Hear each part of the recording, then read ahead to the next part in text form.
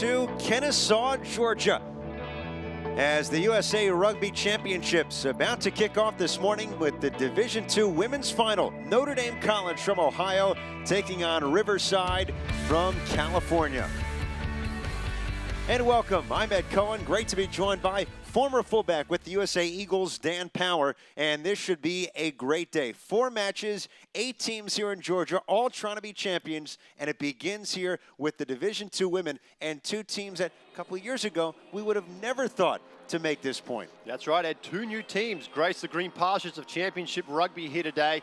The Cinderella story out of California, UC Davis, taking on the emerging powerhouse in women's rugby, Notre Dame College of Ohio. Both teams took very different paths to get here today, but the destination remains the same. Either way, this is going to be 80 minutes of classic women's rugby. It's going to go off like a bag of cats. Should be a great one on the pitch. Speaking of that bag of cats, the Highlanders, Cinderella story, if you will, the Falcons of Notre Dame College. If you ask them, they believe that a lot of the momentum lies with UC Riverside. So we'll see who gets the best of the early minutes here today. Yeah, that's right, UC Riverside, that Cinderella story we've talked about, that big win last week, the momentum's on their side. However, they see Notre Dame as the favourites here, having this goal in mind for the last couple of months. They won the full championship against Winona State, and they've had this goal, and they've been climbing that ladder ever since. Either way, I'm very excited for this one, Ed.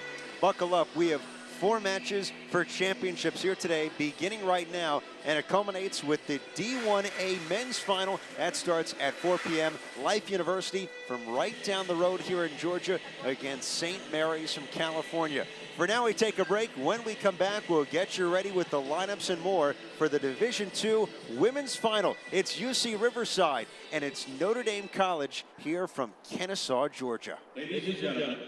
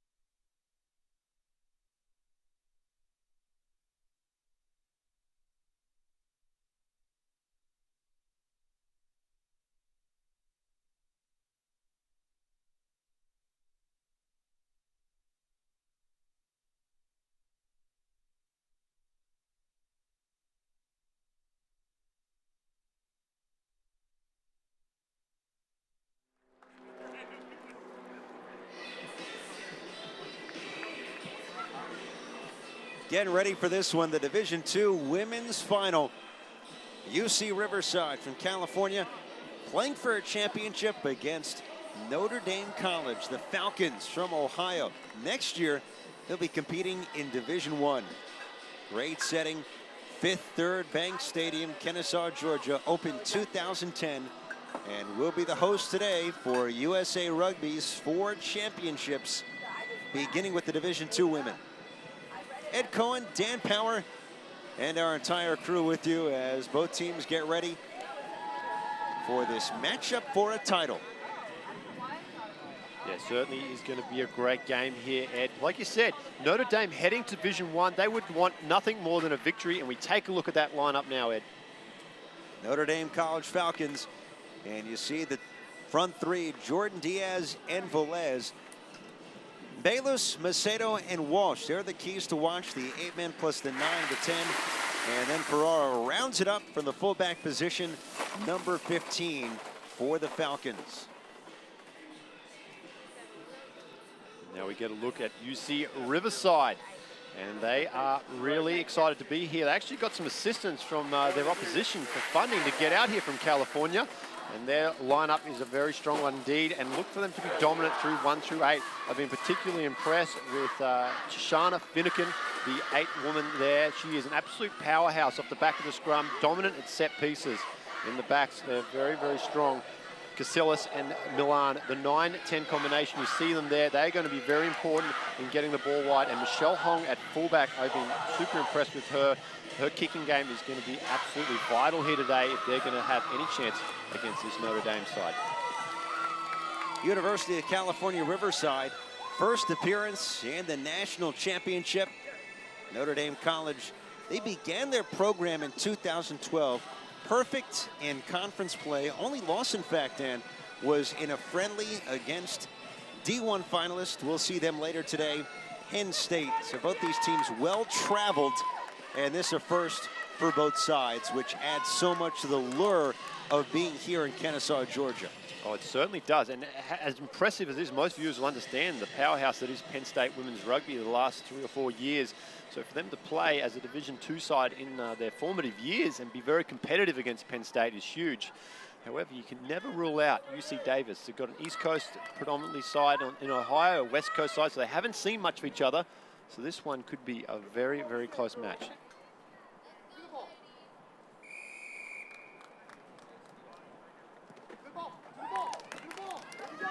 Underway here in Kennesaw, Georgia. Takedown of the ball handler. That was Alicia Jones. And on the push, UC Riverside trying to make something happen, and it's dug out and taken out here by the Highlanders. Dan, what do you feel will be the keys for both sides here in the early minutes? For Notre Dame, obviously they're going to be the favourites here, and rightfully so. I think even Riverside conceded that. They want to get on the front foot early, get points on the board, and try to take some of that wind out of the sail from the UC Riverside team. For Riverside, just let it all hang out, Ed. They've got nothing to lose here. It's great that they're here. What a great job from their program to make the journey this far. And they've just got to throw caution to the wind. Just like some of their coaching staff in the fashionable kilts down there throwing some caution. I hope they don't get too much wind throughout the day. Might be shocking for all of us. UC Riverside led by Roger Light, Doe Callahan, Yvonne Valenzuela, Travis Val, and Paul Chu are his assistants.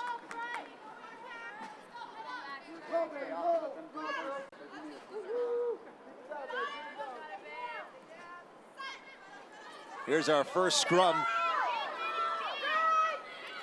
Fed in by UC Riverside, and out they come. Beautiful takedown right there by Dominique Stewart-Thomas.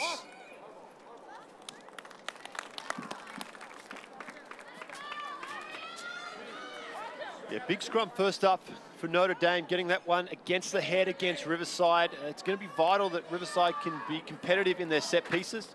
They can't afford any cheap turnovers, especially against Notre Dame. Very lucky there to get that one back against the scrum against the head.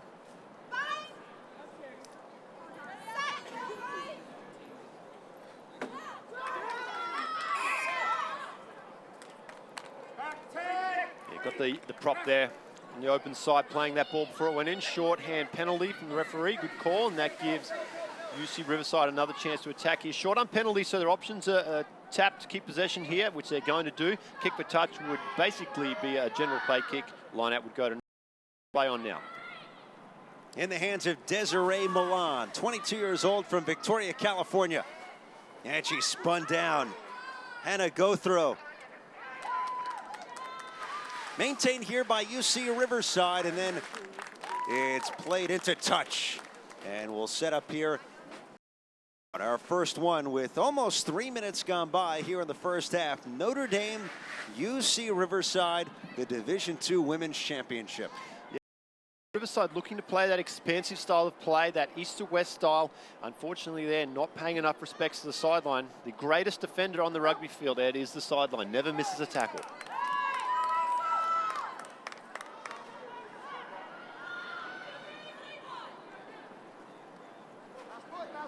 As you can tell, the uniforms are very similar between these two schools, so we'll try to play it straight for you.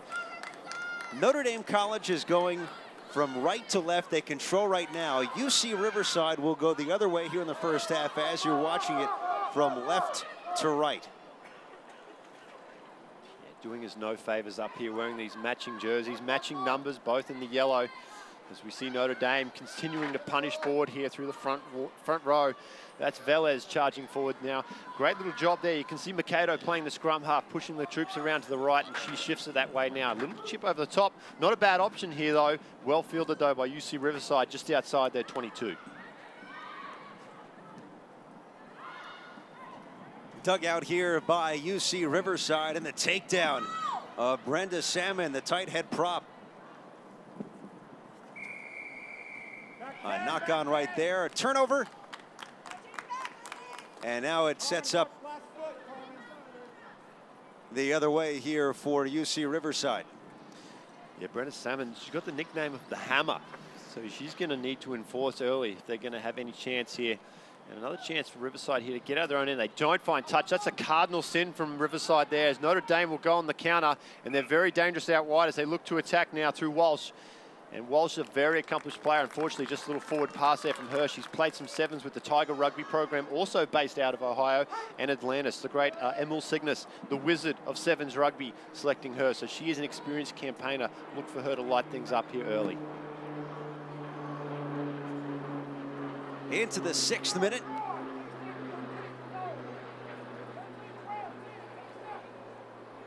And a scrum here to be fed in by UC Riverside's Ariel Casillas, first-year player on a team that's had a magical ride to this championship.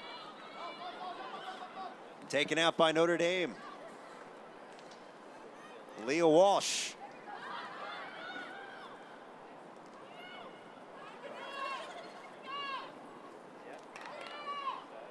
Go throw, who this year scored a season high 26 tries.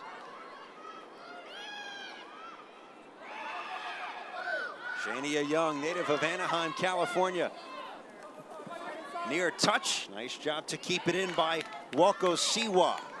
The 19-year-old is dragged down by Tishani Finikin, native of Inglewood, California. Notre Dame's on the move. And their forwards, Dan, doing a terrific job pushing up. Yeah, Edwards there, great run from her.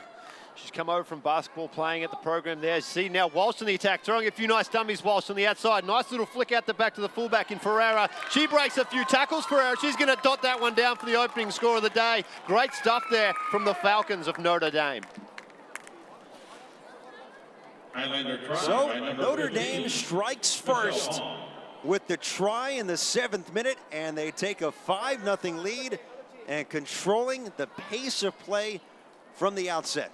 That's it. It was the continuity of phase play that was very crucial there. They just ground that out until they saw an opportunity, and it was that danger woman out wide and Leah Walsh finding her fullback in Ferreira, breaking some tackles, strong running from Ferreira, and they get the opening try. But you got the feeling it was a matter of when, not if, the way they were attacking this UC Riverside Highlanders side. They were very desperate in defense, but eventually the pressure, just too much. And a go throw with the conversion. So Notre Dame College from Ohio takes a 7-0 lead here in the championship.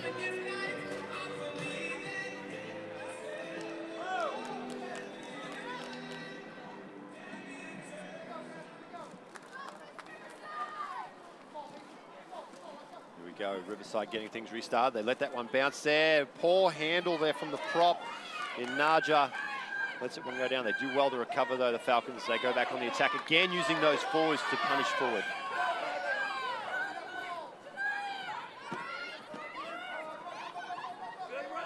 Notre Dame again on the move. Here's Kea Bayless punishing, throws a couple of moves and finally take it down in open play. Couldn't offload it quickly, and in time it's dropped. As Notre Dame College with the 5-0 start. Here's a look at the try.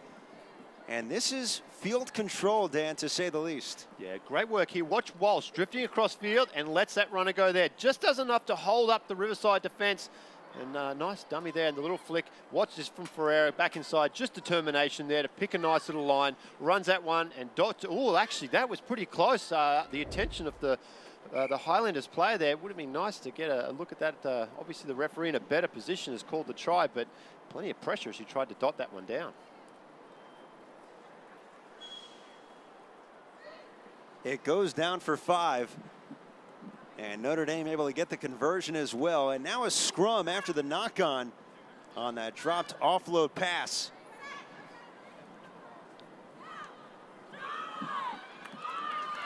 The dominance in the scrum continues for Notre Dame. Bayless now, there's advantage coming for the infringement there. They're going to go on the attack to Walsh. Nice little pass out. Notre Dame on the move, taken in by Gothro. Pulled jersey right there, but Notre Dame doing a terrific job of possessing the pill with almost 10 minutes gone by, but then coughed up in that ruck and taken out here by UC Riverside.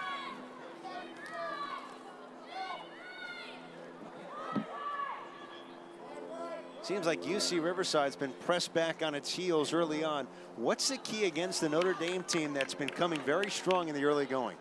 Yeah, in particular in the set piece, I've noticed their scrum has struggled a lot. They need to solidify that, and it comes down to their front 5. They've got to tighten things up there. The props start it, and the locks need to finish it off. Unless they can figure that out here, they're going to be in trouble as the dominance of the Falcons continues. Makedo for Notre Dame, able to work it forward, and here's Velez. Tried to dot it down very close to the try line, and she's met by a host of UC Riverside players. But this is dotted down. Najee Jordan, hard hitter. Guess what? She takes it in for Notre Dame. Again, it comes on the dominance of their forward pack. They're doing a great job of continuing phase play. The Riverside team, very desperate in defense. You said it, the wall of defenders there to meet them, but just phase after phase, they're unable to contain. And Notre Dame looking very dangerous early on here. Notre Dame, no let up, no let up.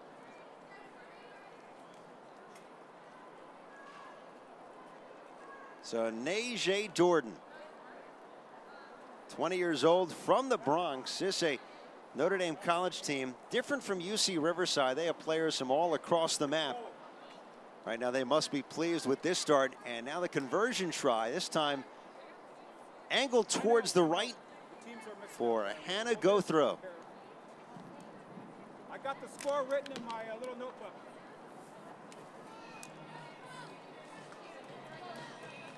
Notre Dame College with a 12-0 start, not even 12 minutes in. The ominous signs here for the Highlanders. You see Riverside, they need to get things figured out quickly. They've had a few opportunities, unable to string together phases, ran into touch once, a few little handling errors that have cost them early on. But it all starts now with the restart. Charity Edwards takes on multiple players here for UC Riverside.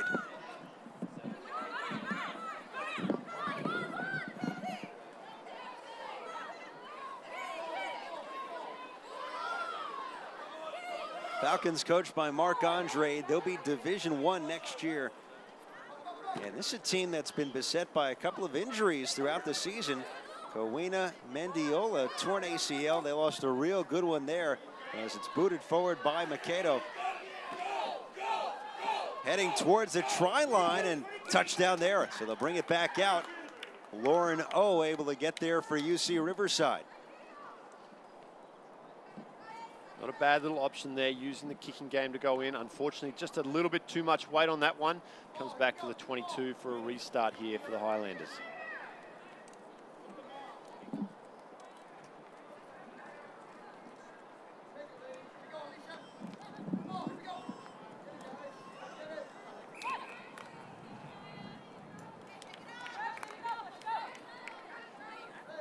Almost 13 minutes gone by here in the first half, and Notre Dame College with 2 tries already. Latest one for Najee Jordan, one of their hard hitters at the loose head prop position, and the forward touching down with the try. And now a scrum to be fed in by UC Riverside's Ariel Casillas.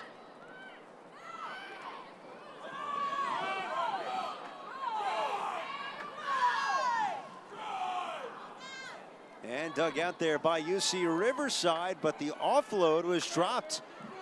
Milanen could not get it off cleanly. They'll say no turnover there, so on the move is UC Riverside. Open play, look at the speed. Dangerous hospital pass and dragged out to touch. We saw the speed of UC Riverside. We haven't seen much of it to start this match. Yeah, Dominic Belliger there showing a clean set of heels to get on the outside. Unfortunately, support was a little late getting to her. Throws in that speculator back on the inside, eventually goes over the sideline. And it's those 50-50 passes that Riverside really need to cut out of their game if they're going to get back into this. Already down 12 points to 0, almost a point a minute here for the Falcons in the early stages. Fed in by Tess Wainwright and taken out here by UC Riverside. And punted along by Desiree Milanen, one of the group of seniors for UC Riverside that began the program in 2011.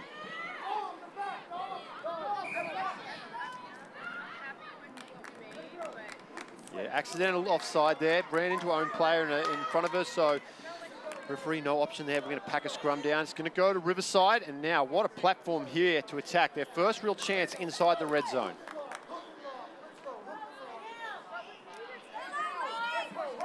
Can the Highlanders take advantage? Thus far, Notre Dame has dominated play, and they've helped their cause in the scrum.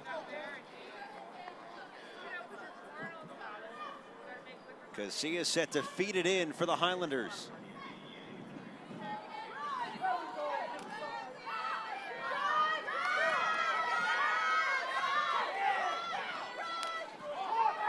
And Notre Dame, another scrum won by the Falcons. It certainly is. They've only been able to keep one of their own feet so far, Riverside, and that's very, very costly, continuing to hand over possession cheaply. Here's Jordan. With the last try for Notre Dame College, the conversion did not go through, so they lead this one 12-0 as we approach 16 minutes gone by here in the opening half in Kennesaw, Georgia.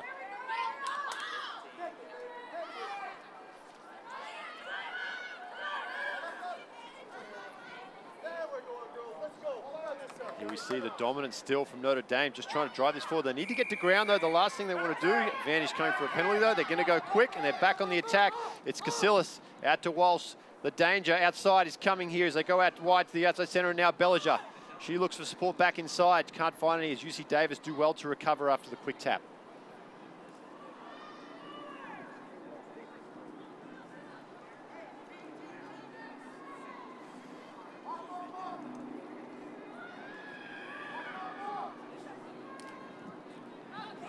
Notre Dame continues its push. Leslie Velez in her first start of the year. And a player down behind the action as it continues here for Notre Dame College.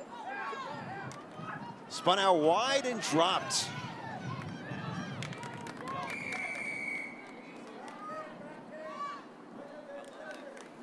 They're not releasing there. Got to give the Highlanders players an opportunity to play at that ball. Falcons player not doing so. Therefore, the referee quick to give the penalty, and rightfully so, as the Highlanders get another chance to attack. Punted into touch, and we'll set up a line out just beyond the halfway line. Almost 18 minutes in, Notre Dame with a pair of tries and one conversion for a 12-0 lead. Women's Rugby Division II National Championship. We're in Kennesaw, Georgia, alongside former fullback with the USA Falcons, Dan Power, I'm Ed Cohen, and our entire crew here on USARugby.com. UC Riverside has struggled to make something happen in Notre Dame's end. Seems like the backs have yet to get that push for UC Riverside. Yeah, they're very lateral. They need to be a little bit more direct with their running, get some momentum. Once they get going forward and get the Falcons on the back foot, then it's a better chance to move the ball wide. They've just got to set a better platform here. Here's Jillian Serrao.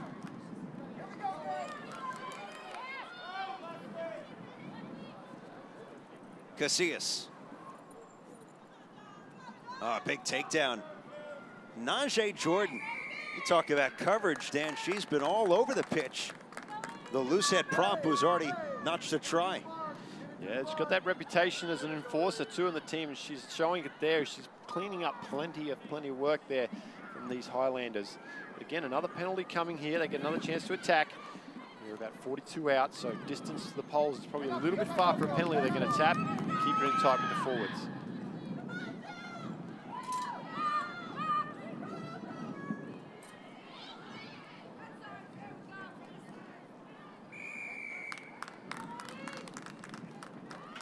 Another penalty will set it up here for UC Riverside, looking for their first points of this championship in Division II Women's.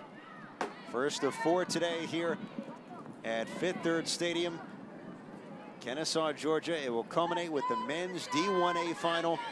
Life and St. Mary's. We'll have that one on ESPN3, Dan. Should be an incredible rubber match, as last year St. Mary's won the championship. The year before it was Life. So for this group of juniors and seniors, it's a rivalry, and they're trying to get supremacy today. There will be a lot of familiar faces from both sides. They recognize we had a chance to get out and talk to some of the players from the teams, and let me tell you, they don't like to play into it too much, but that rivalry is certainly there, and it is alive and well.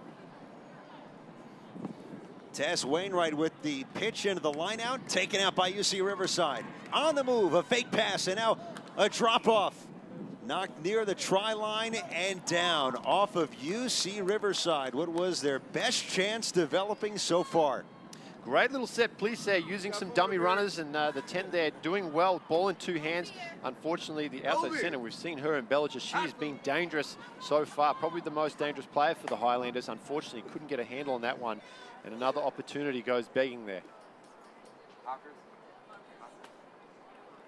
So the scrum will come about 7 meters out and will be fed in by Notre Dame's Carmen Maquedo, who also plays with the San Diego Surfers. They lock heads. Kicked right back to the feeder, Maquedo. And they're going to try it one more time. Straight in and out there. They're going to repack the scrum. Just such dominance from Notre Dame early on in this scrum. You get a feeling they almost want to keep this ball at the back of the scrum in the 8 women's feet here and try to drive this forward, give themselves a little bit more real estate. They're about 8 meters out from their line. Not much of a pocket there for the kicker. And you can see they actually haven't set anyone back. Walsh is playing fat. So look for the 8 woman to pick this up and run. Just give them a little bit more space before having a pressure kick. A big kick back there again by Notre Dame, and then booted up and out. Scrums have been owned so far by the Falcons. It is such a huge part of the game, Ed, as well. If you can have dominance in the set piece, it starts to carry over into phase play as well. There, unfortunately, couldn't get the ball to ground. UC Riverside did a fantastic job as we stopped for our first water break of the day. Obviously, conditions here in Georgia this time of year are sweltering. But yeah, they've really got to figure out their set piece here. It's an opportunity for them to get together, calm down a little bit, and start talking about how they're going to fix up this set piece and claw their way back into the game. You see almost 22 minutes gone by, and this was agreed to by all the teams competing here today. The 8 schools for the 4 championships, a pair of 2-minute water breaks, 1 in each half, because it's going to approach 80 to 90 degrees come 4 o'clock for the D1A Men's Championship. Oh, it certainly is. And what a day we have here at Championships. It wouldn't be possible without our fantastic sponsors, including BLK, the fastest growing teamwear supplier in the world. Proud to be the official partner of USA Rugby. Visit blksport.com to see how we can assist you and your team to go beyond limits known. BLK, it's not change, it's evolution. Words to live by. We've got the flashy BLK kit on today, looking fantastic. Ed Cohen looks like he's played 20 years of rugby in that polo. He looks amazing. Maybe 18 years. 18 years. Not 20, but close. Let's talk about you for a second. Brisbane, Australia, and then a great run in the U.S. with the Eagles. And I know you had some success with your punting game and almost cracked an NFL roster or two. Yeah, we had a decent left boot on us. Got around. Loved my time over here.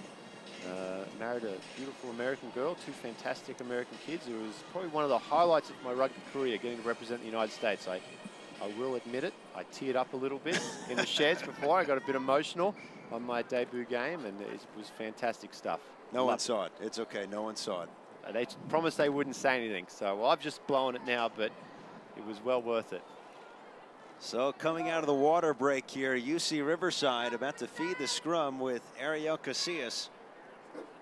Notre Dame College from Ohio. They'll be Division I next year, and they lead this opening championship 12-0 with almost 22 minutes gone by. And once again, Notre Dame is able to take it out of the scrum. Spread it out. Right up the gut, UC Riverside there to thwart the chance for the fullback, Amelia Ferrara. Ended up at Notre Dame College because of her love for rugby. And how about this? Hannah Gothrow towards the try line, and she's in. Dotted down for 5. And Notre Dame has taken control on a long run by Gothrow, and they lead 17-0. And it all comes back to the set piece and their dominance there. Another scrum against the head. They shift the ball wide. Fantastic stuff from Gothrow there. We'll get a chance on the replay to look at the 2 hands to carry the ball there, and she shows inside and out. Always dangerous when you're carrying the ball with 2 hands. Her support does a fantastic job of pushing forward with her, and she just shows absolutely blistering pace to slide through. She's been dangerous all day, Gothrow. I've been super impressed with her thus far. She missed the last conversion from the right side. This one angled to the left. A chance for all 7 points on this trip. Gothrow converts this one with ease. And thus, after 23+ minutes, Notre Dame College leads this Division II championship 19-0. And Gothrow, with 26 tries in the fall, notches another one here. Yeah, 26 tries, just shows how dangerous she is. Watch here, ball in 2 hands, she drifts across field, does a fantastic job off the left leg there, straightens up, and then it's just pure speed and athleticism. The pursuit comes from UC Riverside, not fast enough though. Gothrow gets 27. Second burn there from Gothrow, and now Shania Young lowering the shoulder to move Notre Dame up the field once again. Charity Edwards trying to break from a pack. And finally, the maul ensues. And here is Patsy Ford, who is trying to keep the push alive for Notre Dame.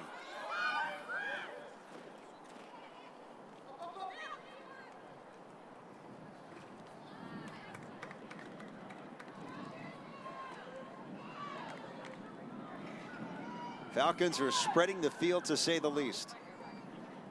They continue their push with Kea Belos. First game of the year at number 8. That can't be an easy transition at this juncture. No, what a huge ask from the coaching staff to throw in. She's handled it like an absolute champion, though. She's done so well, especially with these scrums coming against the head. She has to be very reactive, and she's done a great job. You see a little break in play for some substitutions, some early substitutions from the Highlanders, perhaps showing a little bit of desperation, being down 19 points to 0. And some changes coming in the front row too. Again, these conditions are going to be very tough for that tight 5 all day here, Ed. It's not only going to be the temperature, it's going to be the humidity that hurts. Every breakdown, every maul, every scrum, it's just going to get harder and harder. Carmen Rodas in for Tess Wainwright, so Rodas will take the hooker's spot here as we pass 25 minutes here in the first half, and a line out from touch. Fed in by UC Riverside's.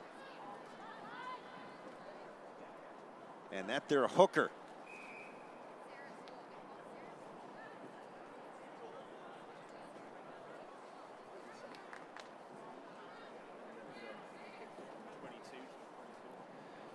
So throw not straight, they have the option. Another line out scrum. Obviously, you take a scrum if you're Notre Dame. They've just been so dominant there. Why would you not take a scrum? And they're getting to that point of the field just outside the 22 where their dominance can come through here, may get them a penalty. If they get a little closer, possibly a penalty or try, which is absolutely demoralizing for an opposition's forward pack. It'll be fed in once again by Makedo. UC Riverside has had little success in this area to start this championship match. And again, Notre Dame in the hands of Leah Walsh, makes a cutback, almost a forward pass, as it's plied away from Hannah Gothrow. Gothrow's been the star for Notre Dame. Conversions, and with the last try, a long one from beyond the halfway line.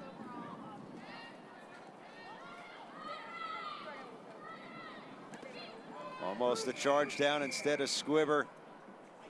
And play is stopped again. It looks like got him for offside there at the breakdown. Nice little relieving penalty for the Riverside here. And hopefully they can drive this ball and get it out of their territory.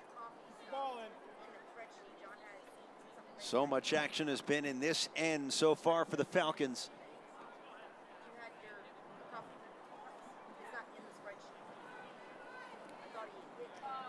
UC Riverside, they had one postseason goal. That was to avenge their lone loss in the regular season at Cal State Northridge.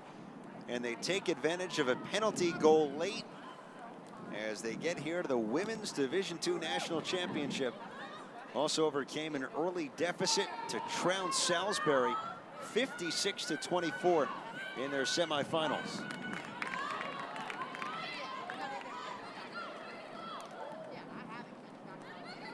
But Roger Light's team right now down 19-0 at the hands of Mark Andrade's Notre Dame College Falcons. In the early going, you really see why this Notre Dame side has got their eyes on Division I. They've been very, very dominant here, and their run to the finals was dominant as well. Haven't really been tested thus far, with the exception of that game against Penn State, who are notorious powerhouses in Division I.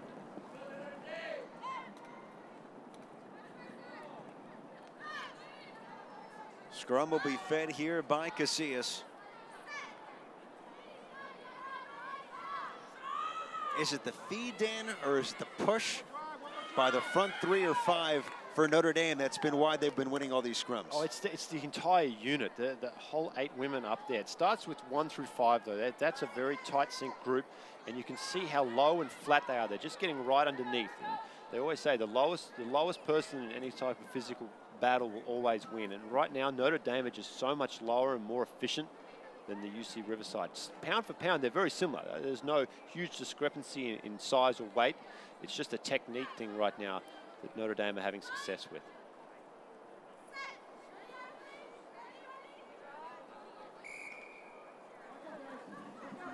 That'll help. Got him from early push there, short arm penalty.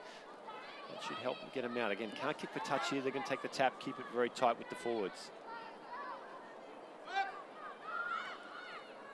We've entered the 30th minute of play, and Notre Dame College leading this one 19-0. And season control once again, Ashley Diaz, who plays Rugby USA during the summer. Cut back here for the number 8, Balos. Balos slowed down, spins out of a tackle. Makedo. Go throw, a drop off for Klemencic.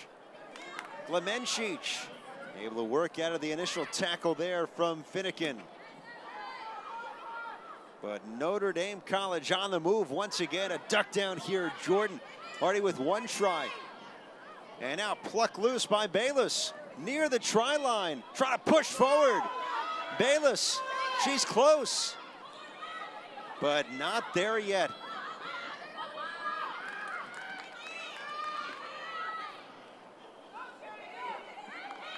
Notre Dame inching towards another try. Plucked loose.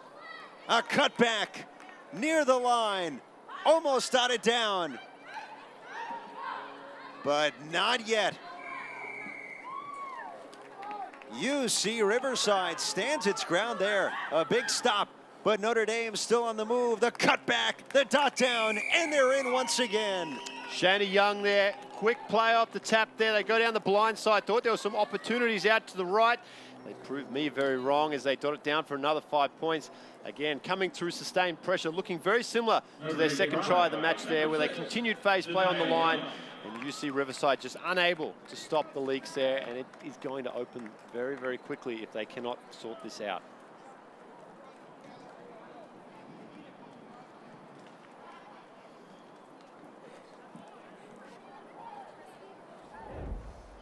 Here we take a look at the replay. Quick tap there. She had options inside and out there. Backs herself. You never fault a player for backing themselves that close to the line. And Shana Young, what a great athlete she is there as she dots that one down for her first try here in the championship. 19 years old from Anaheim, California. And a tough angle there. And go throw, unable to convert. So she's now 2 for 4 on her conversions as they use the entire pitch there to get in. Nonetheless, 24-0 Notre Dame College as we've hit almost 32 minutes here. Kennesaw, Georgia, Fifth Third Bank Stadium, our home for the USA Rugby Championships this morning through later this afternoon. We have an absolute bumper day of action coming here. Division II men's coming up next. That is truly an East versus West with UCF out of Central Florida, Orlando, taking on the California team there, UC Davis, which I've unfortunately been calling Riverside for the last 20 minutes, but UC Davis will play today for the fans that tuned in early. Right now, this is UC Riverside, Notre Dame. And a great matchup indeed. Two teams that, if we had this conversation maybe a month ago, wouldn't have thought they'd make the run here to a championship. No, I mean, last week, the 1-point victory, and it wasn't something that was expected. They really have come behind. We talked about the Salisbury game. They came back from an early deficit to win that game. It has been a Cinderella story, but unfortunately, it looks like that fairy tale may end here today.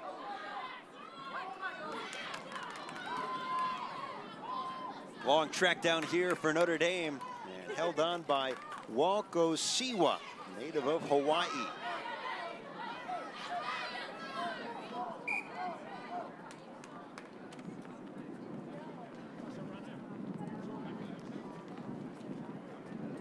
It's the third time that they've held them up there. They've done a really good job, Riverside, of doing that. It's a vine tackle or a choke tackle where they'll hold the player up off the ground. Forms a maul situation. If they cannot get that ball to the ground, it's a turnover, and I've been really impressed with Riverside's efforts there at holding up the Notre Dame players on numerous occasions.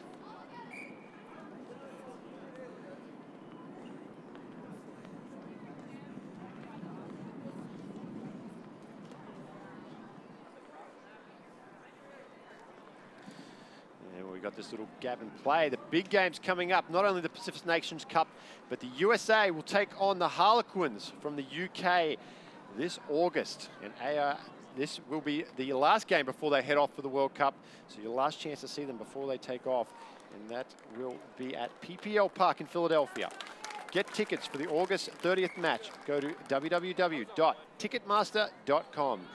USA versus the Harlequins. They're one of the most prestigious and established clubs in the United Kingdom, coming over to give the Eagles one last hit out before they take off chasing World Cup glory.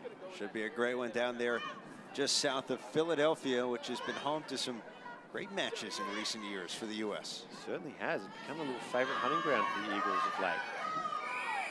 There you go, 90 degrees on the spin there. She's not happy. She's saying that pull the scrum around. And some tricks and tactics from the Notre Dame side not going unnoticed. And now right before halftime, this could be big, down 24 points.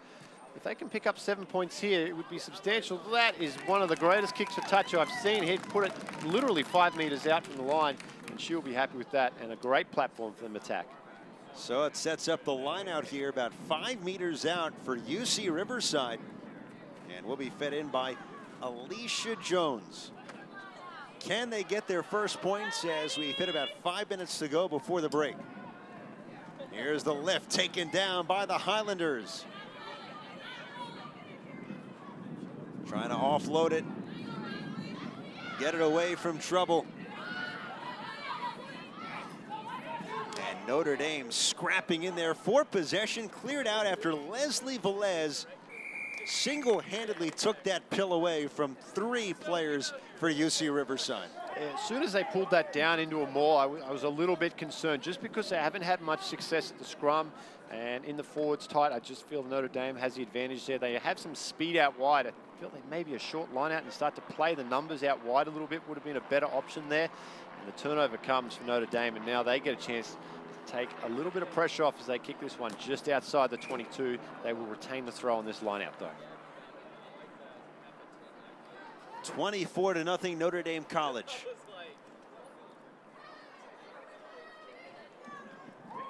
They've converted 4 tries so far. Last one from Shania Young, and 2 of 4 conversions from Gothro.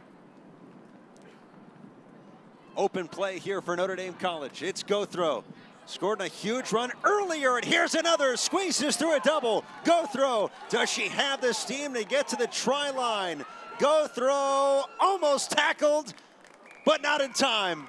A try, a long one for Hannah Gothro. Another brilliant display of speed. And they add another, their fifth try here in the first half. And that's 28 for Gothro now for the season for Notre Dame. What an attacking machine she is. She's got the fashionable headband on, and tell you, if you can play like that, you can wear whatever you want in the field, and she is outstanding.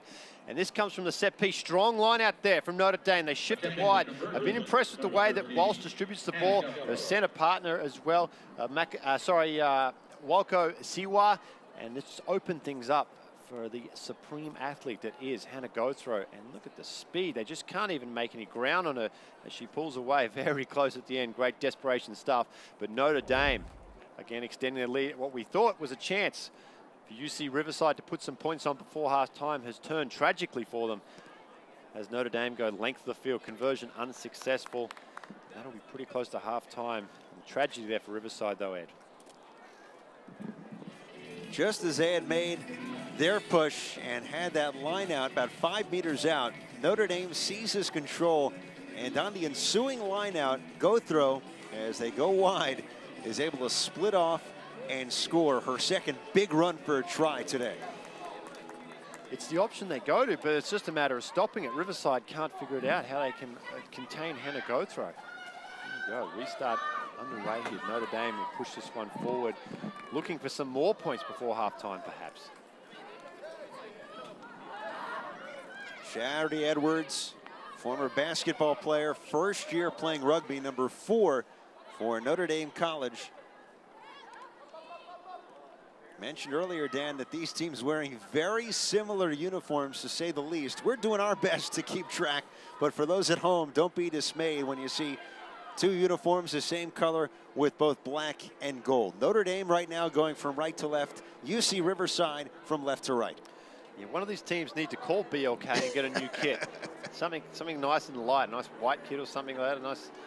Maybe a nice yellow one for Notre Dame. Make our jobs just a little bit easier. Oh, trouble again, Ed.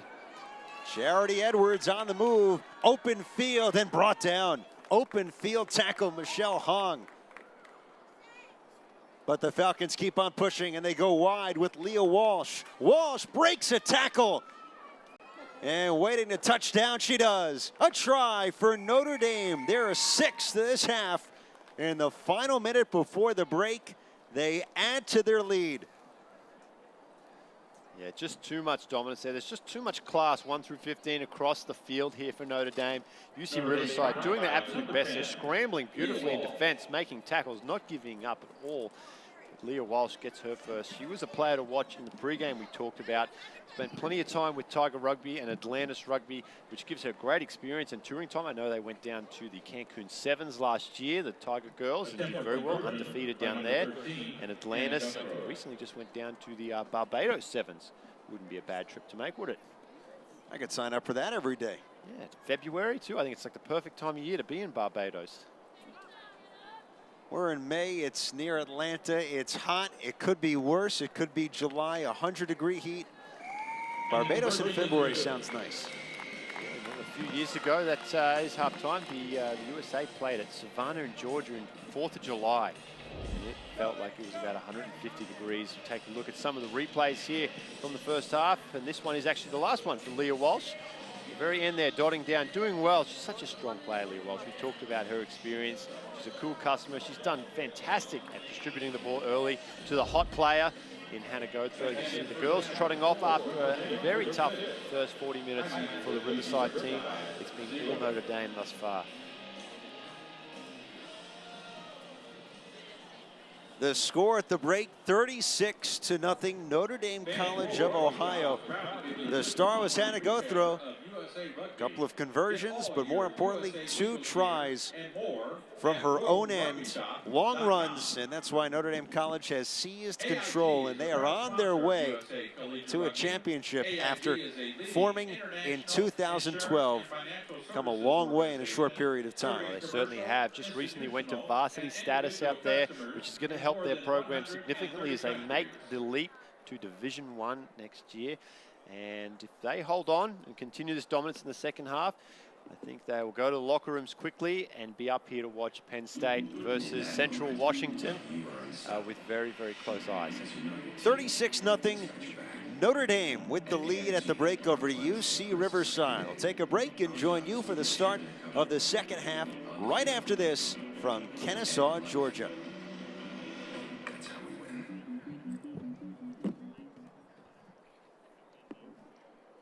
Calling all girls and women, have you thought about trying on rugby? It's a time to pick up the ball and run with it. Have you tried playing yet? Do you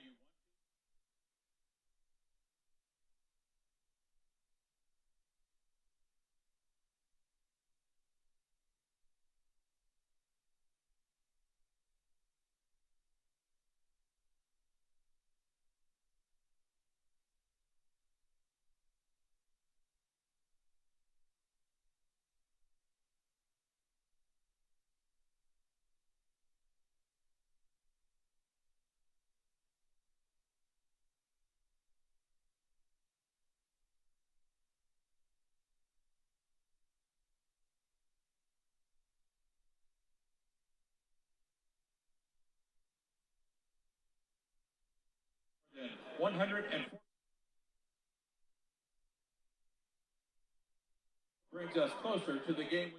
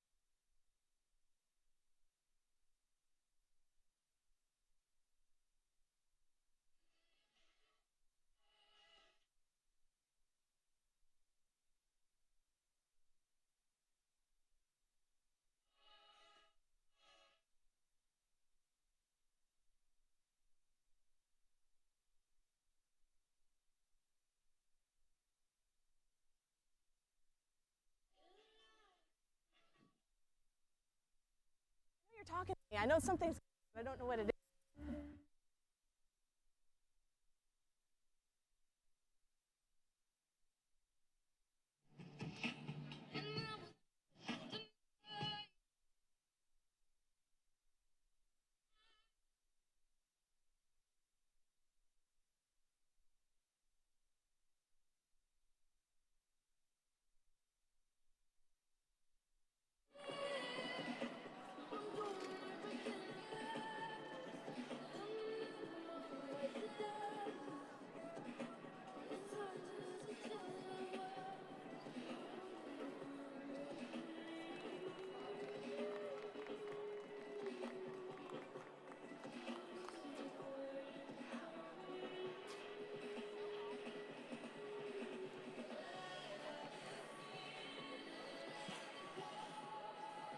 Halftime in Kennesaw, Georgia, the USA Rugby Championships, and in Division II Women's, it's Notre Dame College with a 36-0 lead after 40 minutes over UC Riverside. And welcome back. Ed Cohen with the former fullback with the USA Eagles, Dan Power. Notre Dame College, they brought the power in that first half. 6 tries in all, a lot of firepower, and it was Hannah Gothro with a couple of huge runs to really break this one open. Yeah, it's like a summer morning when you get up to go for a picnic and there's rain forecast. You just hope the rain doesn't come if you're UC Riverside. Unfortunately, it came, and it came in buckets in that first half. 6 tries, and the dominance of Notre Dame was evident early on. It's been far from a picnic here for UC Riverside on a magical run to get to this championship, but Notre Dame College, unbeaten in the regular season, almost beat Penn State, and here's how they got things going to their fullback for the first try. Yeah, a little bit of controversy on the put down there, but did not matter, and they continue to roll forward here, and what you're going to see is absolutely dominance. We talked about 6 tries in the first 40 minutes, all coming from Notre Dame, and they did this early on. They kept it very dominant through the forwards. You'll see a lot of these tries very tight here. Nice little dummy show and go here as we jump through.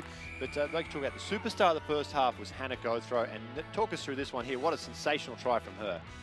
Off a line out. This was after UC Riverside had a line out at the 5-meter line, and then number 13 makes the cutback, little juke, and look at that. 3 pursuers, and Dan, this is pure speed all the way across the try line. It certainly was, and she showed that twice. Just absolute blistering pace to dot down 2 tries. Expect more from her in the second 40 minutes, that's for sure.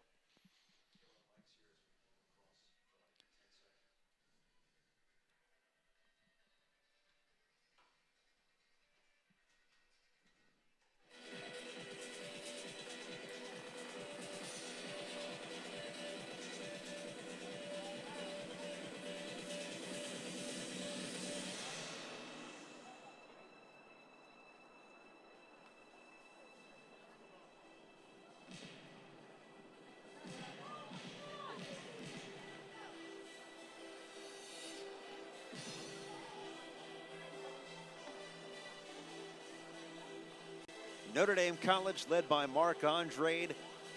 They'll be Division I next year. And this is a team that's certainly battled injuries, but found their stride in the fall, beating Winona State in the fall championship final. And one of the scouting reports on Notre Dame, Dan, says they can wear teams down over 80 minutes because of their size, because of their strength, and they can also whack you in a matter of minutes, and they seized control of this match early here against UC Riverside. They are a scary outfit indeed, and I'm sure there's a few teams in Division I women's rugby watching this game with great intent, looking towards next season. We're going to focus on the next 40 minutes here as UC Riverside. They are the Cinderella story. Sometimes miracles can happen, so we will sit down and watch this one. If you're a Riverside fan tuning in, don't turn off just yet. You've still got 40 minutes to come back into this one. The surgeon, Dan Power, also a salesman. Here 20 miles north of Atlanta, Georgia, where Kennesaw State University, home of the Owls, and Fifth Third Bank Stadium, which opened in 2010, was once the home to the Atlanta Beat in women's professional soccer. This considered the first stadium built truly for women's professional soccer, and what a venue it is, about 8,000 seats, and they'll be competing in football come the fall, and Division I FCS for Kennesaw State. So if you're UC Riverside, it was a tough go in those first 40 minutes. Just to get something going here, what has to change? You need to start stringing together phases. The worst thing you can do is look at the scoreboard and start playing recklessly. They need to get some continuity in their phase play. They need to maintain possession, turn that into territory, and then turn that into points. But it's a big ask because Notre Dame has just been so dominant at the breakdown thus far. Lauren O fields the second half kickoff, and we're underway in the final 40 minutes here in Georgia for the Division II Women's Championship. And maybe a counter here from UC Riverside as Dominique Bellinger able to work it into that maul, and now it's taken out by Lauren O once again.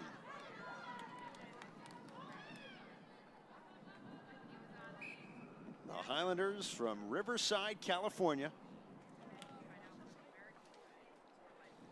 Team was started in 2011 by a group of current seniors. They went 5-1 in the Southern California Conference, and in so many ways the Cinderella of this championship run. In fact, Notre Dame College, which is funded, actually helps support Riverside's efforts to fund their trip here to Georgia, and we love to see that between the two programs. They legitimately said they didn't expect to be here. So they hadn't put aside funding or made fundraising efforts to get themselves from California out to Georgia for the finals because, you know, quietly they said, well, we're not going to make it. And then they went on that run of 2 games. They're coming back and winning, and they find themselves here, and they were strapped for cash. And Notre Dame stood up, and the team they actually defeated, Westchester, helped out as well. This is where Notre Dame took its big advantage in the first half. That was in the scrum. Fed in once again by Makedo. And out come the Falcons. Already on the move. It's Leah Walsh, who scored the last try in the first half, number 10. Dug out again by Makedo. Here's go throw. Look at the strength right there. And spun down.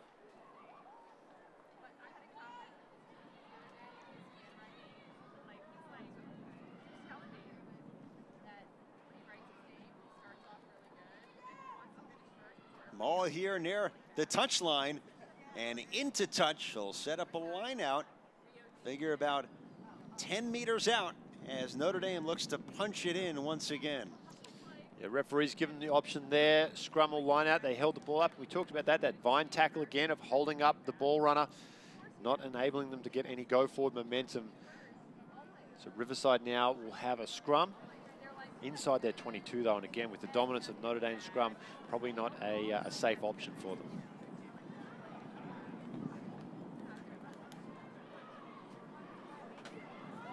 Taken out by Notre Dame. Walsh slings it here for Wakosiwa, and they touch once again. A try here for Notre Dame College to start the second half of play. Yeah, Wakosiwa there just running like a player that doesn't want to get tackled.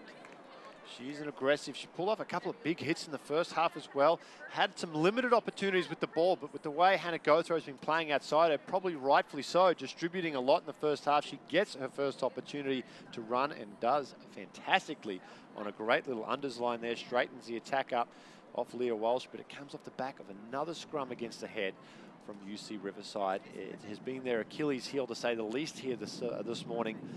And it's something definitely they're going to go back. They've had a fantastic season getting here. They're going to go back to the drawing board after this game. Better for the experience, and they're going to fix this up and hopefully be back next year.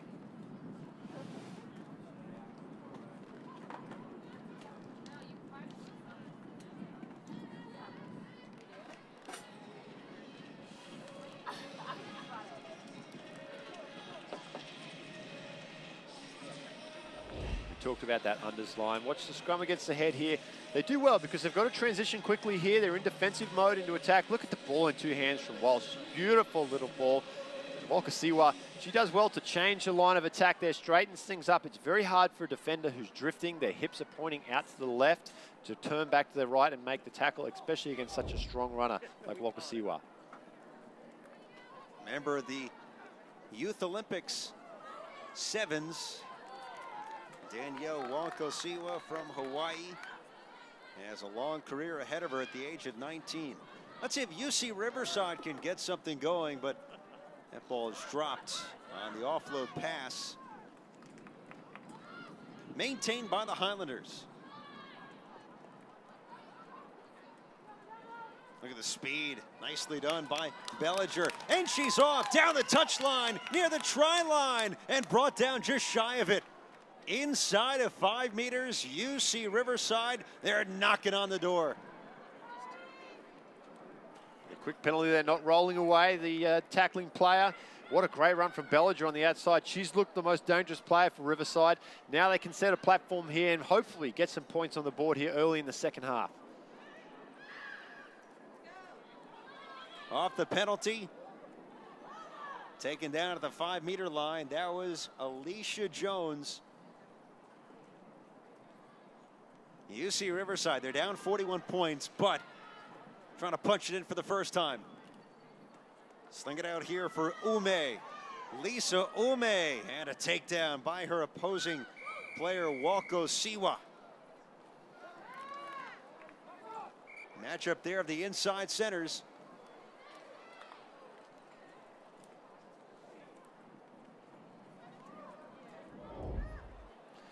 Take a look at the replay here. Riverside again on the attack. This is this beautiful long run from Bellinger. Look at the speed here. She adjusts on the outside, just strong through the hips. Sees the slower player in Charity Edwards. Takes the opportunity. Great cover defense though. And Baylor, quietly yet, she's had a fantastic game at the back of the scrum, hasn't she? Not bad for her first game at the number 8 spot. Doing a great job in cover defense there, saving a try. She's been fantastic at the back of the scrums, picking up a lot of scraps there, doing great. And here we go. We're going to pack another scrum down. Unfortunately for Riverside, I almost feel sorry for them at this point. Every time there's a scrum, there's the dominance of Notre Dame.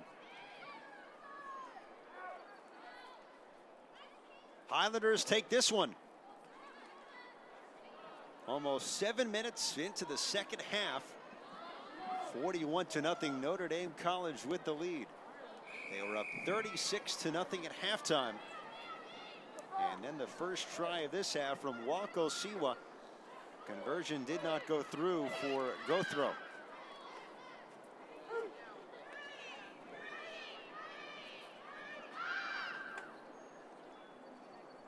Fake the pass.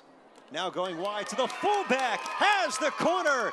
Dotted down. First try for UC Riverside, and it's Michelle Hong who punches it in for the Highlanders. Well, her big wrap is her game-saving defense. She's fantastic, sweeping around the back. She dots one down there for the try. UC Riverside fans tuning in, something to celebrate as the girls get their first points off the match. Still 41 points to 5, plenty of time left, and a little bit of deception there as they set the forward pack up, looking to attack. A couple of nice little dummies and deep, beautiful run from Hong there. She gives herself some space and just too much speed on the outside. Where's that been for 41 minutes? Number 15, Michelle Hong.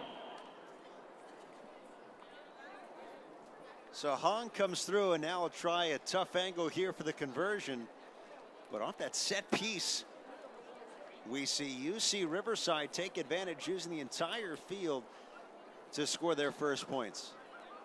And now it's Hong, third-year player. She's known as much for what she does on the other side of the field as she does for getting into the try line. A couple of game-saving tackles on the season. And here she comes for the conversion, but she'll have to re-tee it. She kicked the match winner against Cal Northridge to put themselves into the championship. So very strong kicker of the ball. On her dominant side too, being a right-footed kicker, she wants to be on this side. Wants to put this out to the right post and just curl it back in.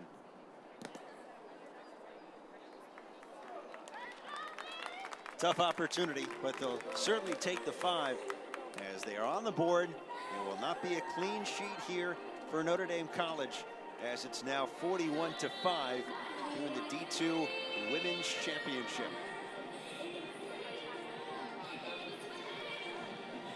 Better stuff there from the girls from Riverside, getting that one down. Nice little set piece play. They've been staying pretty true to the forwards and swung it out wide.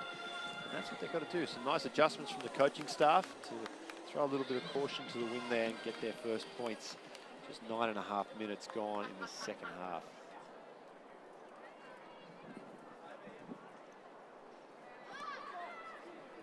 And the first receive of this match here for UC Riverside after their first points. And a strip right there by Najee Jordan. And Notre Dame regathers. Into touch. He'll set up the line out here. She's got them back for a knock on, so they actually had the option there with the 2 infringements, line out of a scrum. And if you're Notre Dame, yes, obviously you're going to take that scrum every day of the week, and twice on a beautiful Saturday morning here. That is set up to attack, Ed. If you take a look out the back line, they are deep attack. The big move there is the inside center. Now the try scorer, Wakasiwa, has moved into a slot position at fullback here, so look for her to insert in the line here off Walsh. Nicely played there by Makedo. And a tackle from Bellinger. She's got him for offside though. Moving up a little bit too quickly there, Bellinger. She's pretty quick though. Maybe the referee might have missed that. She's so quick she can turn the light off and be in bed before it's dark. Love the similarities there.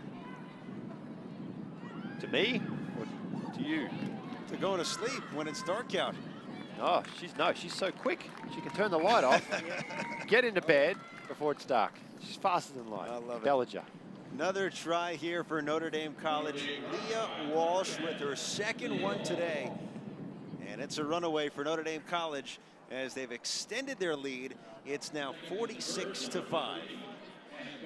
You put some points on the board. The last thing you want to do is get into a tit for tat and give points straight back. That's what the Highlanders have done there, as we see Walsh bring it around. And she's been outstanding. If not for the breakout performance from Hannah Gothrow, Walsh and the Aiton Bayless have been outstanding today as well. It'd be tough to pick an MVP for this one thus far. And the conversion here for Hannah Gothrow. It's time. She boots it right through. So it's now 48-5 in favor of the Falcons.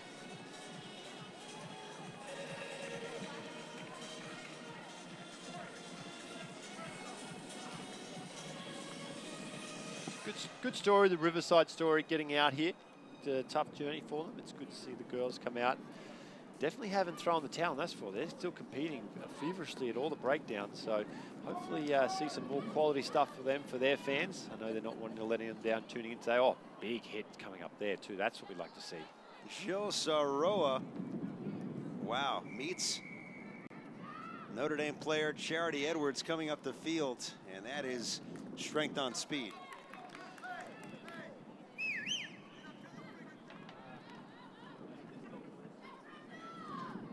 UC Riverside looking for its second scoring opportunity after the try from the fullback. Michelle Hahn got him on the board. Here's Milanen. Desiree Milanen trying to get it back there from Bellinger. And the knock on will set this one up. Promising stuff there from Milan sliding through. You'd think finding Dominic Bellinger on the outside too, almost a foregone conclusion she would get to the try line. Maybe a little bit of fatigue starting to slip in now. We talked about the conditions here being tough to play in.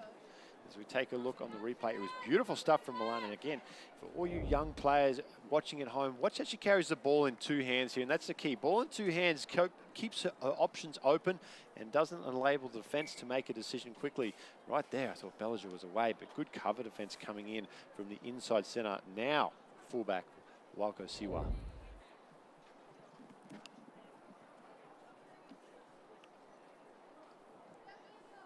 And again, out of the knock on, they will lock heads. Get ready for this scrum. UC Riverside a bit better in their approach this half.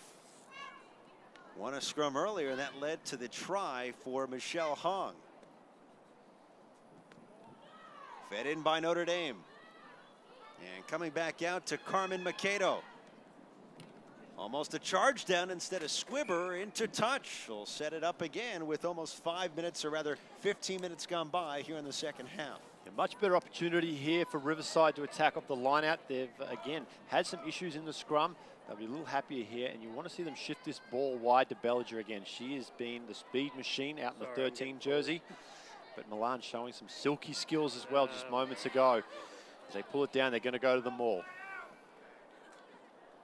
The hard way. Sprung out. Here's Hong. Makes a cutback. Spin move. And tackled just shy of the 5 meters. And the counter ruck. He told me. Congratulations. UC Riverside knocking once again. Here's Casillas. Highlanders keep control. And a tackle there from Makedo.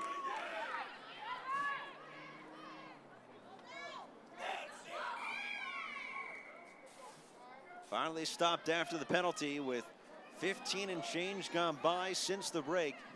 And Notre Dame College leading this one 48-5 for the Division II women's title. Yeah, and this is okay for Notre Dame. They don't mind this. Take some time off the clock. They're holding on to a very generous lead here. And they probably have one eye on the trophy already. He's wanting to get off the field and get this done. But still, Riverside, plenty of fight left in them. Getting a nice little penalty there. The Notre Dame players not coming through the gate. Incorrect entry.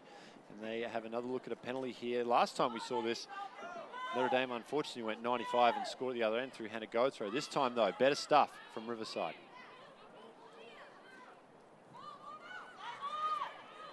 Highlanders on the move. Tackle there of Bellinger. UC Riverside. They work it here to Ume. Lisa Ume's taken down. Kept alive as they cut it out. Here's Hong out wide. But maintaining possession here as they inch a little closer to the try line.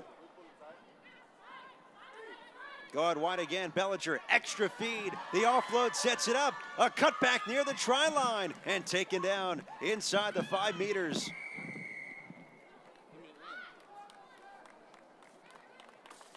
Highlanders keeping their shape, able to spread it out. And right now knocking on the door for their second try of the match. Yeah, this is about the part of the field where they threw that little trick play in last time. Let's see what they do. They go to the same recipe again. Let's see if it pays dividends. Bellinger. Hong right there. Quick offload pass. Corner of the try line. Dotted down. UC Riverside on the board once again. And a similar formula, this time on the far side, leads to more points. If you're UC Riverside, all you need to do is get a penalty 5 meters out from the line, and you're going to score every time. They're 2 from 2. 100% strike rate with that. It's just unfortunate that they've given up 48 points. And again, look at the set piece here. They hit a little bit of diversion. Forward stack out to the left. They go to the right. Milan moves across. And Bellinger here looks to back herself one-on-one. That little stutter step just does enough to slow up the defense. And then smooth hands as Stuart Thomas gets herself over in the corner. And this is her first year playing rugby. And she gets a try in a national championship game. That'll go down as one of her highlights for sure. Playing the left wing position, native of Oakland, California. We have not mentioned her name all that much, but she factors into this scoring chance and converts. Yeah, it's been a tough day for the outside backs. Hong's been very busy on defense. We saw her score that great try. Now Thomas, it just goes to show where they are at their strongest, and it is out wide. They're both tries coming to a center and a winger. A winger and a fullback. So their back three are very strong. Another tough angle there for Hong and unable to convert on the conversion. So nearing the midway point of the second half, and a couple of tries since the break for both sides, and it's now 48-10. Notre Dame College in front here in the D2 Women's Championship.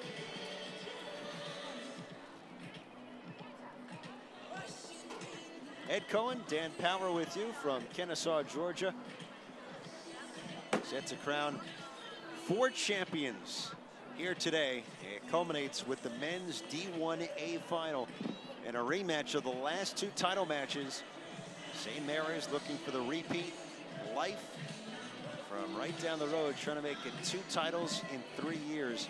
And you talk about home cooking. It's a 10-mile trek from Marietta up I-75 north here to Kennesaw.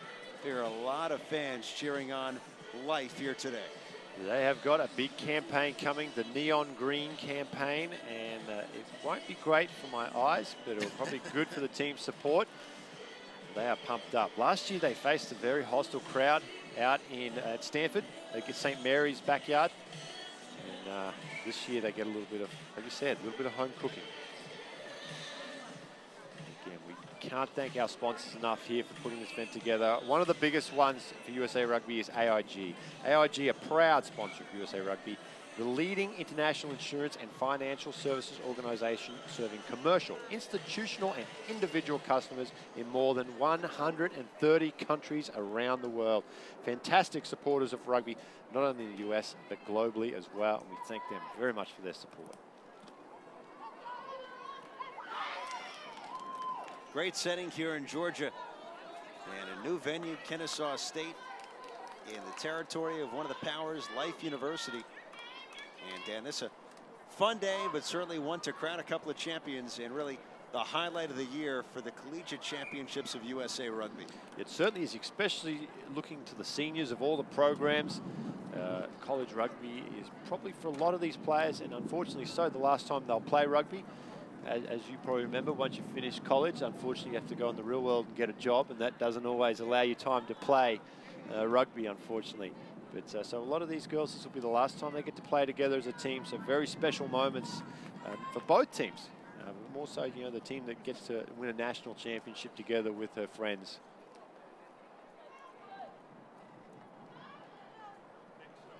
These two programs have grown so much in recent years. Notre Dame establishes its program just 3 years ago. And UC Riverside, like the Falcons, in their first championship match. Kept alive here by the Highlanders. Try to open up the field with Lauren O. O taken down, but offloaded in time to Ume.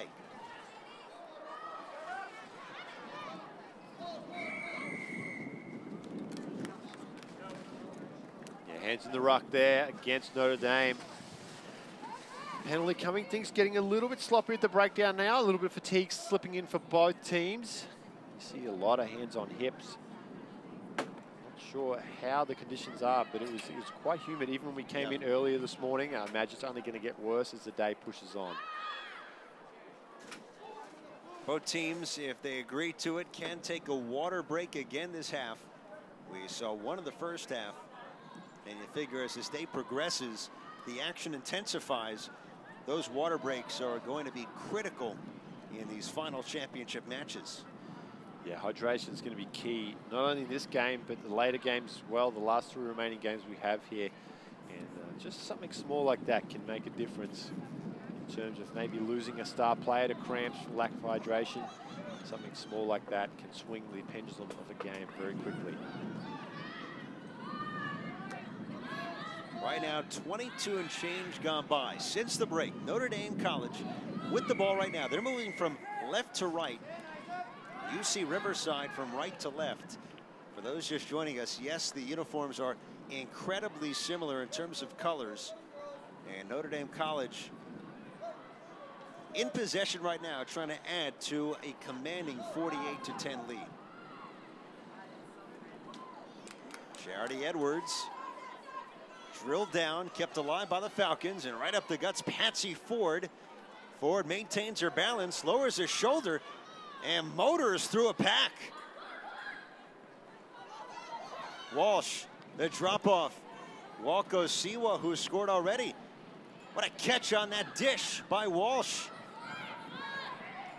Notre Dame carving up this forward group of UC Riverside. Snapped out again. Extra feed.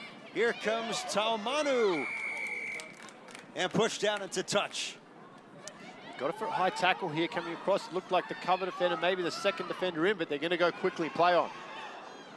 Open path across the try line and dotted down by Amelia Ferrara, the fullback for Notre Dame College, and they strike again. That's her second try. She started proceedings off with the first in the first half, and she gets her second now. Former lacrosse player, very close to actually not even attending Notre Dame. Was going to go to a different school and play lacrosse, and then the opportunity to go to Notre Dame and continue playing rugby was too appealing to her, so she ends up with the Fighting Falcons. Gets 2 tries in a national championship as well.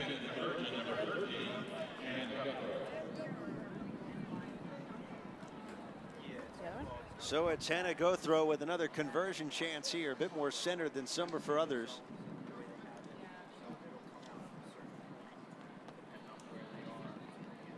Gothrow with the 2 highlights in the first half. Couple long runs from her own end. Her conversions haven't been up to par as she'd like. Misses that one. So it stays 53-10. Notre Dame with almost 25 minutes gone by since halftime.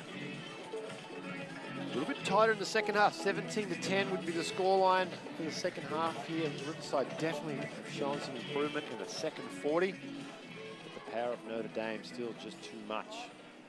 And expect some changes probably coming up soon. You see a lot of the bench players starting to get up, getting warm, getting limber. Or very excited just to get some playing time in a championship game.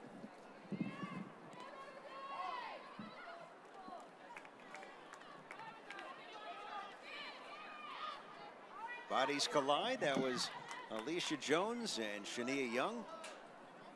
And Notre Dame with the ball from left to right here, on their way to their first ever title and on their way to Division I next year. So when you have such a strong year at the Division II level, as we look at some open play here and a takedown of Ferrara, what can we expect in the transition for Notre Dame College from D2 to D1? Well, they've already shown that they can handle D1 by running very close with Penn State. They're going to have to, everything will just be a little quicker. Everything's a little cleaner as the play increases as you go to D1 from D2. And they're just going to have to be a little bit fitter, a little bit stronger, a little bit faster. They've definitely got the talent to do it, but going varsity is going to be huge for them. It's going to enable them a chance to not only increase their training load, but probably bring in some more quality athletes and players as well. Great run already under head coach Mark Andrade. Assistant coach Evie Aschenbrucker.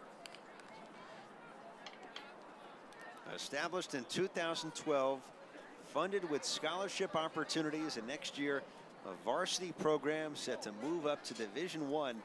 And when they do so, they'll be champions 1 year earlier. Just 13+ minutes away from it becoming official for a Notre Dame team that really took control of this match in the outset.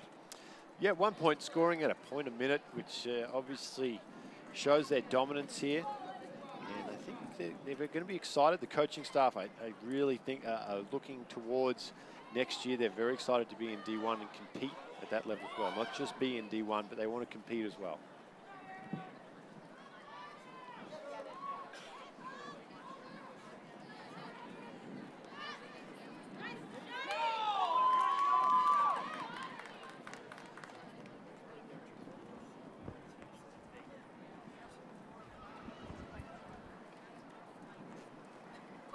Along the touchline, and now out, just at the halfway stripe.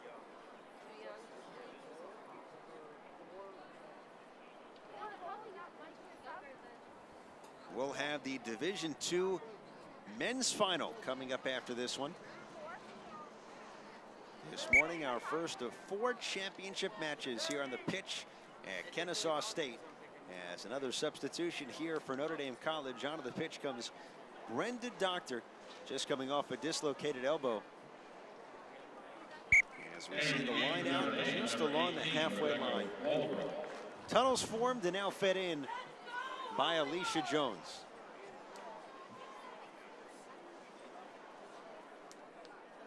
And Gulo, the lift, could not bring it down. Will set it up once again from touch.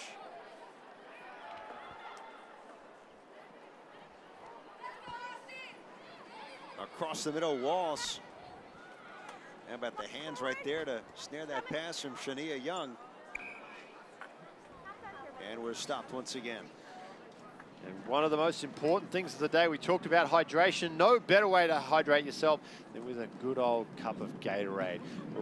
Gatorade knows every victory starts from within. It's the determination to come up big when it matters most. But no athlete does it alone. They need training and fuel to perform. That's how greatness comes from within.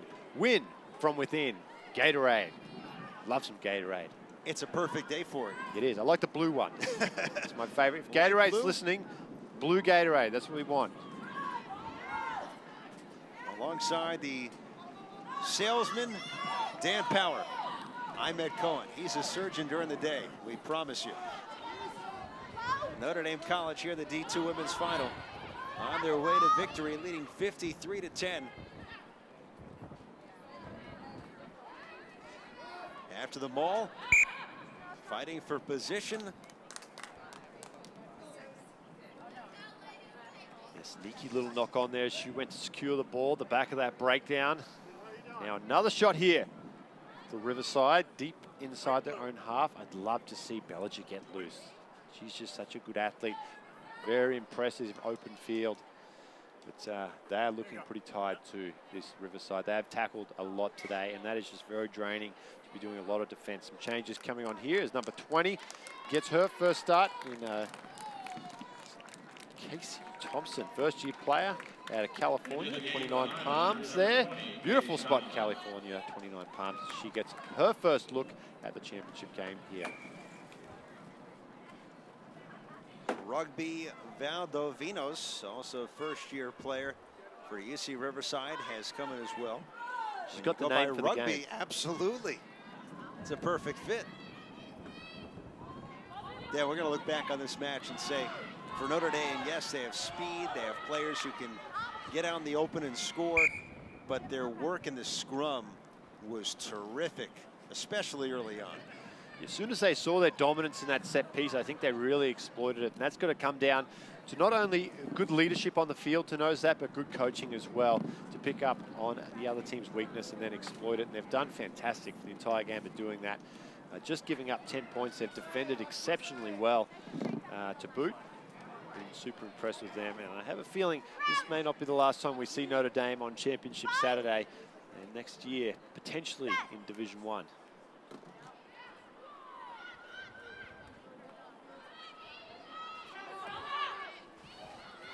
Here come the Falcons, spinning out of a tackle.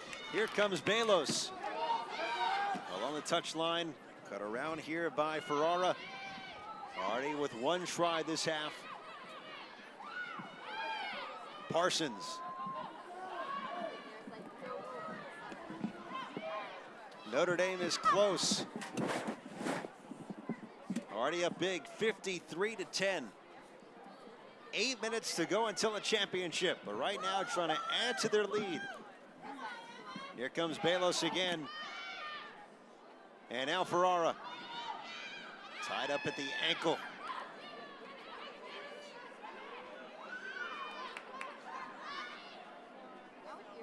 Taken back by UC Riverside. And a high ball, maybe not intended to be so, from Lisa Ume.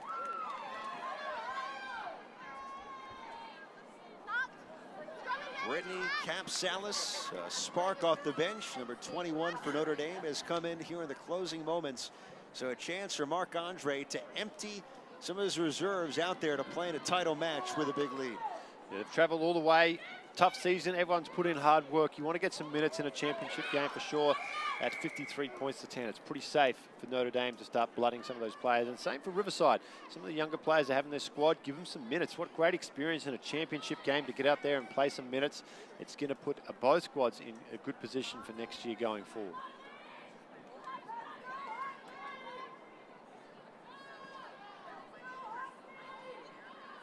Big takeaway for UC Riverside. Yes, they're down, but it's a program that, as you said earlier, didn't expect to be here. So with that said, maybe the mindset changes a year from now and they think this is something we can do year in and year out. Oh, definitely. They'd say that most teams have got to lose one before you can win one in terms of championships. And they've ticked that first box here today, and losing this one, I think they'll be back and better for the experience. Like you said, a little bit more self-belief. Having gone in with the champions, stood toe-to-toe with them and survived. a little bit of self-belief, they'll be back next year for sure. Knock on right there, taken back here on the run by Notre Dame. Makedo escapes one tackle. Will she take it in? No, she'll give it up to Walsh, and the touchdown for the try. And Notre Dame adds to their lead here in the closing minutes. And that's great work from Makedo there. Even with the scoreline at 53 points to 10, she could have backed herself, gone for a little bit of personal glory. She saw the cover defense coming and she was running out of steam and does the right thing. Sets up Leah Walsh on her outside to dot it down. Walsh gets a hat trick in a championship game. And we knew she was going to have a good game, and she certainly has. As you take a look at the replay, just a loose pass here, but what great work from Makedo. Scooping around like a good little scrum half should, and backs herself here off the right foot, back inside. Watch the cover defense comes here. She goes towards the post, realizes she's not going to make it, and does a great job of positioning herself between Leah Walsh and the cover defense. And they dot that one down. Conversion successful. And that takes it out to 60 points to 10, 50-point deficit here, falling the way of Notre Dame College.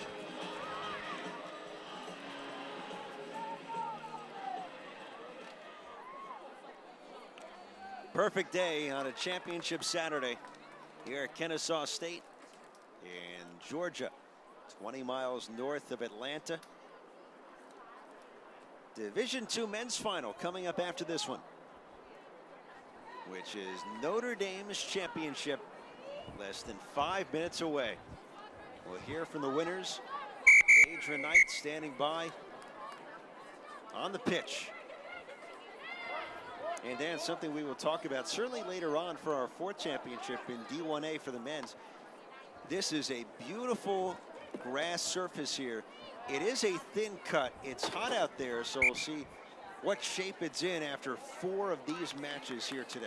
Yeah, credit to the ground staff. When we first walked in, we got a look at the field yesterday, came in a little early. I actually thought it was artificial grass. It was that green and that flat and that low cut, like you said. Beautiful conditions. It'll be a testament to how it holds up here. 4 80-minute games. The ground staff will be pulling their hair out at the end. As the grass is getting pulled out, perhaps. What was your favorite type of cut to play on back in the day? Ooh, when I was younger and faster, something like this would be great. But as I got older and a little rounder, something a little thicker to slow those young guys down a bit was nice. Here we go, throw not straight, coming back in. And it's actually got him something else with a short arm. Maybe in a number issue there at the line out in terms of not matching the right numbers from UC Riverside.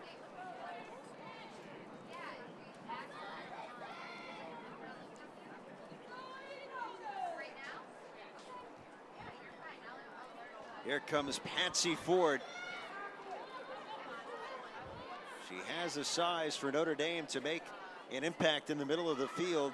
And now it's Najee Jordan. Scored on a try in the first half. Final 3 minutes here in the D2 Women's Championship, and Notre Dame continues their push.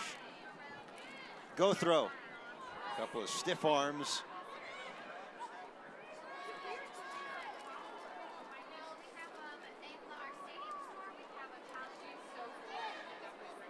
The Falcons about to move to Division I and about to lead Division II of the title. As Ford continues her move. Here's Jordan. Offload pass. Dotted down.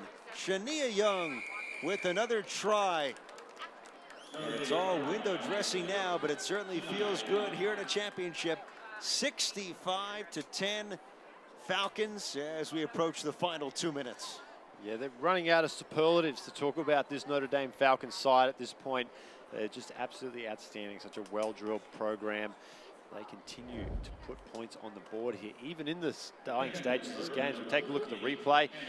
Nice little no-look pass as Young. Again, busy game from her. I've been really impressed with her work around the field. She's done a lot of the dirty work off the ball, as a good six should, and gets rewarded with 2 tries in a national championship.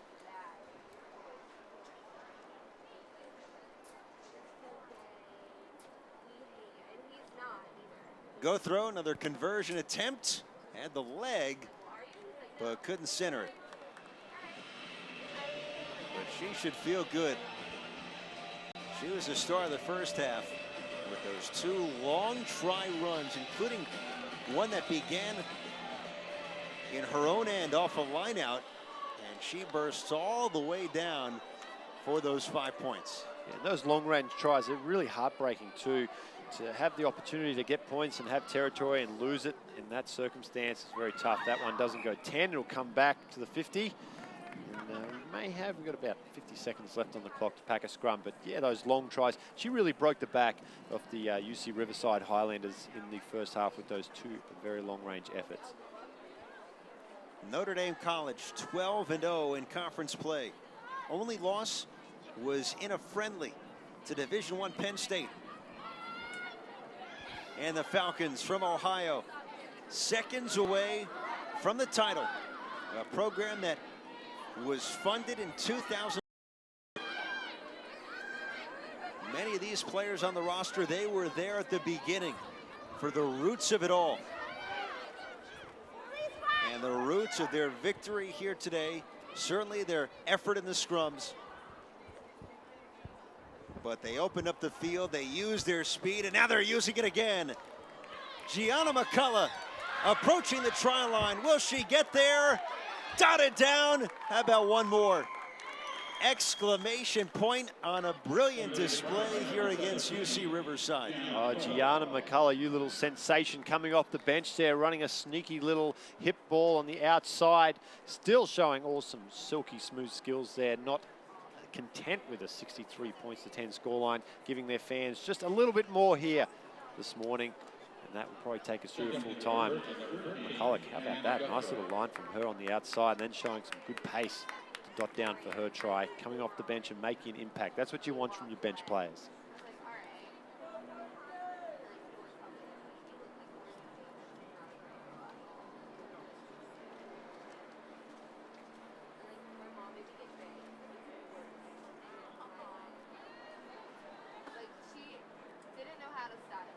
Here's Gothrow. Conversions off the mark, but she has been on the mark, as have her teammates. Notre Dame College. They're the champs in Division II in 2015. They'll be at a different level next year, but they played at another level here in this championship. It's always tough to watch, 70 points to 10, one side so dominant. Notre Dame here today. But for UC Riverside, they're going to take some very strong lessons away from this game. I'm sure they'll be back next year competing out of the West, and hopefully they get back to another national championship. But the focus now shifts to Notre Dame and the powerhouse they are as they move to Division I. I'm sure the girls are going to be watching that final a little later as Penn State takes on Central Washington here very closely for a potential match next year. 70-10 the final. They led 36-0 at the break, and what an effort, even down a big margin by UC Riverside. Couple of tries in the second half, and we have to congratulate the Highlanders. What was a terrific season and a magical trip here to Kennesaw, Georgia. Unexpected, but certainly something they hope to build on. And I think they will. I think they'll take the lessons out of this. As you see the girls celebrating there, and just jubilation. You've got to remember, even though they were dominant here today, it's a long season for them. They played in the fall championship, and they had to sit around for months waiting for this championship to roll around in the spring here. But definitely well rewarded. They've worked very hard for probably about 12 months building towards this, and it's got to be just jubilation for them to finally get there. Especially, like you said, the graduating seniors who started this program, saw things grow, get to go out with a championship. Congratulations to Mark Andrade and his group, assistant coach Evie Aschenbrucker. So the school from Ohio, their MO is they could wear teams down for a full 80 minutes. They did that and some here for the 70-10 win in the championship.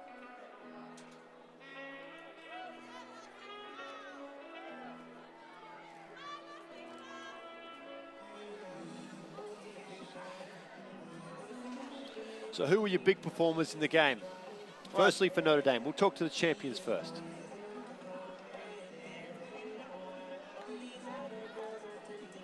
Certainly Gothrow is terrific. Had to like the effort as well. by Kea Balos, their number 8, and Makedo. You look at what they did in the scrum. She was the feeder, and that was where they won the match, right? You spot on there. I like the same 3 players. I was really impressed. Little scrum half Makedo, just a plucky little character. Reminded me of a young Brendan Thompson there, getting in there and getting stuck in. And then Hannah Gothrow is the star of the match for my eye. She went a little quiet in the back 20 there, but I think the damage that she did early on was really what won them the game and broke the hearts of UC Riverside. For Riverside, they had some good players. Belger, I thought, was outstanding in the 13. Milan in the 10 did well. They had a couple of big efforts in the forwards. Brenda Salmon, the hammer, she laid that a few times with a couple of big hits. And so, again, hopefully some of those girls coming back. You just see a lot of 19 and 20-year-olds, so you have to think sophomores and juniors that will be back next year, like you said, with better experience, with a chance to stake their claim for another shot at the championship. Let's go down to Phaedra Knight, the USA Eagle, with one of the stars in this one for Notre Dame. Phaedra.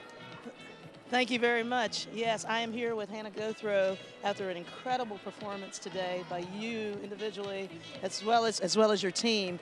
Hannah, what did you do coming into today to prepare yourself for such an outstanding performance?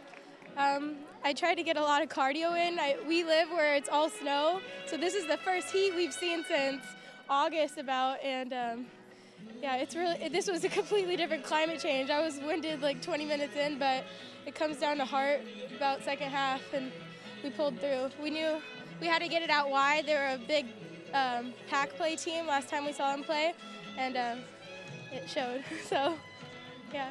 Well, you've had an incredible performance this season. I mean, seizing the top spot in D2 rugby, that's pretty awesome with such a young program.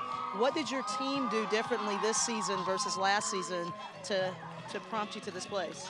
It was really crazy, actually. We had almost over half was all freshmen. This was a completely different team from when we played in December. It was a lot of the freshmen had to step up. People that had never started before started in this game, and they did amazing, and I'm very proud of them. That's awesome. Well, you led this team very well. I mean, you were all over the place, scoring tries, making big 50-meter runs. So a lot of credit goes to you in leading this team. How are you going to celebrate this championship? We have 3 weeks. We actually were out of school. We just finished finals, but we have CRCs in 3 weeks. So now we have to switch into sevens mode. So it's going to be more cardio for 3 more weeks. But please tell me you're going to take a little bit of a break. No. Well, enjoy it. You're young, and you guys look great. Wish you the best of luck going forward, and look forward to seeing you at CRCs. Yeah, thank you very much. Thank you. Bye. Okay, Phaedra, thanks so much. So the look of a champion, Hannah Gothrow and her teammates, winners in 2015. Well played. Excellent performance. And one champion is crowned here on a long day here for USA Rugby in Kennesaw, Georgia. Yeah, it was. If only I knew the secret was cardio, I would have done more of that in my career. Maybe I could have ran like Hannah Gothrow. What a superstar she is. As she leads them, but you can see still down on the bottom of your screen there, the Riverside team still celebrating and all smiles too. I think they realize they're going to look back on the season, not with regrets from losing the championship, but just optimism and hope moving forward. What a great year they had as well. Falcons are the champs, and coming up next, it's our D1 AA men's final, Central Florida and UC Davis. So for Dan Power, our entire crew, I'm Ed Cohen. We'll check back with you for our next championship right after this from Kennesaw, Georgia.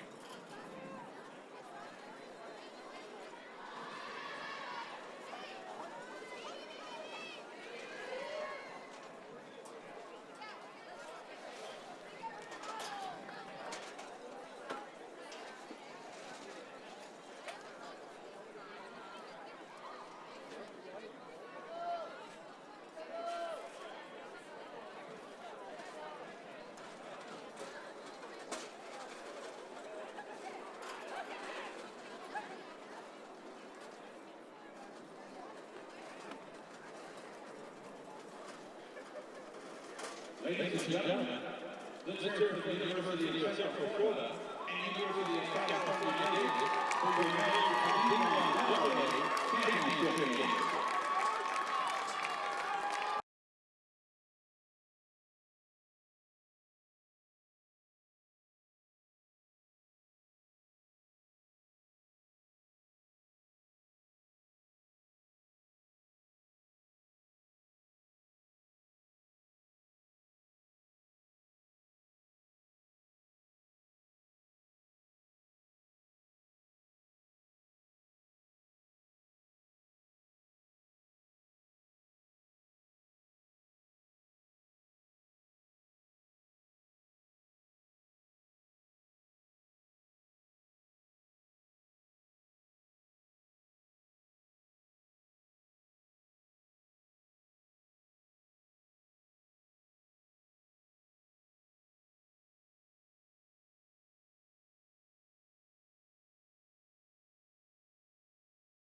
Number 3, Jared Evans.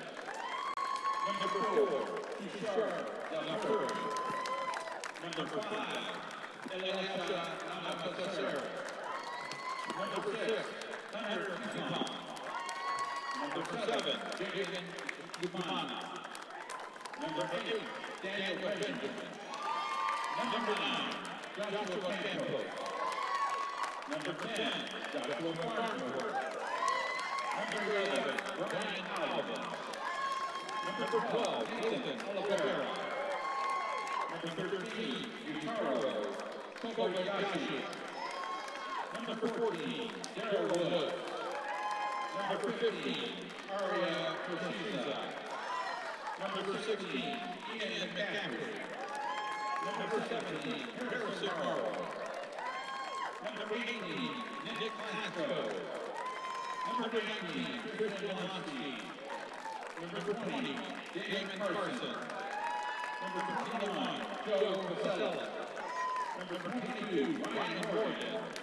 And number 23, Ryan Johnson.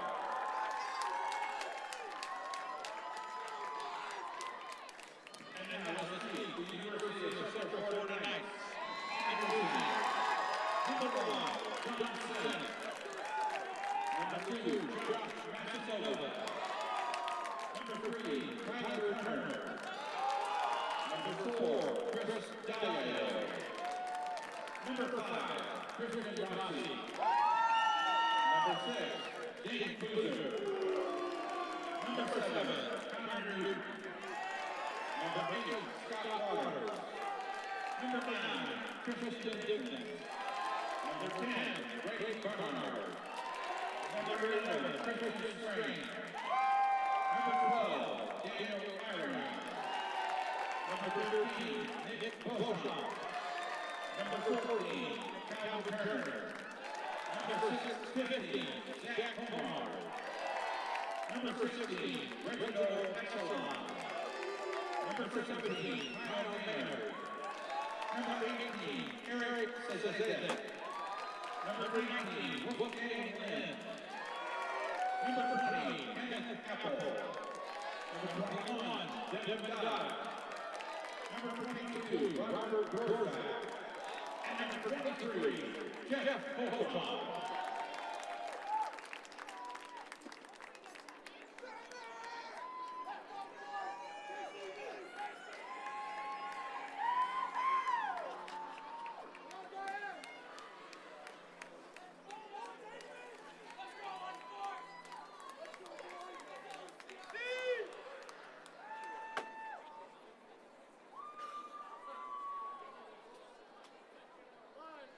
Ladies and gentlemen, once again, please stand for the playing of our national anthem.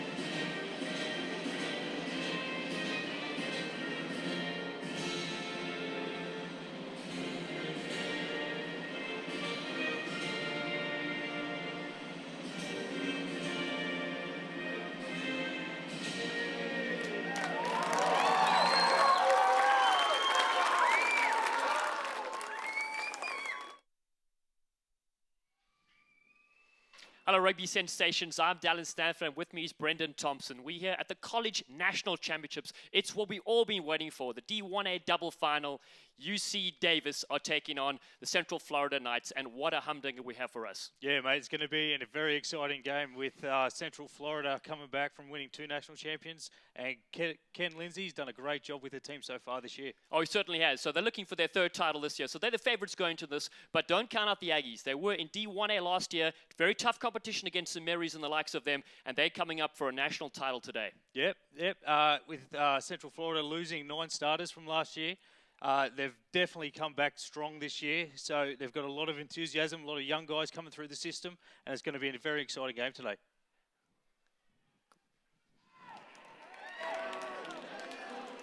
Look at the UC Davis lineup here, and a watch for the big man up front. Benjamin, of course, the 8th man, will be a live wire. And then in the back line, Campos, really creative with Farnsworth at the fly-half position.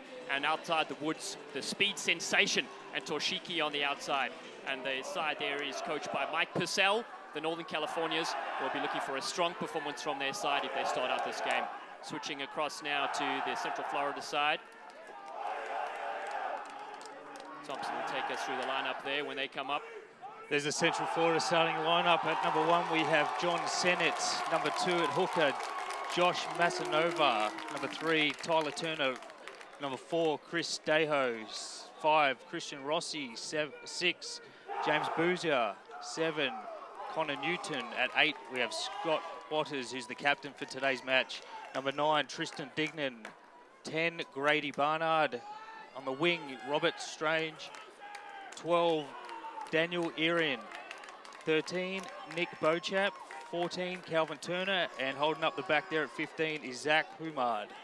And we're getting ready. So on the left of your screen, the UC Davis team. They're wearing their familiar strip. And on the right-hand side, we have in the yellow and black, the man from Florida. Referee today is Mark Nelson. And a couple of stats about Mark Nelson. He's one of the up-and-coming referees in USA Rugby, and he's doing the Pacific Nations doubleheader coming up later this year. So if you've just joined us, 70-10, the first game, won by Notre Dame over Riverside, and the kickoff is a nice, clean take. Smashing it up on the outside, the speed sensation. There's Calvin Turner taking it up there. Dignan hitting his forwards on the right-hand side with, that's Chris Deho. Another forward hit up just outside the 22 there from the Central Florida team. Good defence there from... they're trying to get back outside the 22, so the ball can't go out in the full, but it looks like they're just going to rumble it up through the forwards to get some better field position. Not making any metres at the moment. Another hit up to the right. That was number 7, Connor Newton. Dignan out to Barnard. Barnard hits Irian. Still inside the 22, they're struggling. Oh, there's a penalty. Not rolling away, says the referee. So, first penalty going to the Central Florida team. We've got a long arm. So they really want to get out of their own 22 here. They were struggling there for a sec. Yeah, showing their intent early on, just to move the ball through the phases, get their big forwards involved. And this ball will be banged downfield. A nice looking kick, so pressure relieved for the Central Florida Knights. Yeah, taking play up to the halfway line. First line out of the match. They show their dominance. Both forward packs are going to really try hard here to get the wood on the opposition forward pack. So we have Massanova to throw it in. Tipped off the top. Dignan picks it up. Scroungy little halfback. He's held up by the UC Davis forwards. He's trying to get to ground. Referee's giving him the warnings. Good work from UC Davis there to unsettle the driving maul there. Yeah, they did. They're very happy about that. Fists are pumping in the air. This is a good little start from them. Players on the halfway line, so they get a scrum feed. As we said, look for that number 9, Josh Campos. Conliche, they call him. He's a transfer. And apparently on some sort of rugby visa here at UC Davis. See if he can spark something for the Aggies. Out wide, we've got Farnsworth. He's the leader of the back line, wearing the number 10 jersey.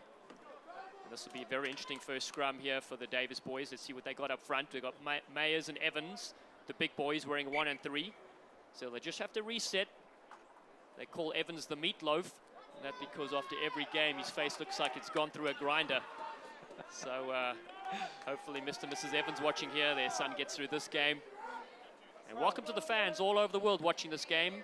Comment where you are so we know where you're tuning in from. I saw some viewers from the Northern Hemisphere watching their family and friends playing in this national championship. 4 winners will be crowned today. We already have one of them in Notre Dame. As that scrum goes to the deck and burrowing in from the side. Central Florida are penalized. So that scrum, ball was coming out there, but they end up getting the penalty. So they'll just bang it downfield for the line out. Takes play just outside the 22. Real good attacking platform here. See what the Aggies can do. Yeah, definitely. Just outside the 22. They will... They've been going well with the forwards so far. I have to give the first 5 minutes to the UC Davis forward pack. So short line out here.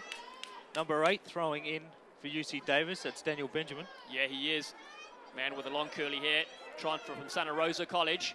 Oh, it's a nice throw to the back of the line out. They look to maul this up here. Making meters inside the 22. Now the big heavies come rumbling. Oh, that's the solid unit himself. Myers, big house they call him. Do not want to get in his way. Looking for their backs. Nice little cut-up ball.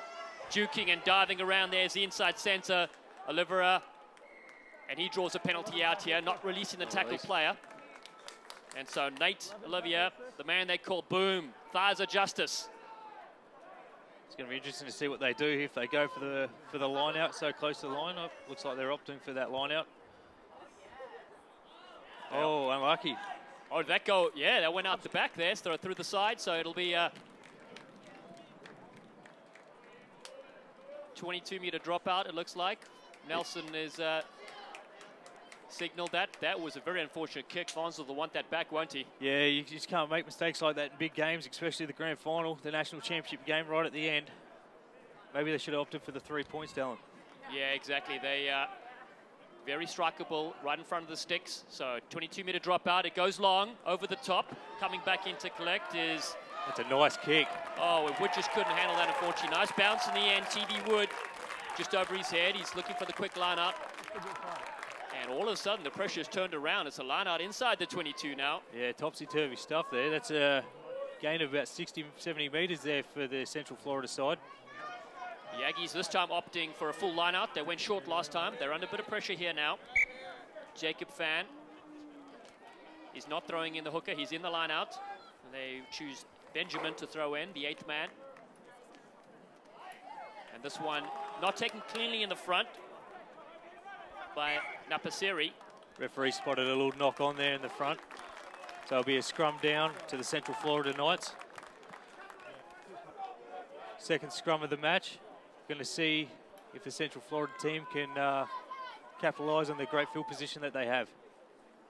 Yeah, head coach Ken Lindsay, as you said, has really worked his team hard, looking for their 3rd national title.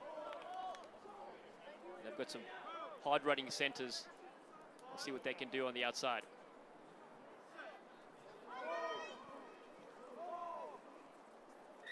Oh, penalty there for the Central Florida side. We'll see what the ref's call is. Degnan's looking to go quick, and he does. Ref's not happy with it, though. Not sure why. Ball was taken right in front of him. Oh, not in the spot. So forwards lining up there for Central Florida. Looks like they're going to rumble it up through the big boys. Degnan palms it off there to Turner. Turner, first time inside the 22 for the Central Florida team. That was number 1, John Sennett, taking it up. Forwards lining up again there to the right. Looks like Scott Waters went without it, and UC Davis have it. Great turnover, looking for a little bit of space on the outside, stepping and weaving.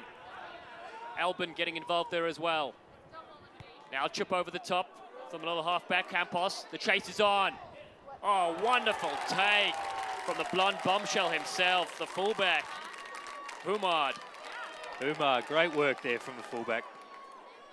Looks like they're Central Florida. Oh, disruption there just at the back of the ruck, but they clean up nicely. Forwards arrive there in numbers. Degnan out to Waters. Waters steaming up there. Degnan again. Finds his 10, Bannard. Bannard out to the fullback, Humard. Degnan again, Waters. Setting the ruck up there, Central Florida. Up again through Sennett. He's had a couple of good run-ups, he's still going. They finally bring him down. Degnan trying to find his 10, Bannard. Bannard spinning it wide. Arian breaks one, cuts back inside. Finally brought down. Turner there with the pick and go. Degnan out to Waters again. You'll probably hear those names all day today. You see Davis come through, but Degnan does well with the back of that ruck. You see Central, oh, penalty there. See what, oh, holding on. Great pressure there from the UC Davis team. Yeah, it really was indeed. Waters there, the captain, just getting involved in a little bit of tussle on the deck and holding onto the ball. And a great bit of work there. I think it was Hunter Kippen. And he's the MVP on the defensive end for his squad, and you can see why as his team bombs it downfield. They had to do a lot of defending there through some multi-phase attack, and referee Nelson was right on the spot there. Nelson is a busy referee. He's got 5 different jobs apparently.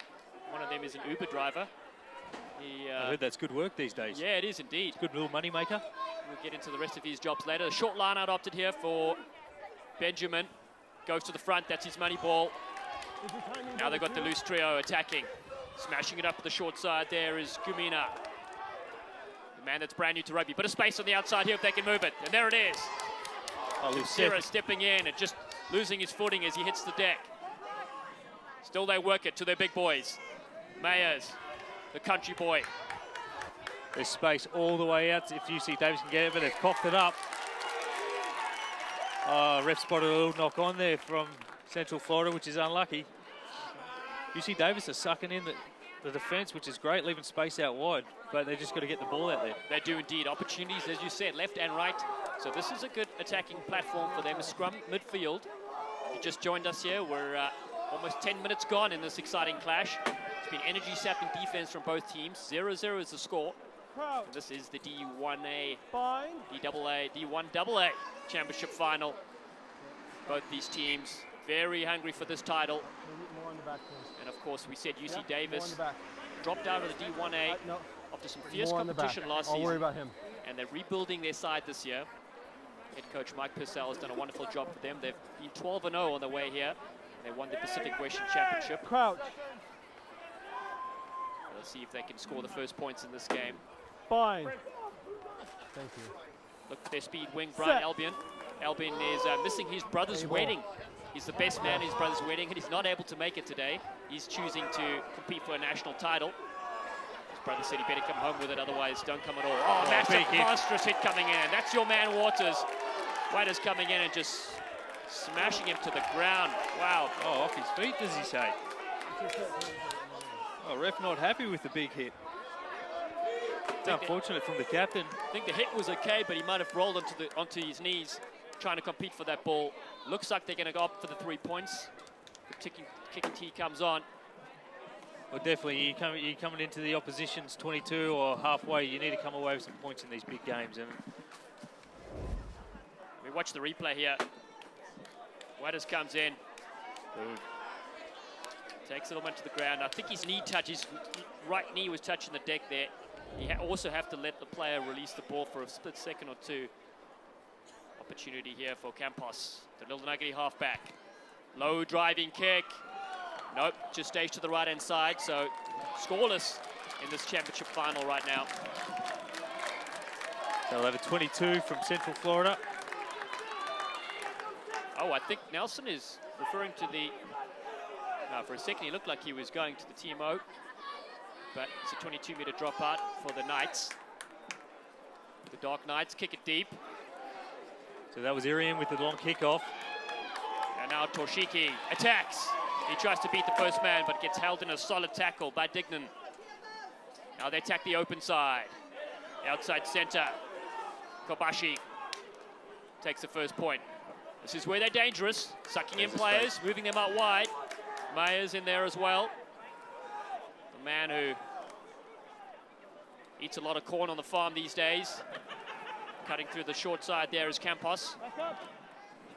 Now their big forwards arrive. There's an injured player in the background from the Knights. He looks like he's taken a big knock, so he's stumbling across the field here. So the personal trainers are on, taking him off. So they're down to 14 players as they receive the penalty, the Central Florida Knights. Quick tap there from Waters. He's leading the charge. Oh, massive hit from UC Davis. Couldn't get a number on it, but it forced the knock on. Oh, I tell you what, that's Keppen. Oh, biggest hit since the Beatles. Hunter Keppen. They call him the caveman, and you can see why. We get a chance to look at that replay. It was brilliant technique, shoulder drive, and the caveman Keppen. That looks like Irian is the man down. He looks like he's been knocked into next week. He's looking. Oh, here's the replay of the big hit. Double teamed, and he's just put backwards. Just trying to regather the ball there mid-hit, but unfortunately he couldn't, so we'll have a scrum down to UC Davis. I'm just checking if it's blood. So Irian is just on the sideline receiving attention. So we're going to have a replacement. Looks like number 18 is Eric Zadak. Coming on for the number 12, they're just giving him a bit of time. Crouch.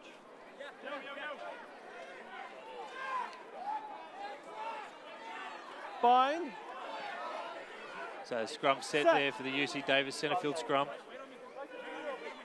Binding one, see what they can do from this one. They've got backs on the left and the right.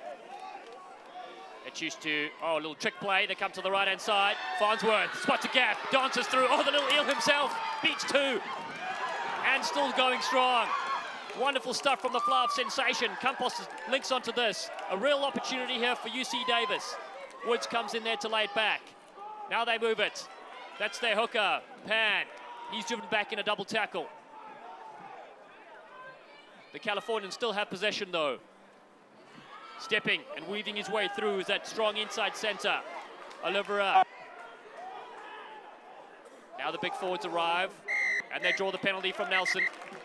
And let's have a listen here to Mark Nelson. He's mic'd up so we can hear what he says. Could be a warning. We're slowing it down right here. He's trying to rolling it. We're down. Listen. Okay. It's outcomes. Okay. Nothing else right here? Yeah. Have a set to check it sorted out. Okay. Yeah? I'll have a check and sort it out. So that looks like a big warning. It's blanket team warning there, Tomo. Yeah, definitely. I mean, Central Florida just piling the numbers into these rucks and they're getting caught short outside, but I mean, they're disrupting it, but they've just got to clean it up now. So second penalty attempt here.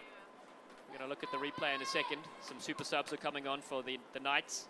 And this is the replay right now. Solid scrum ball coming out the side. A little trick play, and you see the Flower Farnsworth coming through. As that penalty is actually struck very well. It's through the middle. It's 3-0. First blood to the Aggies. They lead this exciting D1AA clash, the championship game. 3-0. We have about 15 minutes played in this first half. So we are going to have that replacement, just to confirm, is Eric Zadak on for Daniel Irion. He's looking a bit ginger on the sideline there, so they've taken him off for precaution. So we'll see what the reserve number 12 can do. So we have a kick-off here from the fly half. Bannard. Goes up high. Oh, it's not taken cleanly. It looks like it's bounced, though. Off of that guy to that guy. And Accidental. it should be a penalty, actually, if the player's in front. If Pan's in front of the player that's touched the ball from his own team.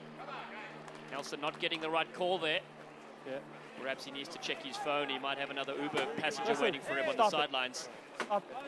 Stability on the engage. Scrum here for Central Florida. All the backs lined out to the right-hand side. We have the blind winger, Calvin Turner, just slotted in behind Bannard. So look for him in this play. Crouch! Well, he's changing now, back to the blind side. Set! So good solid scrum needed. The scrums have been a bit disrupted. And once again, clean ball. Degnan, Bannard. Driving it up. Finally brought him down. Degnan looking for his forwards on the left. Taking it up through Tyler Turner. Inside the 22. Degnan hitting the forwards again. No meters gained there.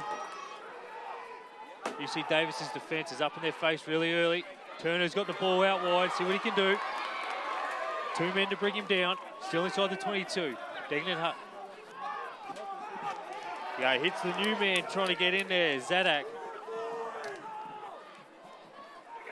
There's Degnan just shuffling his troops, ordering them around. He just wants some pick and goes here, trying to make some meters.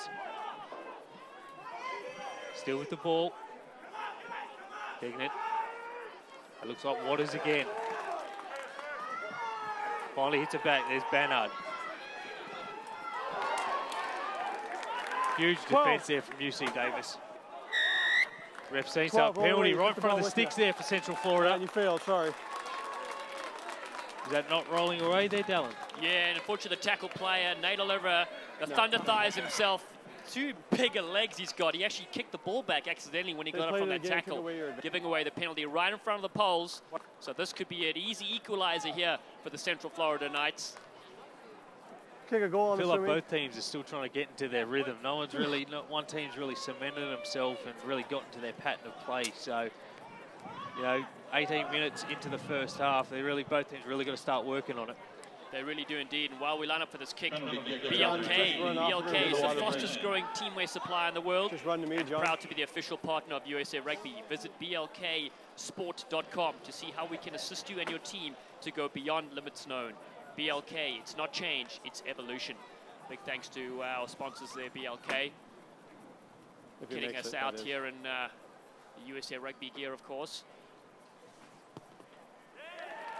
Oh, it wasn't the best looking kick there from Grady Banner, but it's effective. That takes the score 3-all with 19 minutes into the first half. Yeah, that looked like one of my terrible golf swings, but managed to go over. And so we're going to take a water break, and while we do, we're going to tell you about the USA versus the Harlequins clash coming up here. So before they head off to the World Cup, USA Eagles return to PPL Park to host the Harlequins Football Club. As you watch this replay, it just goes through the uprights. Get your tickets for the August 30th match at www.ticketmaster.com. And that's the USA Eagles taking the Harlequins before the Rugby World Cup. Yeah, it's going to be a great match, great preparation for the USA Eagles. They're going to have a really good time over there in the World Cup coming up in England in October. Yeah, absolutely. London hosting the Rugby World Cup. Last time they had the game was at the 2011 World Cup in New Zealand. That was the Eagles taking out Russia there, so this time it'll be an extra one. So again, go to get your tickets at www.ticketmaster.com. And of course, that's the USA taking on Harlequins at PPL Park. What a great venue PPL Park is. Oh, fantastic. Unfortunately, didn't get the opportunity to play there, but it's, I've seen the games there and unbelievable.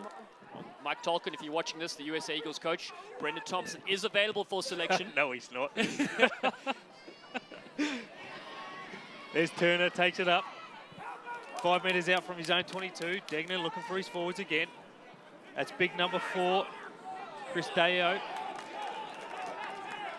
Central forward, taken up. There's the hooker, Massanova. Struggling to get it back, but he finally does. Good service to Bannard. Out wide. That's Humard. Just making some meters, play by play. Oh, big run there. That looks like Tyler Turner again. He's standing up when his team needs him. There's Waters.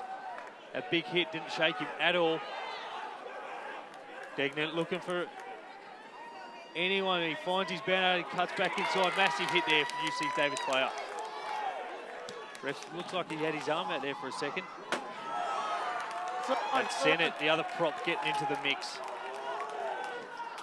Degnan out to Waters. Waters again, good leg drive from the number 8. Captain's leading the way. Slow ball coming out there for Degnan. Hits Bannard. What's Bannard? Puts it on the foot. Finds a little bit of space out the back. Dribbles into the 22. There we have Aria. Puts it on the boot. Finds Humard. Skips one tackle. Just over the 40-metre line in UC Davis's half. They're going to go through the forwards again. That's Turner. UC Davis doing well to disrupt the Central Florida's rucks.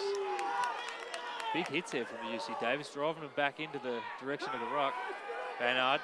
Oh, good hands there. That was Bochap.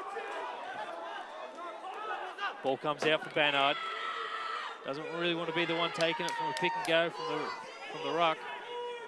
I don't want his forwards doing that, but there we go, the Senate. Taking backwards, pop up there. That's Waters again. Going hard, the captain. Pick and go there to the right for the Central Florida team. That's Senate. Another pick and go to the left. Fortunately, a little knock on there from the big number 1. So we'll have a... Oh, no, it wasn't. So we're going to scrum down to Central Florida. Yeah, Florida just using their forwards to grind away. And you can see this game is just about inches and making those meters.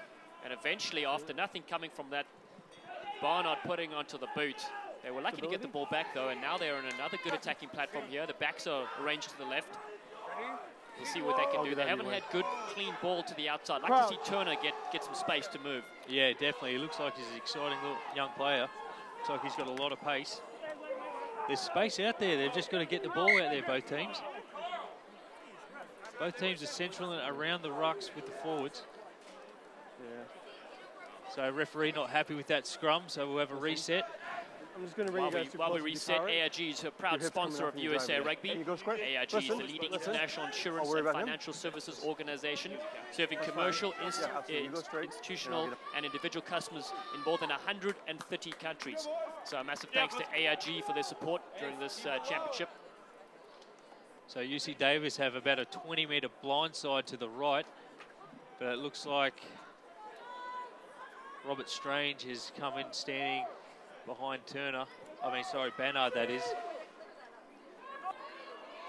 But UC Davis looks like they're wheeling the scrum. Waters to Deanon. It's Bannard.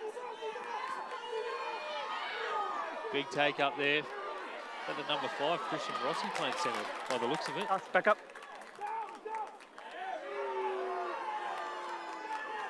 Here we go, Central Florida out to the hitting Waters again. Big hit up right near the ruck. Central, UC Davis trying to disrupt it. Look like they're doing a very good job of it. But Central Florida arrived there in numbers. Oh, ball's come out, UC Davis side. Yeah, they have great numbers in there to turn that ball over. Now they look for their big boys. Jacob Pan, he gets driven back in the tackle. The man who was the stunt double for the little Boy Scout from the movie Up. The ball gets put through the back here. Maillard comes for the little counter-attack. In fact, it's the lock playing in the centres. Rossi carving them up in the backs. Look at him go. Good on him, Rossi. There's Humard. Another pick and go there. Just over the 40-metre line. Waters taking it up for his 50th carry of the match. There's the number 6. Trying to find some space, James Boozier. Here we go, another hit up. Central Florida trying to get in their pattern. Player coming through, but Denon did well. Just outside the 22 of UC Davis. There's Waters, finds Bannard, there's space out here. If he can use him, he beats one, he cuts back inside away from his support. Try time, Central Florida. That looks like Bannard over for the first 5-pointer of the match. Oh, Bannard, the electric fly off. He has been the difference in this game so far. What an absolute sensation. Good work from the number 10. He had space out wide, but he opted to cut back in and beat one defender and then over. Finally, things open up for the Central Florida Knights. Their crowds come alive, chancing away in the stadium here. And we watch the replay. Quick ball here. Good work there from the forwards. And then this cut-up ball from Waters on the outside, just drifting. Beats a couple of plays. He looks, there's space on the outside, cuts off his left boot and leaves him all for dead. Great dive over, wonderful score. Good stuff there from the number 10. Let's see if he can add the extra 2 points with the conversion. Definitely just call it in. Very well. Hopefully he's playing through from that last kick. I mean, it was effective, but wasn't the prettiest. Puts a bit of style points on this one.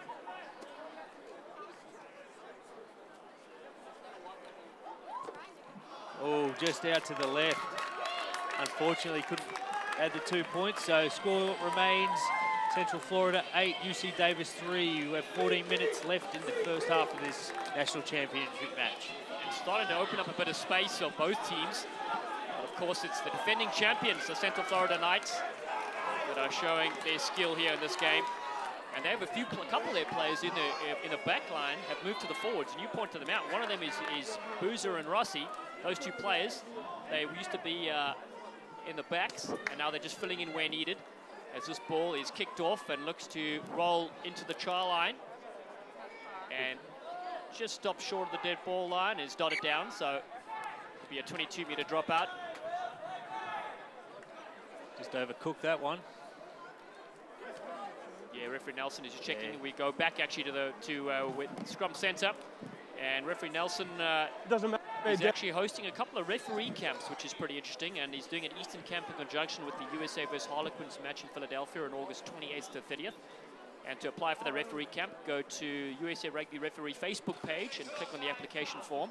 We need more referees as part of this game because the player base is expanding, but we need younger referees to get involved in this great game here in the United States. Yeah, it's growing every year, isn't it, Dallin? It's great to see. So we've got a centre field scrum here, Central Florida. We've got a split here from the Central Florida backs. Let's see what they do. UC Davis has marked them up well. So we've got Barnard standing right behind the scrum, and Waters takes it off the back to Degnan. Degnan, look at no one around him, so he takes it himself. Tackled. So Barnard's going in the scrum half. There you go, finds Turner, the big prop, and he takes him over the 40-metre line. Degnan looking again. Couldn't get a number on that, but over the advantage line from the Central Florida player.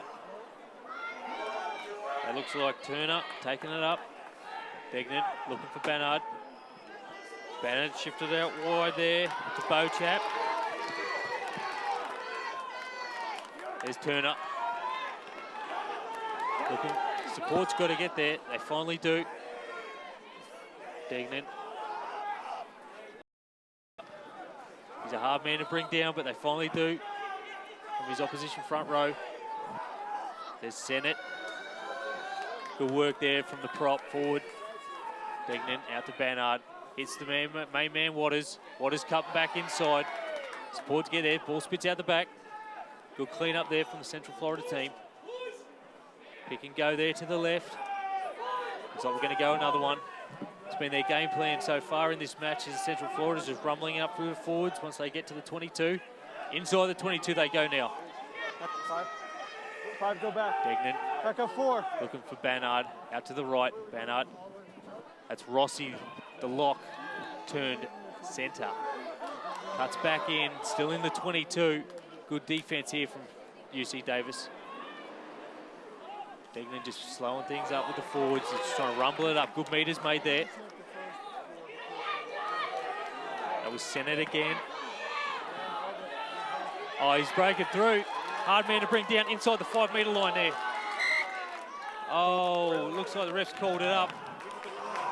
Not releasing by the looks of it, I think. I think that's the call. Wow, John Sennett, he scored a hat-trick in the playoffs against West Virginia and almost getting over there for another try in this game. UC Davis under all sorts of pressure. And wow, I tell you what, that Scott Waters, he's like the swine flu. He's everywhere.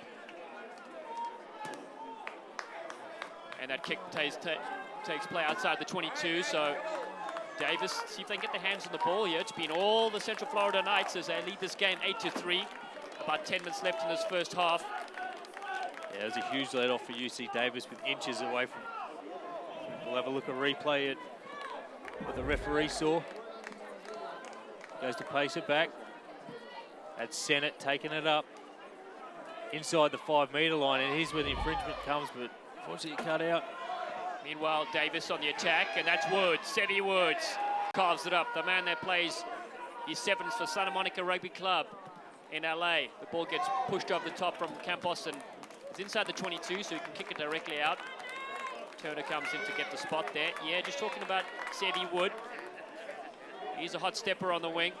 He also plays some beach touch in the Santa Monica beach box, but they haven't had much possession here as the Florida Knights look to throw in. It's Masanova with the throw in here. Looks like he's going to hit Waters. Oh, UC Davis collected it off the line out. That was a great steal. That's my better stuff. That's what they need. They put it through the hands. Farnsworth looks on the outside, spits loose. It comes there to the wing three-quarter, Albin. Brian Albin that takes it up nicely. Now it's the 8. Benjamin. Forwards arriving into the halfway line. They look for the big boys. Oh, and the ball, Dixby fumbled backwards. Referee didn't see that. Now Thierry's here. He was looking the other way. And Farnsworth smashes it up as well. Now Thierry in there also. And the big defensive Capon. Not making any meters though. Now Campos looks a bit wide. Oh, much better break. Stepping and going. Wonderful little inside break there from Oliveira. Davis just needs to get their players into a better position here.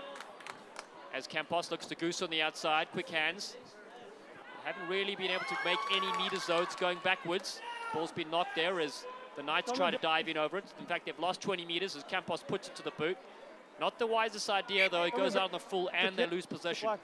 Yeah, he saw the space back there with Humard more central in the field, but unfortunately the kick wasn't executed well, so we'll take play just inside the 40-metre line of UC Davis. We'll have a Central Florida line out. Line out here. So rugby fans, come together with Emirates, the official airline of USA Rugby. Enjoy our award-winning service to more than 140 destinations worldwide across 6 continents. Tomorrow brings us all closer to the game we love. Fly Emirates. Hello tomorrow. Oh, and speaking of flying, great little offload there by Farnsworth. And Oliveira running into a nice position for UC Davis. They win that turnover in the line out. And now they breach into opposition territory inside the half. Down by 8-3. Campos spots a little gap. Ball gets knocked backward.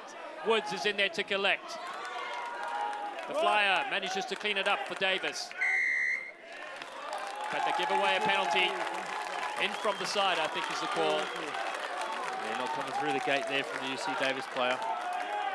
Sort of left Central Florida off the hook there with the penalty now, so the opportunity to get back into the UC Davis half. What is the man at the moment is just doing everything. Now he's going for touch. Makes about a 10-metre gain, 12-metre gain. That's impressive. I think I saw his name down at the USA Chess Championship last year. I did see that. Yeah, I think he was one of the finalists. Yeah, mate, he's a man of many talents. 9. So Massanova with the throw-in.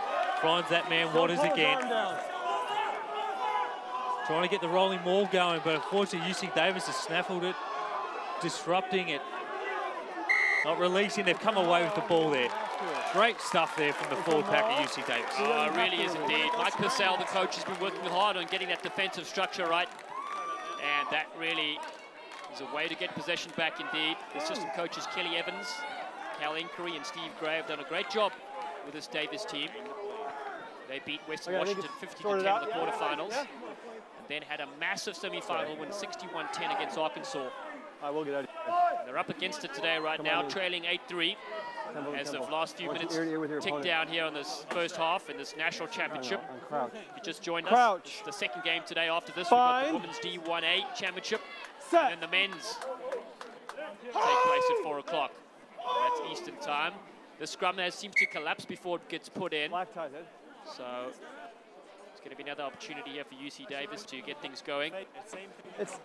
We're waiting for stable. We're waiting for stability. Yeah. And referee Nelson's saying they're waiting to get stable. Nelson, really of course, has been a tired of busy man over the summer. He Figure it out, adopted or you'll have referee to Derek off. Summers. I don't care. It was a big tornado in Oklahoma. Summers was homeless, and apparently Mark Nelson put his hand up and looked after the young up-and-coming referee for a few months. Great stuff. Just a real great tight-knit community as the referee community as well. Set. Stable. Let's see if the scrum, if they can keep this stable. Very important here for Davis if they can get this ball back, and they do. Nice scrum. Turning a bit and whirling. Farnsworth now. Cut up ball to the back, and they just hoof it downfield. Because Oliveira Maymar is there underneath it. Taken cleanly by the blonde bombshell as he looks for a counter-attack. Good stuff there from the fullback.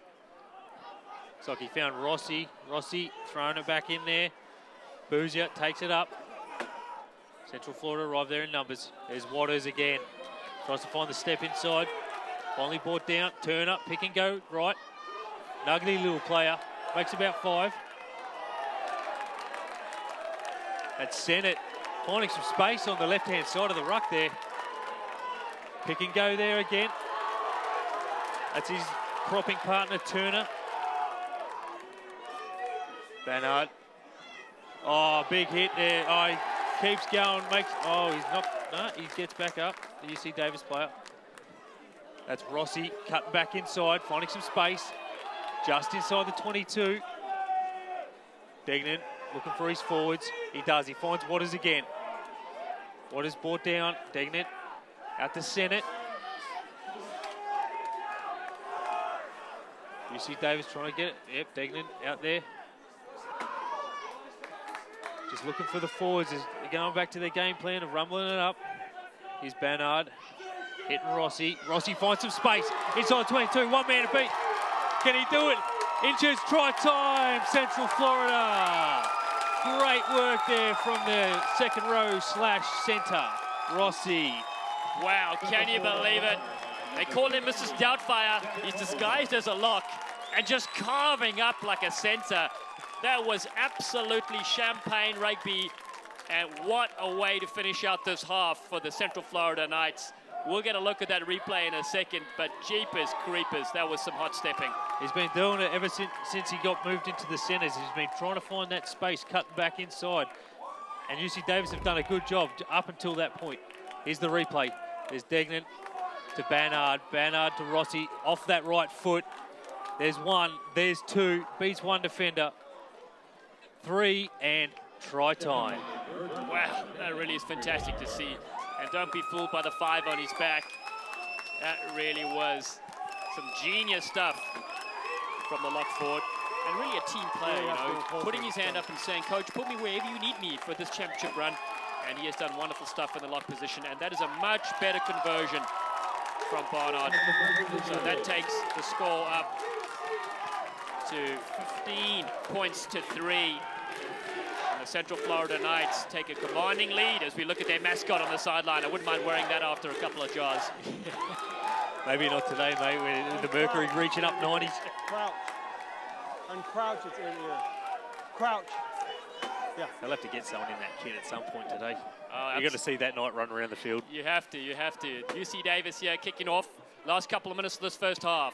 Nice high kick, taking play up to the 22. Waters, he will obviously take that ball up. Oh, just bumping people off. Get off me, he says. That's Boozier taking it up for the left. Degnan was looking for his forwards on the left-hand side. Massanova, good run here from Central Florida. Degnan finds Turner. Turner, good run here from the forwards. Looks like UC Davis is getting tired. They've been defending a lot of this half. Bannard, awkward pass there to Rossi, but this man's magic. Nice little kick over the top. UC Davis fullback is safe as houses back there. Yeah, it's Toshiki. He comes in to collect. He hasn't seen much ball this game yet, and now they look to move it. Daniel Benjamin. He's a live wire if they can keep possession. See what they can do. Namasiri comes back in. The big Fijian, born in Suva. Takes play up a few meters. Some tired bodies out there. It's very, very hot and humid. 18 more. And they get a penalty, not rolling away. It's number 18, Sazdak. Okay, think about the quick one. It's probably last play here of the half. 18, 8 more. Might be time for a line out. Oh, and this won't find touch. Turner will be underneath this. Oh, it does. It wins the race, and that'll take us into half time. And it is the Central Florida Knights that have scored 2 great tries in this first 40 minutes. They lead by 15-3. And really, what a great play from that team. The defending champions coming in. We're going to have some highlights in a second, but Tomo, wow. Their forwards have really been all effort. We watch the highlights here. Forwards did the great work, and it comes on the outside. Barnard dancing through, and they're just stepping off his left, leaving some parked cars in the background. Great score from the Fly of Sensation. That was the first try of the game. They had a penalty earlier, took them to 8-3. And this is the second try, and that man, what can he do? Rossi just stepping off the right 2 times, beating people like eggs as he dives over for the second try. That really was fantastic. Hook 'em horns, he says. Wonderful stuff indeed. Yeah, great Great stuff there from the Central Florida team, and we'll be back with the second half coming up in 10 short minutes. Don't go anywhere, ladies and gentlemen. 25 action from today's game using hashtag College15 and follow at USA Rugby for tournament updates and table news. San Jose's Avaya Stadium becomes the home of international rugby July 18th with a doubleheader featuring Canada taking on Japan and World Cup USA Eagles versus Samoa. Tickets are available now at usarugby.org/USAVSAM.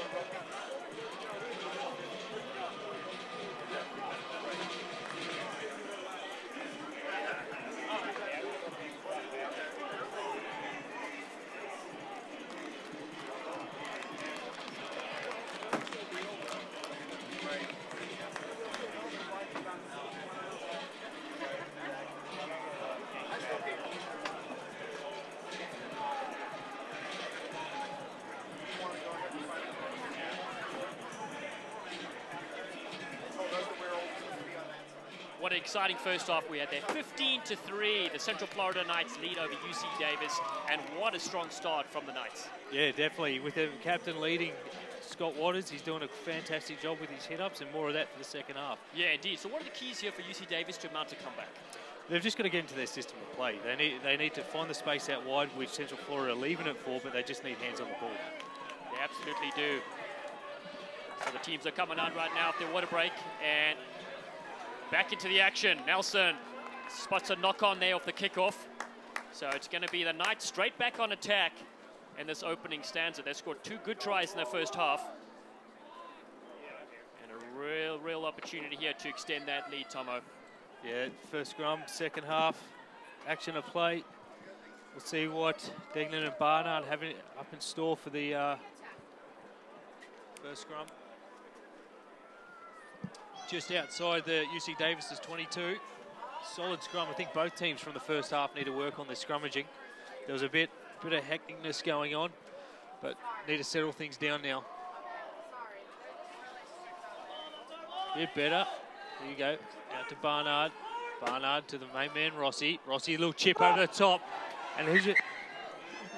Oh, ref said he was offside.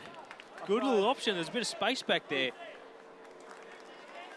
And it looks like they've moved Rossi to the centres, you know, playing with the set piece there. And just in front of the kicker, so offside. Correct call there from Nelson.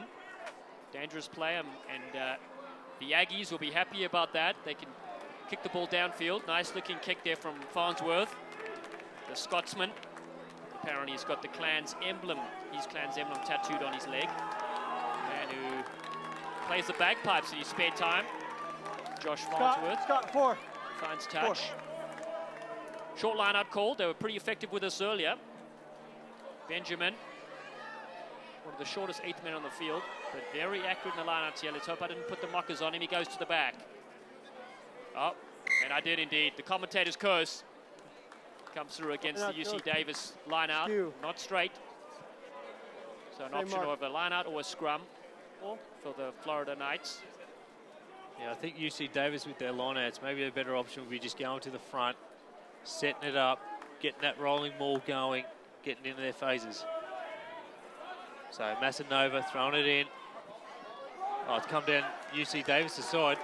Nice pick up there indeed. They're now just attacking outside the 22. The Scotsman looks for the cutout pass. And stepping on the inside and outside is Nate Lavere. But he's lost the ball there, unfortunately.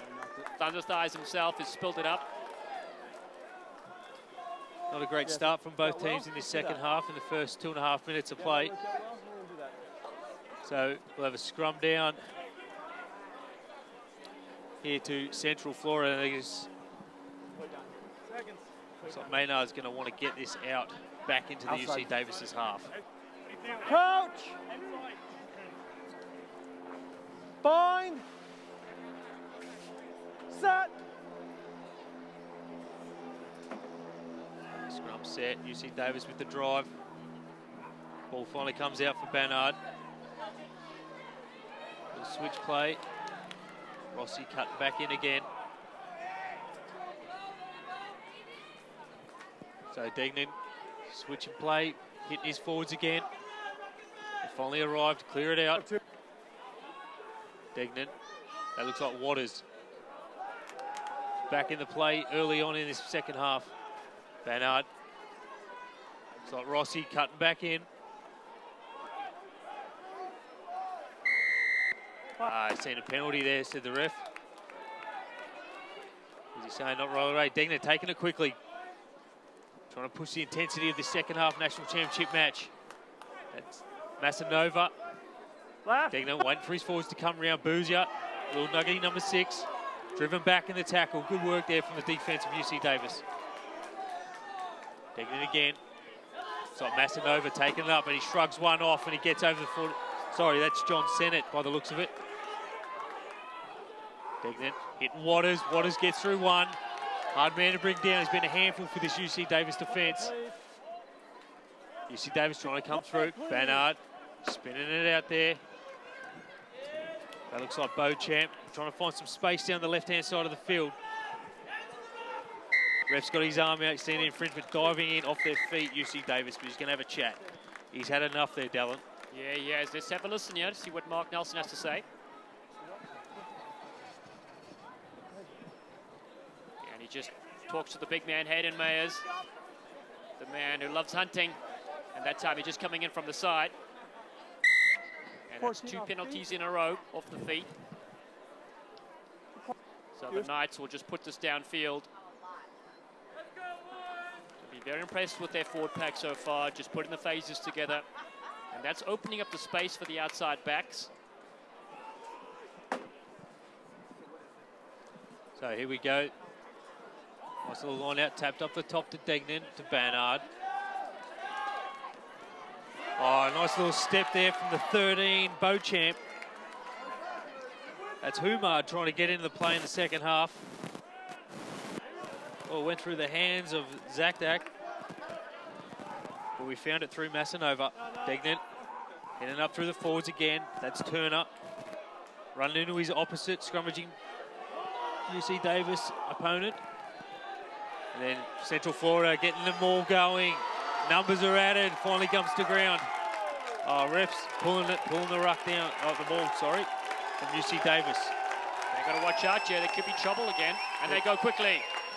Back on the inside. Oh, get off me, he says. Huge run there from Newton as well. Back inside the 22 they are. This is the championship team defending, looking for their 3rd title. Big defense coming in, but Swirlinger on the outside. Turner, they call in the icebox. Oh, the ball just comes down to the deck. Difficult ball to pick up there from Barnard, but he does well. And UC Davis holding on to the defensive line. Massanova carries a man over into the 22. He lays it back nicely. The Ruckers arrive. Looking for a little bit of space out wide. Oh, thunderous tackle coming in there, and Humard. He definitely will feel that tomorrow morning. Now they set it with their big boys. That's Rossi. Christian Rossi scored a try in the first half. Waters is met on a huge tackle here by Kepon, the defensive tight end. Thrown in the backfield of play. Davis are getting very frustrated. They're coming flying in as their big boys set it up. That's John Sennett, looking like a grizzly bear. Now the scrum off. Sees he can dance around there. Dignan, he's small in stature, but he's marshalling his troops very well. And the penalty goes the other way. Huge relief here. Not a good option there from the number 9. Should have given it. Maybe saw a little bit of a gap, but closed up very quickly. And I think there's a blood replacement coming in here. There was a bit of a head clash. And so Boozy, number 6. Yeah, he's at a strong game as well. Him and Waters been working in tandem. So they're allowed to bring on a substitute. You get 10 minutes to stitch that up. And in the meantime, we got super sub coming in the backfield here. Let's see if we get a jersey number. It's 21. Watch the replay here. And this is the big head coming in. Oh, thunderous, low driving tackle. That really was fantastic stuff from the UC Davis defender. It's Devon Dodge coming in on number 21 from Grand Forks. Great place, Grand Forks. Been there, Dallin? No, not yet. Tell me a bit more about it. You've been there on a family vacation? Or? Yeah, they've great little lake up there, good fishing. Yeah, great little nightclub. Oh, well, we may have to pop in there after this, go home with the UC Davis squad. They have an attacking liner on the 10-meter mark. They go to the front this time. It's knocked backwards, though. I don't think he was thrown in straight. And very unfortunate for them. Their set pieces aren't coming together.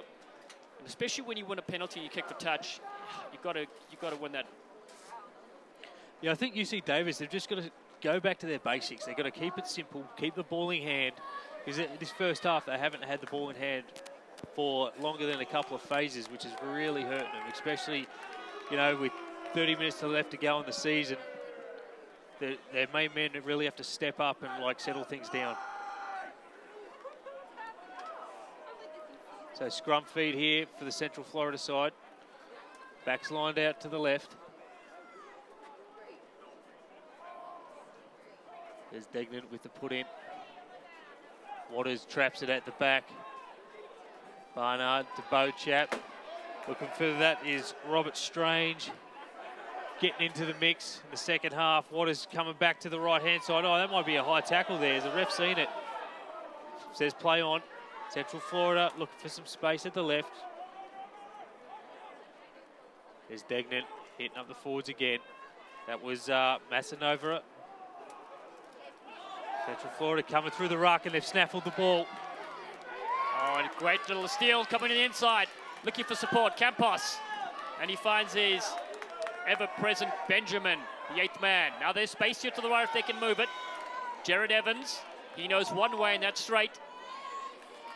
Looking for Benjamin again. Great carry from the 8th man. He lays it back, but might be snaffled in that ruck. It could well be turnover ball here for the Knights. They've done brilliantly in that loose quarters. And now set up by their big man, Massanova, steams it up. Yeah, they got numbers to the left if they can get it out there. Yeah, UC Davis have covered that now. There's Barnard. Floating pass. Manard, he's there. He's got the ball in hand now. What can he do? Nice little inside ball there to Waters, but he can't go with it, unfortunately, so it's back on the UC Davis side. That is Gumina. He picks it up right now, and he dances through. Now they go to the short side. Stepping and weaving is the fullback. Toshiki. They just need to keep ball in hand here to Davis. Build some phase play if they can.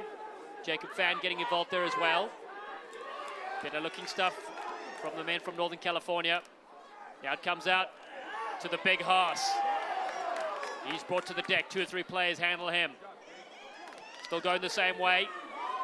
Cut out pass there. Thrown by Farnsworth on the outside. Oh, it just throws it back in field. It went backwards, so play on. Kobayashi, the man from Tokyo, Japan. He takes it up and they get a penalty. Referee Nelson. Not sure what exactly the penalty was for. I didn't see it myself there, Dallin. So UC Davis, maybe coming in from the side. UC Davis will kick for the touch. They've lost 2 lineouts in a row. So you said they've got to go back to basics. See if they can get this line out thrown in correctly. Look for Namatasiri, the man from Suva. If you're just joining us here, it's the second championship college game going on right now. 15-3. The Central Florida Knights, they lead the UC Davis Aggies. After this, we've got the women's D1A final and the men's D1A final as well. So full 8 hours of rugby here at the USA National College Championship. And that ball is lost indeed in the line. It's stolen. Deciding to run. Oh, there's a kick from Barnard. High kick underneath it is the fullback, Toshiki. Steps the first couple of players, then his backline players arrive with them. Campos. They've started to come into their game finally, have the men from UC Davis. Namasiri throws it back inside, busting through the first tackle is Jacob Gumina. Now they come to their super sub. Numbers, if you can give it. McAfee beats the first man, still going strong. He wants ball in hand after riding the bench for the first 40 minutes. Campos, the little halfback, is in there, nuggeting around. They're about 10 meters out. Oh, right near the line, big drive. Inches. 5 meters away. This is much better stuff from Davis. Namasiri, 2 or 3 meters. He rolls around on the ground, gets some of the big forwards arriving. That's the big Haas. They managed to pull him down to the deck. Driving right near the line and could be over on the line. No, just short. UC Davis have dived over and scored. It looks like Campos is over. Great work there from the little number 9 from UC Davis. Spotting a little hole near the ruck. Trying to crawl back that lead, so that takes the score. Central Florida Knights 15, UC Davis Aggies 8 with the kick to come. That's exactly what his team needed. Sheer delight from Mike Purcell, the head coach, and the Aggies. They draw first blood in the second half. Great work there.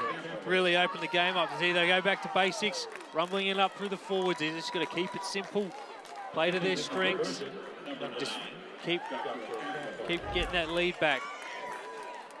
Here's that last bit of the replay. The forwards did some sterling work and they managed to keep the multiple phases, and that leg drive there just busting through here. And the nuggety little lion, Josh Campos, Conlice they call him.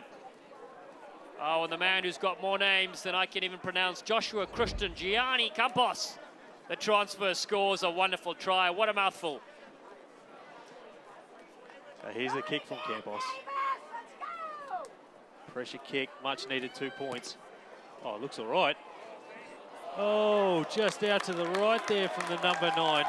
So score still remains Central Florida 15, UC Davis 8.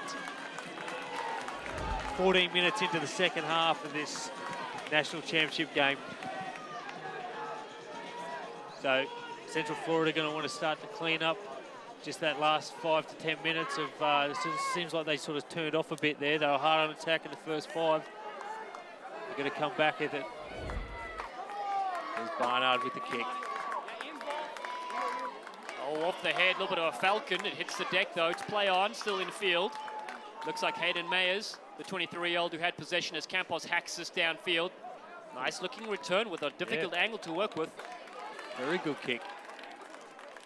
It's about a 30-metre gain there from the UC Davis number 9. And rugby fans, come together with Emirates, the official airline of USA Rugby. Enjoy our award-winning service to more than 140 destinations worldwide across 6 continents. Tomorrow brings us all closer to the game we love. Fly Emirates. Hello tomorrow. Wonderful supporters of the rugby are Emirates Airlines. Get a chance here for a nice looking take from the Central Florida Knights. There's Degnan with the ball in hand after Waters just tapped it off the top. That's Rossi cutting back. It's been his go-to all day, and he's making some meters. Finally brought down there just over the halfway line inside the UC Davis's half. Degnan there, he's got his forwards lined out to the right. Ball spills out. Finally picked up there from Massanova by the looks of it. Ugly play at the bottom of that ruck. And refs had enough of it, so he'll call a scrum to the Central Florida side. Yeah, Mark Nelson. We spoke about him earlier. The referees had 5 different jobs. And one of them is the Western Referee Development Manager, as well as the communications equipment for USA Rugby. He also works at ADT Security in sales. And we mentioned, of course, he's a hot stepper when it comes the evening. You click that Uber app. Mr. Mark Nelson may arrive. And who knows, if you don't misbehave, he could show you a yellow card. Oh, yeah. Great stuff. Meanwhile, back to the action. So, 2 tries to 1, they lead. There's Degnan with the put in. Ugly scrum again, but he's got a... Oh, no, he thought he had a long arm penalty there for Central Florida, but it's come on UC Davis' side. Yeah, changing his mind there. And in the end, it's come away here with the big replacement player. Caffey, his first season, he's had a huge impact coming off the bench, but now it's built loose, and Florida look to attack through Waters. Yeah, Waters got the ball out there to his front row forward, Sennett. That's Strange trying to find some space and get involved in the game, and he's done well with his leg drive over the halfway. Degnan looking for his forwards again. Big Massanova taking it up, and he gets through 1, 2. Brought down, quick ball there for Degnan. Waters with a storm and run. Putting his team on the front foot. Quick ball needed again there for Degnan, but fortunately, penalty. Maybe off his feet there. Yeah, I think Waters just got too far ahead. It was such a barnstorming run. His fellow teammates couldn't arrive there in time. It was little Campos. It was all over him like a wet rash. And he gets the opportunity to smash it downfield. So if you're just joining us, rugby fans, I'm Dallin Stanford, and with me is Brendan Thompson. We're here at Kennesaw State University at the Fifth Third Bank Stadium. We just witnessed earlier today Notre Dame beating UC Riverside 70-10, winning the Women's D2 National Championship. And right now it's the men's D1 AA. The Aggies are back on attack. They're trailing 15-8 in the humid conditions here in Atlanta, Georgia. They go to the short line out, and it's not taken again. That's the 4th line out in a row they've lost. Yeah, something's got to change there. Maybe substitutions or, I don't know, maybe some clearer calls. Yeah, we'll see what they can work on this one. Benjamin, he didn't come here for a haircut. I know his parents have been wanting him to get into the barber shop, but he's been avoiding their calls all week as he throws in a full line at this time. It's not taken again over the back. It's the Knights to attack. There's Boozer over the halfway. Quick ball is needed here. The space out the back, if Barnard could see it, but there's Degnan again. His go-to, hitting the forwards up. That's Turner. Settling things down. Central Florida arrived there in numbers. Here's Bernard. Oh, nice little hit and spin there from Sennett, by the looks of it. Pick and go, close to the ruck, driven back there from UC Davis. Nice pick and go there. Couldn't get a number on it, looks like Sennett. Degnan out to Barnard. Barnard sees a hole, closes quickly. Boozer's there to help him. Degnan's going to look for his forwards out on the right-hand side. That was Turner. Degnan waiting for his forwards. Massanova taking it in. Selling things down is the little number 9. That looks like the cutback king, Rossi. Another pick and go there from Central Florida. So we need some injection of pace. They're not really making any meters with these pick and goes. It looks like a turnover, tight head. It is indeed. Oh, going backwards there, Farnsworth, but offside is the call from Nelson. So relieving pressure here for UC Davis. There's all the danger man there, Rossi, the man they call Mrs. Doubtfire. Time off, says the ref. Looks like we're going to have a drinks break by the looks of it with the mercury creeping up. Okay, and while they have a drinks break, we've got to thank Gatorade, who knows every victory starts from within. It's a determination to bring up big when it matters most. But no athlete does it alone. They need training and they need fuel to perform. That's how greatness comes from within. Win from within. Gatorade. Pretty thirsty right now, actually, Tomo. Yeah, good go, Gatorade. Yeah, may have to send Dan Power there in the background to fetch us some Gatorades. Thank you for your support there. So what are you thinking so far in the second half here, Dallin? Yeah, it's been a pretty interesting clash. It hasn't opened up as much as we would have liked, but again, the forwards are really going at it hammer and tongs, both teams. And of course, it's the Central Florida Knights. They're more creative with ball in hand and able to keep possession. And of course, their set pieces are running really nicely. The Aggies have struggled with the lineup. They've lost four throw-ins, and you really can't get any momentum if you can't win your lineups. Yeah, definitely. They definitely have to sort out the line-out situation. But if we see 20 minutes to go, and Central Florida Knights looking for their 3rd national championship in a row, it'd be a huge feat with Ken Lindsay, the coach, and look at the crowd there. Everyone's having a great time in this perfect weather for rugby. This really is a wonderful stadium. The facilities are world-class. The field itself is absolutely immaculate on the deck. We'll get a chance to walk around there earlier as we back into field play. Players get struck to the ground there, speaking of which. And that is McCaffrey. He takes up play inside the halfway line. UC Davis looking to spark a bit of magic here in this last bit of the game. Oliveira. And now it's been a turnover by Turner, but there could be a talking to here. Nelson is coming, and he's telling Big House Mayers to march back 10 meters to speak to his team. Let's have a listen in here to Mark Nelson to see what he says.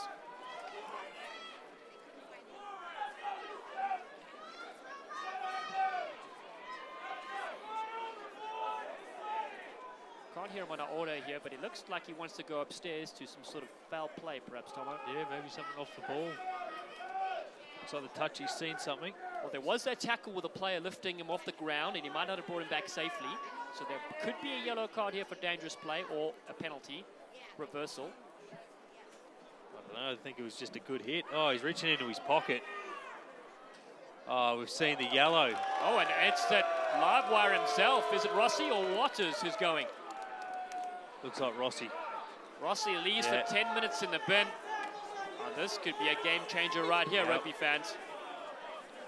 It's unfortunate for the number 5 if we could get a replay of that, but if not, I mean, that's huge with 14 minutes. Looks like 18 minutes to go in this national championship game. Yeah, that's right. 14 against 15 right now. The Aggies trailing by those 7 points only. They're still well within this game. Now they look to attack with McCaffrey. No, he gets missed. Oh, and Farnsworth drops the ball, but referee said it went backwards, so they got very lucky there. Stepping and trying to weave out of trouble there is the thighs of Justice, Oliveira. All their big forwards are clumped up in a heap as they set it through with Benjamin. He's had a lot of ball carries today. Farnsworth back inside. Peels it into the big man, Evans. The man they call Meatloaf. Ball's a bit loose on the deck, though. And Kippen has to pick up. Oh, McCaffrey, he's really injected a bit of pace as he's coming to this game, but the ball's spilled forward, and it's Barnard on attack now for the Central Florida Knights. Yeah, hit Strange there down the left-hand side. Ball just popped up right into his hands. He wasn't expecting it, but now his team's on attack. Oh, and Rev, they've earned the penalty there. Looks like not rolling away or maybe off his feet. Couldn't really call, but Waters with ball in hand. So next 10 minutes, 7 points ahead. They're going to have to settle things down now, play very smart not to get any points scored against them with their one man down. Yeah, and Rossi was also helping in the lineouts and in the centres, so he will be a big loss for 10 minutes here. But Central Florida be very sharp on the lineouts. Let's see what they got. They've got, oh, it's the man who was replaced them earlier for the blood bin. Looks like that man Dodge from Grand Forks. He comes on now as a full replacement.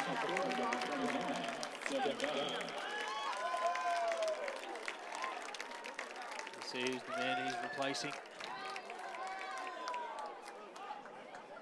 So Degnan with the ball at the Bannard. Hitting Turner through the middle. First time he's had the ball this half. Makes about 10 metres. There's Boozer. Low centre of gravity, he's a hard man. It looks like Sennett taking it up to the left. Shrugs off 1, 2, brought down. Degnan arrives. Oh, ball's been spilled at the back. Now it's on UC Davis's half. Hits the winger's leg. Topsy-turvy stuff. Now it's back with Central Florida, and they've got a penalty. Yeah, they're riding this wave. The momentum has swung back their way. They tap and go. They look for the big man, Waters. Waters beats the first one. Takes up play just outside the 22. There's Degnan. Out to Bannard. Defence speeds up. Cuts back inside. They cut off his passing lane, so it's pretty much his only option. So it looks like the forwards are going to rumble it up again. Good D there from UC Davis. That's the new man, Devon Dodge. Double D. Forwards in. Kick and go. Just resorting back to what works for him. Making some small meters. Nothing exciting, but it's safe. Inside the 22 now they go. There's Degnan. Out to, oh, he's disrupted. It comes back there to Beauchamp. Beauchamp finds Humard. Humard beats one. Finally dragged down. Beauchamp coming through, ball spilled back. Now it's on UC Davis' side. That was solid defense there. Hunter Kippen, the caveman. Now it's put through. Campos has a lot of space to move if it stays in field. No, goes directly to touch. Very unfortunate there for the nice little halfback. He saw open field in front of him. And the end result is a line out. And the Knights are really in a commanding position here. Like Central Florida just got a reprieve there on the 11th hour. It's lost the ball and then straight back to the same position they were at. And they've just given it away, unfortunately, with it not straight into the line out. I think there's some tired bodies out there now with 14 minutes left to go in this national championship game. This is a time where they've really got to step up. Players on both teams, 15 minutes left to go in the season. That's right. Super subs off the bench will be very vital here. And you see the UC Davis team opting for the scrum because I know the lineouts haven't gone according to plan. Like to keep the ball in hand if they can here. They're pretty deep, so it looks like probably Farnsworth will put it to the boot. Now there are 14 players in the field here, so there's no right wing to speak of for the Florida Knights, so there's a bit of space down this touchline. Huge scrum there from Campos, oh, throws it back one hand. It's dangerous play. Farnsworth, oh, the ball goes out of bounds and is. Stepped out there is Brian Albin. They call him Sweet Feet, but not on that occasion. Couldn't do much there, could he, the little winger? No, and he's missing. His brother's waiting for this. He'll be hoping for a better last 15 minutes as the Knights try to drive this one home. Still time there for UC Davis. Just to try and a conversion away from squaring this match up. Looks like Ryan Morgan, the 7-year veteran, comes onto the field. as he goes into the fly-half position for UC Davis. So Masanova, looks like he's hitting Waters. Oh, he's gone forward there. Not what they wanted there in the 22. They look to rumble it up to Davis, stepping on the inside. There's a lot of pressure here. They need to keep possession if they can.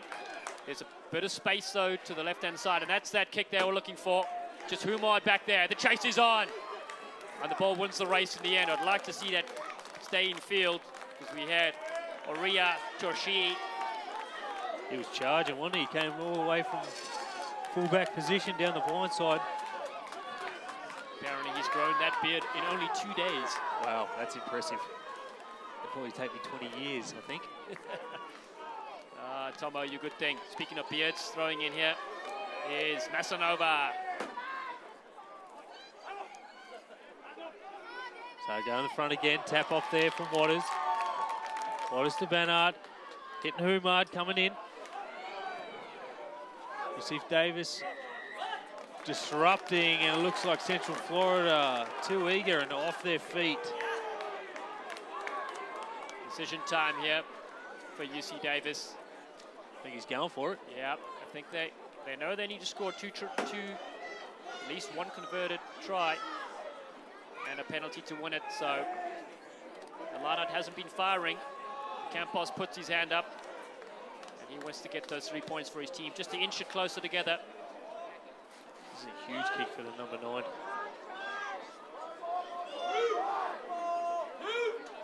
Has he got the legs? Kick is up. Nice looking kick. Boom. 3 points. UC Davis. That is fantastic stuff. The little maestro has brought a smile to the fans of his teammates. You could have taken that back about another 5 and he would have slotted it. Watch the replay here. Absolutely enormous. Looking a bit more like Franz Stain from the Springboks. Huge left boot of his. Sails through the uprights, and that brings the score 15-11. UC Davis down by 4 points. Bernard with the restart. Umar has been the man to go to on those kickoffs. Central Florida have it. Degnan. That's Sennett by the looks of it. Forwards arrive there in numbers. Masanova trying to find some space. He finds himself inside the 22. UC Davis falling all over it. Degnan hitting Bernard. He's got Beauchamp. Beauchamp, big hit, went without it. Oh, it's a foot race. Turner comes in, makes a great tackle on his opposite number, Albin, but they still got possession. Benjamin looking for McCaffrey. UC Davis got their tails up. Numbers to the left if they can move it. There's 14 against 15. Here they go. On the outside is the big house. He throws it back in field. And it looks like Lonsky. Lonsky's got 4 players on him as he tries to inch his way towards the try line. The ball spits loose. Albion comes to collect. He may have saved the day for his team there. 4 points in this game with the last 10 minutes to go. A national championship title is on the line here as the Aggies send their big forwards in for a couple of short, close range attacks. The big house is in there as well. Now to pick and drive. Hayden Mayers. Ball spits backwards though, still have possession. Evans, the man from Sacramento. Campos looks for the short side. Finds his loose forward. Guimina, they're about 5 meters out. The whole fans are cheering them on here. Davis, they need this. They need to put down a 5-pointer if they can. Huge tackle coming in onto the replacements, Morgan. Campos tries to help his teammates out. They still have possession. Great stuff from the nuggety little halfback. And now it's Benjamin driving towards the line. Pick and go. McCaffrey. Very good player for his first season of rugby. Still have the ball to the Aggies. Marching forward. Nelson keeping the team back for being offsides. Energy sapping defense here. That's Harrison Morrow right near the line. Campos diving for what he thought was the try line. Oh. He's mixed up the touchline with the try line. And that, he will not want to go back and watch that replay, will Campos? Oh, a bit eager there from the number 9. He was going for round 2, trying to find those holes near the rucks. Unfortunately, he was about 5 metres shy. Oh, and watch the replay here. This is a huge hit. Oh, what a stinger. That's got to hurt as much as Van Gogh's ear. Shivering tackle indeed. Oh, the line goes almost stolen here from UC Davis. They come piling in. The Knights under pressure. Looking to step his way out is Barnard. Flirting with the try line here. They've got to get the ball out. Barnard needs to put boot to ball. They're going to rumble it up through the forwards, get a better kicking angle. But UC Davis, with the pressure at these rucks. It's like Massanova. Another prop forward, that looks like Sennett, John Sennett, taking over the 5 metre line. Need to get out of their own 22 here. I don't want UC Davis to try and force a mistake, and if they keep going, it might happen, but they're going to stay with it. Pick and go, left-hand side of the ruck. Oh, UC Davis have come through, and they get the penalty. Wow, right in Huge. front of the poles. They're down by 4 points. Decision time here. Scrum or tap and go? I reckon 3 points. Go for the 3. 6 minutes to go. Tap and go indeed. Oh, smashing it up is their big live wire 8th man. They have to score a 5-pointer here to take the lead. The 3 points would have been the safe option, and they should have done it perhaps. Tomo's called it here from the commentary booth, and that knock on. Oh, will they rue that decision? Let's hope not, let's hope not. So 6 minutes to go. Some tired bodies. Forwards don't probably, I mean, it's been a forward-dominated game. They'll probably get not another scrum. But they'll do it, because they both want this title. So big scrum here from UC Davis. I think Central Florida really have to learn from that last passage of play. They've got to get the ball out. They can't flirt with their own try line, especially with 5 minutes to go in this big game. Yeah, anything can happen in this game of rugby, and of course so close to the line. Any error will give UC Davis a win here. There's Degnan throwing the ball in. Oh, goes to no one. Goes to no one. So UC Davis with another roll of the dice. Here we go. Wow, you just mentioned those little errors creeping in. It's a championship game, and not even Harry Odini could have taken that pass as it's flung out the back. UC Davis, Mike Purcell, the head coach, is losing his hair as we speak. Oh, this is, and his fingernails. This is tense moments. The crowds are on the edge of their seat. 4 minutes to go in this championship game. Will there be a new champion? I wonder what the mix-up there was between the 9-10 combination. Maybe the crowd's building, the noise is gathering, you know? It certainly is. They need a big scrum here, do the Aggies. Comes through the back, taken McCaffrey. He takes a play within 5 meters of the line. Possession is absolutely vital here as the big house rumbles it up, but he's met in a solid tackle by his opposite number. Oh, the icebox Turner just puts him to the deck. Now they look. Oh, looks to be hands in there. Campos, the little nuggety halfback. He tries to mix it up with the big forwards and comes off second best. Oh, good leg drive there.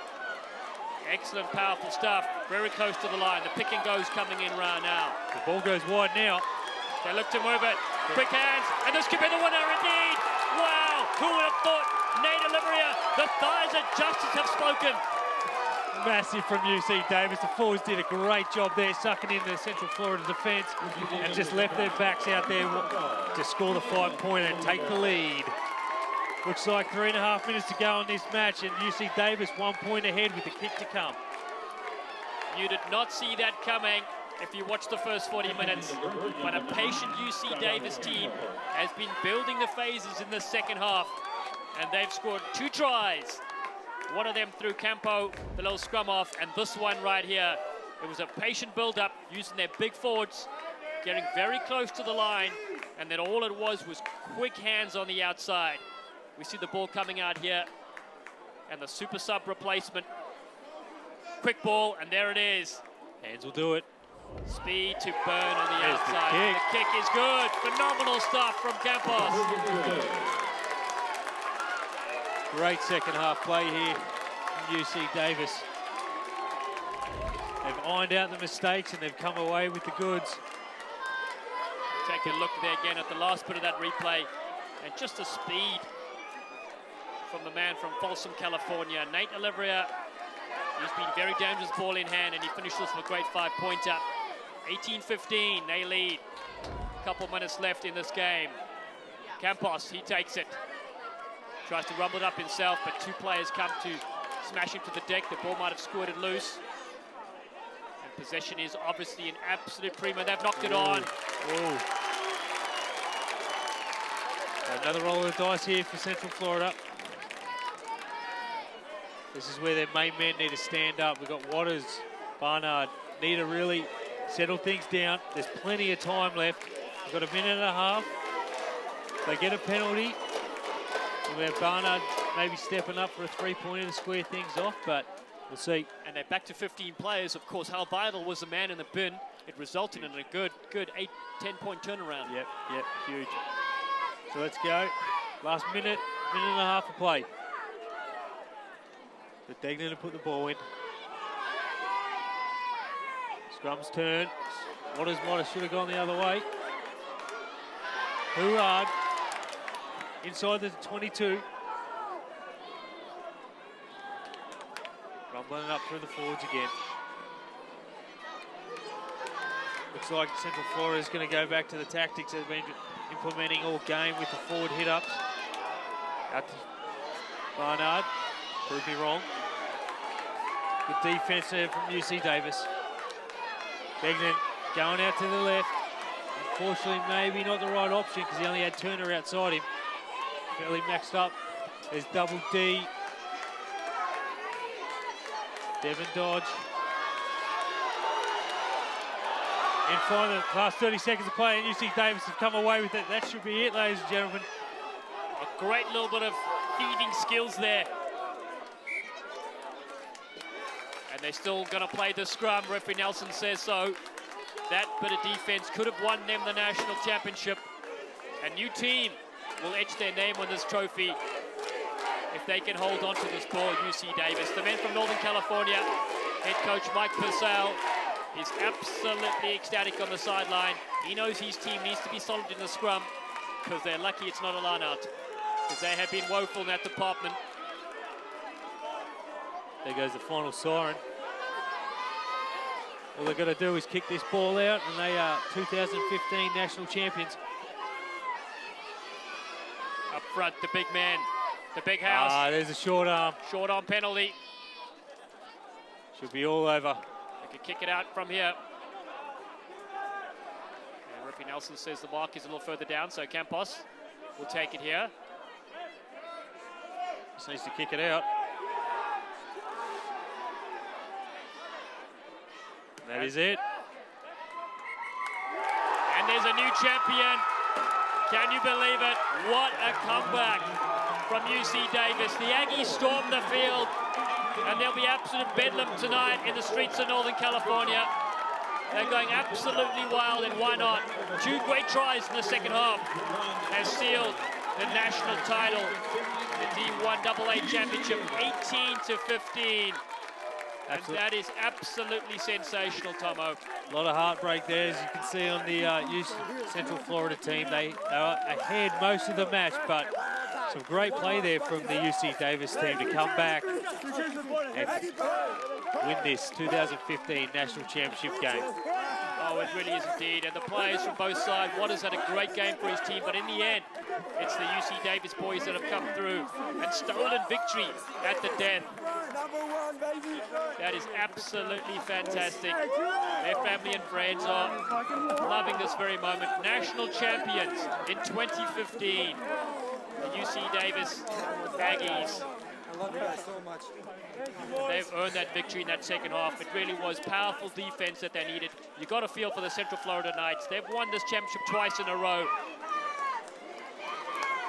And that's that man Rossi, who was yellow carded just in the middle of their huddle right now. They're not happy indeed, but they can hold their heads high. A wonderful program they've built in recent years.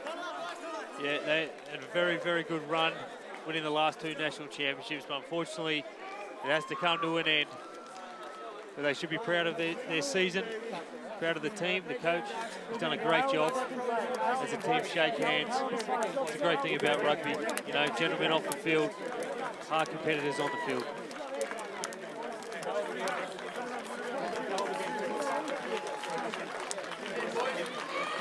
Yeah, it really is phenomenal. The spirit of rugby, both teams shaking hands afterwards. They're friends off the field. What a national title indeed that was. UC Davis, the men from Northern California, have come through in these humid conditions at Kennesaw State University and claimed the 2015 final men's D1AA championship. And earlier today we witnessed as well Notre Dame winning the women's D2 championship 70-10 over UC Riverside. 4 champions crowned here at Kennesaw State University for this USA Rugby College Championship. So if you're online, hashtag College15s is the Twitter handle to use. In a little while, we're going to go downstairs to Phaedra Knight. Eagle sensation, who's going to be chatting to our man of the match, Nate Oliveira. The Thunder Thighs has had a great sterling second half, didn't he, Tomo? Yeah, he did. He really took the ball forward well for his team just to get on the front foot. And then allowing the forwards just to rumble it up. It was definitely a forward-orientated game here today with both forward packs going at it pretty much for the whole 80 minutes. But the backs, you know, the tries came from the backs and they, you know, found the space when they needed to. And I mean, the forwards definitely had a great game. So you can see the Central Florida team, they are disappointed, but you know, they should hold their heads high. They've been there twice before. They know how it feels. It's always nice to have a new champion. And UC Davis really earned it that in the second half. They've had a great season. They've come back strongly in this last 20 minutes. Finally took the lead and kept it. And a national title feels so good. Something they'll cherish for the rest of their lives. See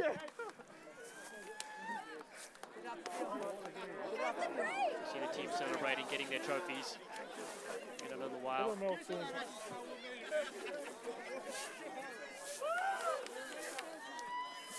And I think they've doused their coach.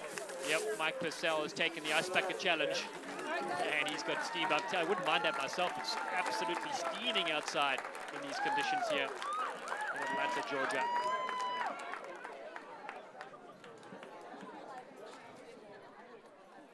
And I think Phaedra Knight is almost ready with the post-match interview.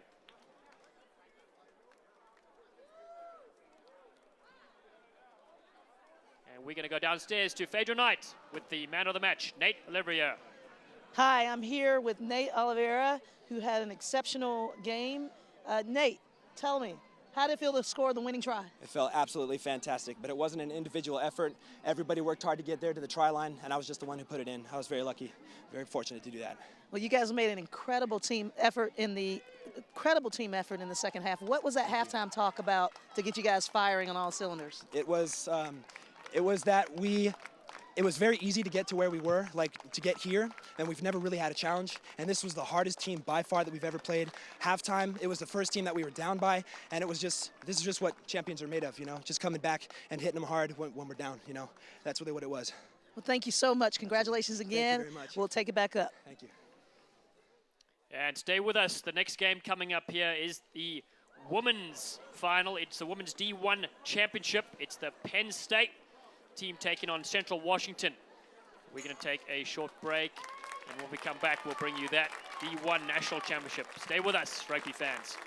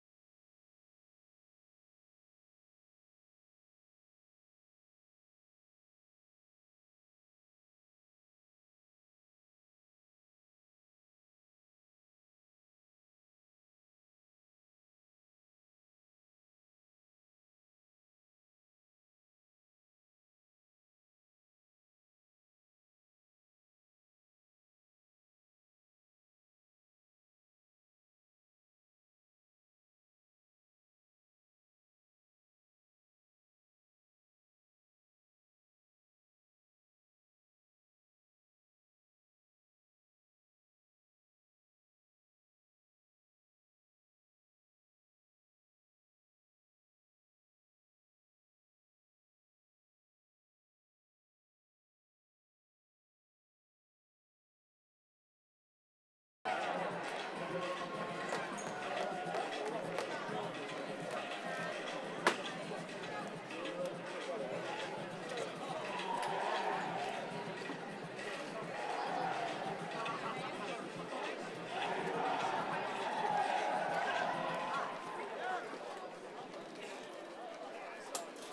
USA Rugby is set to announce a partnership with USA Wheelchair Rugby and the Lakeshore Foundation.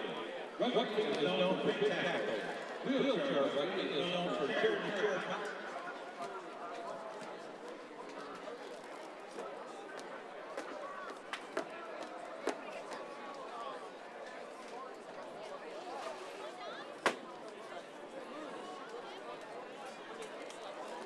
Indian sport is a sport, and rugby is a rugby, whether it's played on your feet or on wheels.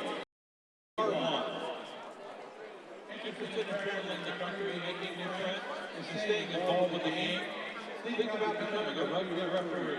For more information on officiating programs and opportunities, check out the officiating page at usaRugby.org.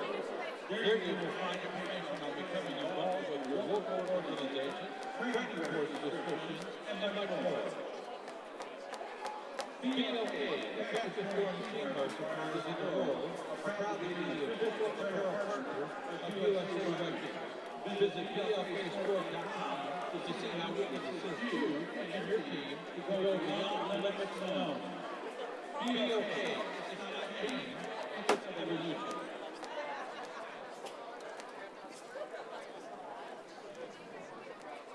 The USA Rugby Academy, powered by Rugby, is identifying and developing America's next top rugby players. Be seen and taught by national team coaches at a training camp near you by visiting SelectRugby.com. And you use hashtag #BetterNeverStop to share your experience. AIG is a proud sponsor of the USA Collegiate Rugby. AIG is a leading international insurance and financial services organization serving commercial, institutional, and individual customers in more than 130 countries. USA Rugby places player welfare and safety at the top of their priorities. This is especially true with concussions and head injuries.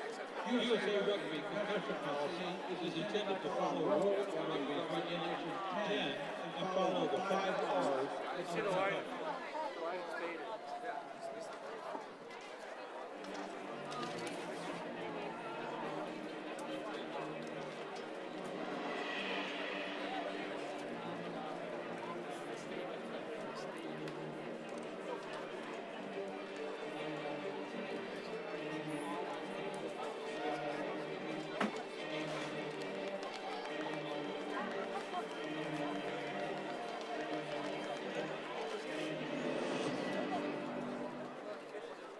Shaky Boots Festival brings together the biggest names in country music right here in Atlanta. May 16th and 17th. Blake Shelton, Brian Hensley, Jordan Henley, Russell Flats, The Van Harry, Dwight Young, and more. Line up and take it over now at ShakyBoots.com. Send them along and you can participate. May 16th and 17th. Don't miss Shaky Boots Fest. Shaky Boots Festival brings the biggest names in country music to KSU May 16th and 17th. Blake Shelton and Dirk Bentley leading an all-star Saturday night, while Brad Paisley, Rascal Flats, and many more shut it down on Sunday. It's all part of the inaugural Shaky Boots Fest at the KSU Sport and Entertainment Park. Today, and single and tickets are now available. Head to WorkSSRPlays.com or visit guest services for all the lineup and ticket information. Fans Carl Black of Chickasaw, the #1 Buick and GMC dealer in the Southeast for 21 years, is a proud sponsor of USA Rugby. Carl Black Chevrolet Buick GMC, your source for the best vehicles and service in Atlanta.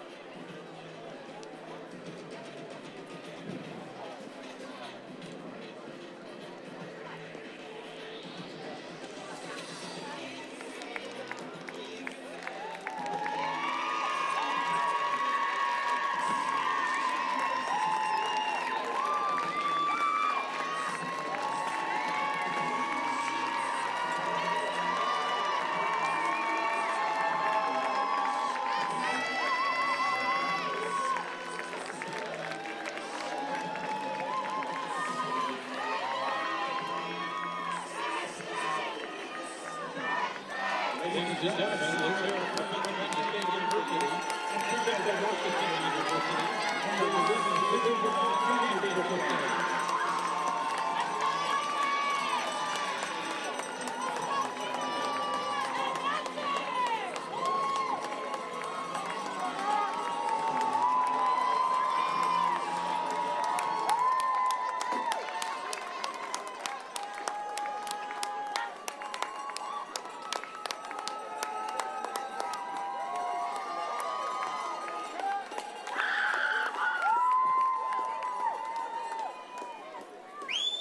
The players for both teams. For Penn State, number 1, Catherine Benson. Number 2, Andrea Villanova. Number 3, Hope Rogers. Number 4, Katie Mueller. Number 5, Kayla Gibson. Number 6, Kyla Chipman. Number 7, Elizabeth Harms. Number 8, Laura Lucas. Number 9, Brianna Porto.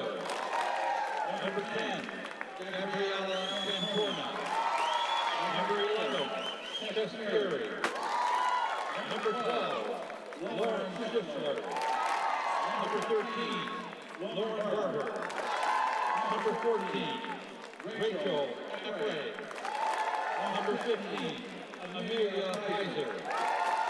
Number 16, Brittany Mitchell. Number 17, Francesca Schaefer. Number 18, Rebecca Henn. Number 19, Corey Phoenix. Number 20, Christian Stockhausen. Number 21, Carly Walter. Number 22, Jessica Farrell. And number 23, Christina Perry. And now the players from the Wildcats of Central Washington. Introducing number 1, Via Value. Number 2, Heather Johnson. Number 19, Samantha Vincent. Number 4, Carrie Bellencourt. Number 5, Haley Schaefer. Number 6, Cecilia Pasinga. Number 7, Taylor Duncan. Number 8, Jennifer Johnson. Number 9, Rosalind Daniel. Number 10, Katerina Long. Number 11, Ashley Rosemont. Number 12, Andy Totu. Number 13, Asane Sorebe. Number 14, Malay Alahuni. Number 20, Cassie Myers. Number 3, Haley Smith. Number 15, Cameron Deborah. Number 16, Brittany Atkinson. Number 17, Christina Dana. Number 18, Tiffany Chandler. Number 21, Rainy Myers. Number 22, Jennifer Larson. And number 23, Nicole Trio. Ladies and gentlemen, once again, please stand for the playing of our national anthem.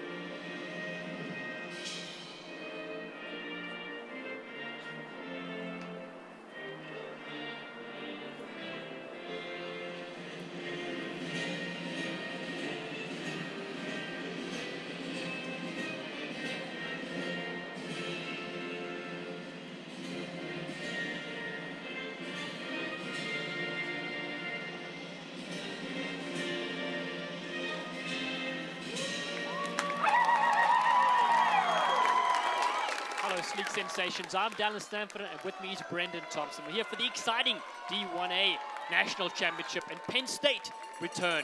And they're coached by Katie Daly, the Eagle Sensation. And what a game and what a tournament they are going to have, of course. But they're up against the newcomers, Central Washington.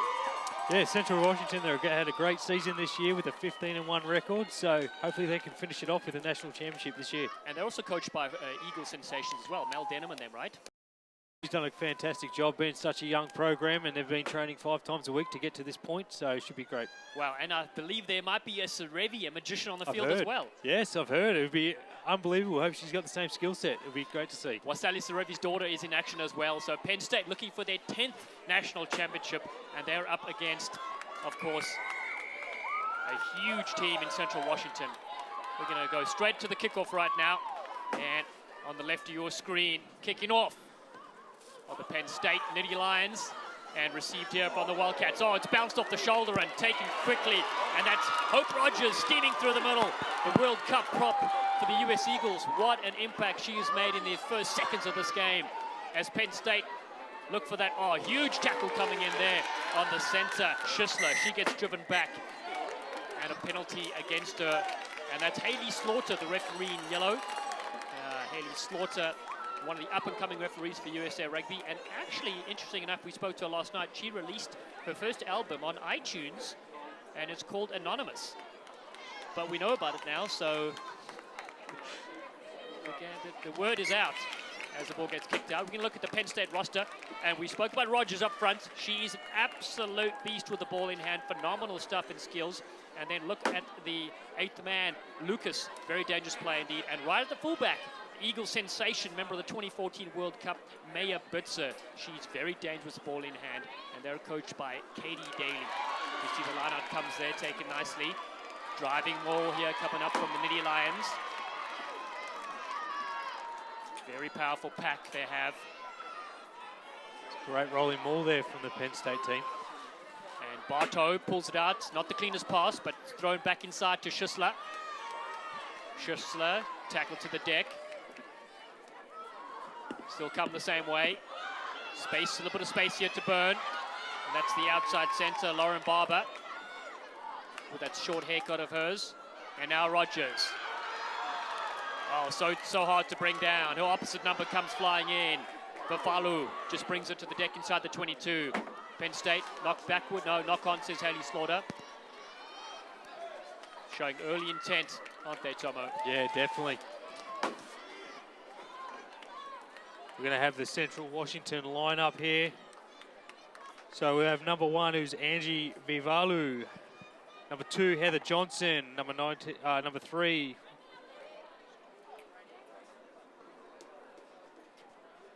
Vivalu, sorry. Number 4, Vanilla Court. Number 5, Schaefer. Number 6, Tusangi. Yeah, and look out for Serevi wearing 13. Yeah. Phenomenal player indeed. And Myers at the back is an absolute steam engine. Sensational stuff. Meanwhile, back to the play here. And it's Penn State looking for the first try with that rolling maul right near the line. They're over. And they've scored already. Time. They are pumped. Huge try in the first 3 minutes of the match. They've had the ball the whole time. Great work there from the Penn State side. Wow, phenomenal stuff.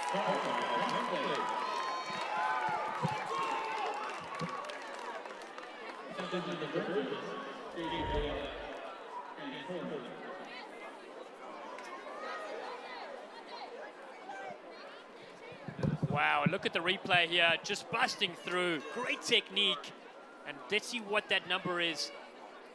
Who scores that? She turns around and darts backwards. We'll get a number shortly. And look how pumped up they are indeed, Tomo. You called it, sprinting back to the halfway line as they take a 5-0 lead. So here's the kick coming up here. Just to extend this lead out to a 7-0.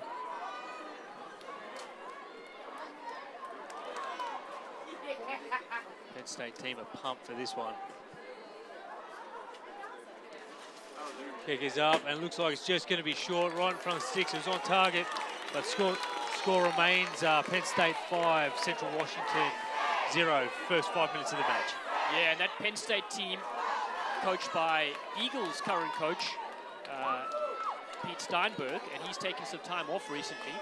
And Katie Daly has stepped up to help out. And the assistant coach is John Swat, does the lineouts. And Bernie Katorna, the defense. Brett Bissinger, the scrums. Code Basu, the skills. And Steph Millett, the forward. So what a coaching lineup Penn State has. And that's taken nicely now. Smashing it up is the loose forwards. And in fact, that was Taylor Pimkin. Now Hope Rogers. Always 2 or 3 players to bring her to the deck. They pull it back to the pocket. And putting it to the boot is Cantona. Goes up to middle field though, so it's a counter-attack on the cards. There's Myers, he breaks through the line. She's finally brought down here. The Penn State screaming into the ball, but they've gone off their feet. We'll have a penalty here to the Central Washington side. Exciting little play, the number 15. She was a high school and junior U20 All-American and AIC transfer. Yeah, that's the American International College. And in fact, that's where their head coach, Mel Denham, took them to a national championship in 2014. And a couple of those players have joined the Central Washington Wildcat team and have added a bit of experience. And as you can see in the centers, we spoke about her earlier in the pregame. So Revy wearing the green boots, she is going to be dangerous ball in hand. Yeah, definitely. Comes from a very, very good pedigree there. So Revy, in fact, stepped me in a phone booth one day. Oh, it wasn't a pretty sight. So Penn State to come away with it from that line out. Missed opportunity there for the Central Washington side. Yeah, taken by Pimkin, the junior from Pittsburgh. She did very well, but the steal might have come in here, and it is from the Wildcats. Great work from their forwards. Yep, and the referee's seen a knock on there. So we'll have a Central Washington scrum down. Just on the 40-metre line inside the Penn State half. Yeah, we spoke about referee Hayley Slaughter. She refereed her first international test match in 2014 in Barbados.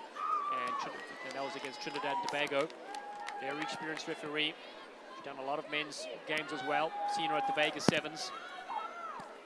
And if you're just joining us here, we're at the Women's D1A National Championship. Following this is the men's.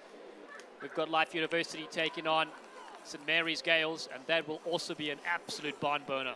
Massive game for both teams. That game's going to be on ESPN3.com, so check that out. And right now, if you're tuning in, it's 5-0. The Nitty Lions from Penn State take an early lead. We'll see what Central Washington can do with the scrum.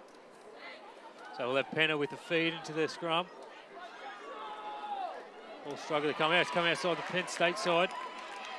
That's number 8. Annie Lucas taking it off the back. Oh, it's come. Here we go. Central Washington has it now. Flirting with the touchline. That's a number 5. That's Haley Schaefer. Big defense there from the Penn State team.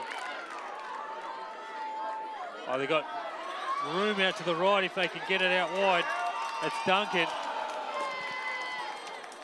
Oh, it's gone forward. Just a slight knock-on coming in there, Tomo. But you called it. They opened up a lot of space to that right-hand side, and that will be dangerous if the Wildcats can keep ball in hand. Ferocious contact points, though. Massive tackle coming in there from Lauren Barber again, the 5th year from Indiana. She's put in a barnstorming run already. That's Haley Slaughter. Penn State looking pretty sleek in their Canterbury gear. They have not lost a 15s match on US soil since 2011. Wow. And that's incredible. Unbelievable stat. You won't find another team around with that many wins in a row. And in fact, they went to Europe recently. They played 3 matches. They played in the south of France and Spain. So they're a very experienced team. And of course, an overseas tour. I mean, what that does for team chemistry and unity. Yeah, it definitely bonds the team and exposes them to different ways the game is played all over the world. Meanwhile, back to the scrum. There's solid base there to pick and go. And that is Lucas, the 3rd-year player. Just comes out of the ISF program from California. They throw it back in field, but referee Slaughter was in the way. And so it's going to come back for the scrum here. Yeah, speaking about that ICF program, that's the Inner City Education Foundation out of Los Angeles. Yep. And Stuart Crone heads that up. And it's in a real tough part of the area in LA where a lot of the students don't have many opportunities to go on with after-school activities, and they've started a rugby program there a few years ago for guys and girls, and they've produced several players that have gone on to get scholarships in university. Oh, wow. That's fantastic there. Fantastic program. It really is. And here she goes again, picked up from Lucas. Steams ahead. Now they work their forwards coming through. Katie Miller, the collegiate All-American. Takes play to the halfway line. Difficult ball to pick up though, but it's put to the boot from Katuna, the junior All-American. There's Myers back in the 22. Oh, a nice little pass out there to Otu. Penner at the long. Long hit the forwards up through Viavalu. Penner at the long, out the back, and she's caught short. Oh, they're away. Penn State through number 7, Bitsy Cairns. Pots it off to number 4. It's Katie Miller, and that's try time against the run of play there for the Penn State Lions. Wow, can you believe it? What a quick turnover. And all of a sudden, Penn State have scored their second try in this game. And it's that lady in your screen, Katie Miller, the member of the Air Force ROTC program. And wow, the pilot was absolutely flying. And that replay is coming up shortly. It really looked like Central Washington would build momentum and getting things going. And just that ball with crazy pass off the deck, and Katona was all over it. And then a huge play here from Corrins. Bitsy Corrins steaming up and managed to get the one-hand offload to Miller off the deck. That was champagne rugby from the ladies.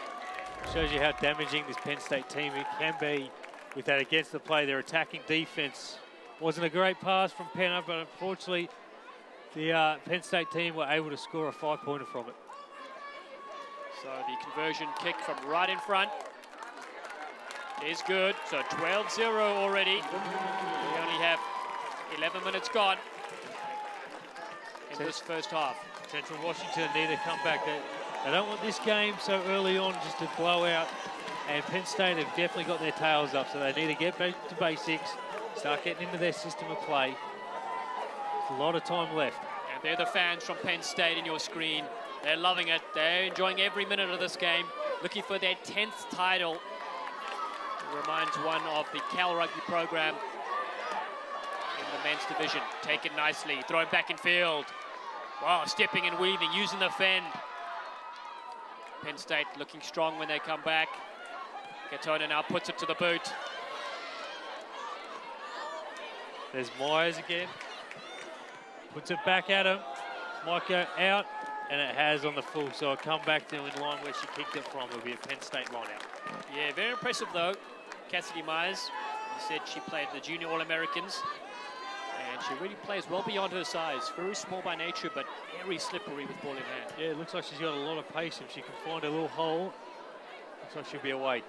And Andrea Villanova throwing in here, the 5th year from New Jersey for Penn State. Let's see what they do with their first line out. Oh, taken nicely in the front. Miller is in there. They get that rolling ball going. That's how they scored their first try. It actually was scored by Corrins. She has the ball right now, peels away the number 7. But they've managed to contain her. Now they look for Katona. Throwing back in field. Oh, wonderful bust through the middle here is Lucas. Lucas stopped by the very small-looking Myers. Brings it to the deck in a great tackle. Great work there from the fullback. It was indeed. Oh, smashing through Hope Rogers. Get off me, she says. Bundling people to the deck. There's numbers to move here. Quick hands. Oh. Knock backwards. Slaughter says, we're going to come back for the knock on. Danger times on the outside. Very impressed with Cassidy Myers back there. As you said before, she plays well upon it beyond her size, and she just proved that right then, just stopping. It was a front row forward, just running straight at her, stopped in her tracks. That's right. It was Lucas, Annie Lucas. Had a storming run there up the middle wearing the scrum cap. Still the let-off is not to come yet for the Central Washington because it's Penn State ball. They could pick and go to the right with Lucas, or they have their backs to the left. Solid shove coming here. Lucas has the ball at the back, going for the push-over try. Classic Penn State rugby. Almost there. Oh, she went without it. Penalty, I think, holding the ball on the ground. Great call from Hayley Slaughter, the referee. Yeah, just kind of got behind her there a bit, eh? And she was over the line, but the ball was just behind her legs. It's unfortunate, though, but very damaging scrum from the Penn State team. Extremely powerful indeed. Central Washington can be lucky that she bobbled that ball back behind her toes. And Mayo will get to relieve a bit of pressure here for the ladies in red. So she takes play just outside their own 22. We'll have a replay of the penalty. So big scrum there, and it ball's just behind her. She tries to regather. And Penner from Central Washington all over. So forces the penalty. So it looks like the number 9, Rosa Penner, is going to be the thrower into the line out. Good take there from the Central Washington team. Just driving just over their own 22. So Penner finds Long. Oh, huge hit there. Tutatu makes about 15 metres out to Penner to Long. There's Serevi. Out there to 14, that's Halahome. Over the 40-metre line, Penner finds Long again. It's the number 8, that's Johnson, and she's coughed it up. Penn State come away with it. Oh, showing a little dummy and skill there from the front row forwards. That was Katie Benson showing all the skills. A little knock on there from Penn State. So that's some good enterprising play from Central Washington Wildcats, moving the ball out wide. I expect as this game starts to open up, they're going to be very dangerous when they shift that ball. Looks like Serevi is, look, they're having a split field. Serevi's coming over to the left-hand side. Looks like Penn State's marking them up well. Centre field scrum, just over the 40-metre line of their own half.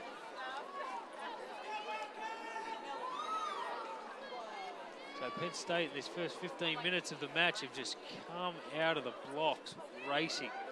So Central Washington have to settle things down and get into their rhythm. They've got a short arm penalty now. They're going to look to go quick through number 8. That's Jenny Johnson. Jenny Johnson finds Serevi. Let's see what she can do. She's off one. Oh, ref's called it back. The girls haven't heard it yet. But unfortunately, they didn't take it on the mark, so they'll come back to the short arm. Yeah, that's always a tricky one, Tomo, just missing the mark. You want to go eagerly and get the game going. The referee brings it back, though. So we'll see what they set up with. Going off the last game, they had a couple of set moves off the short arm tap, which you haven't seen for a number of years, but it's good that it's creeping back into the game. So they're going to go for a scrum. So right on the 40.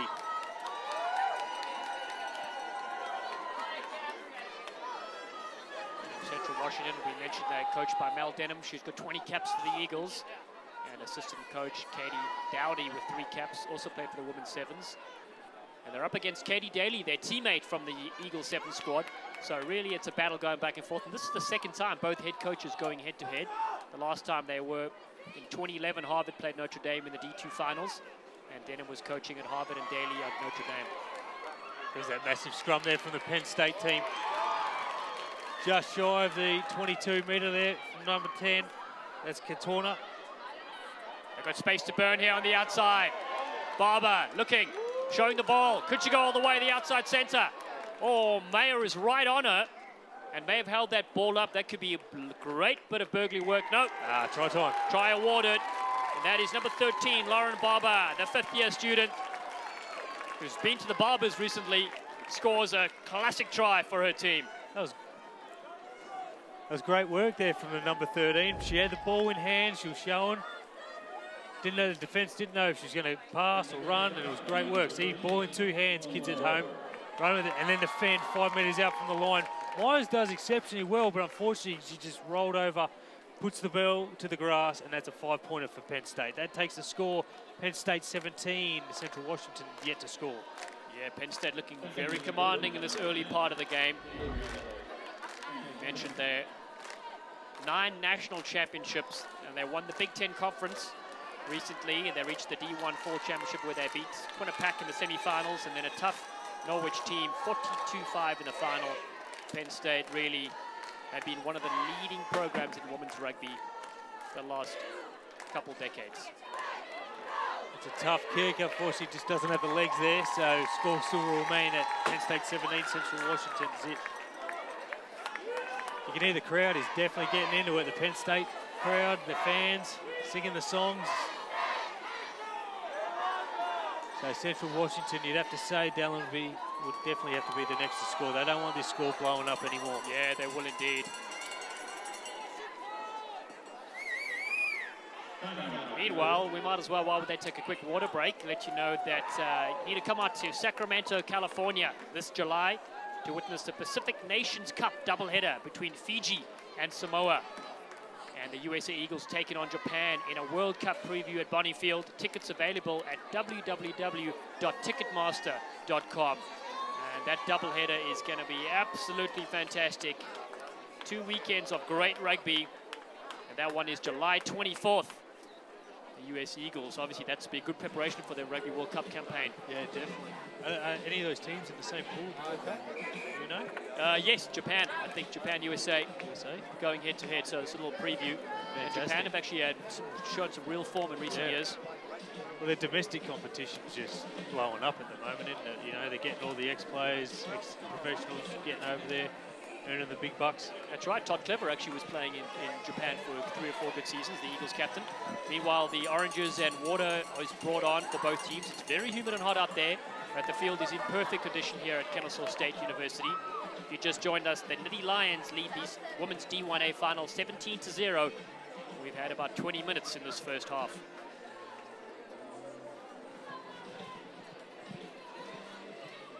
We'll have to ask them to turn the air conditioner off a bit there, Dallin.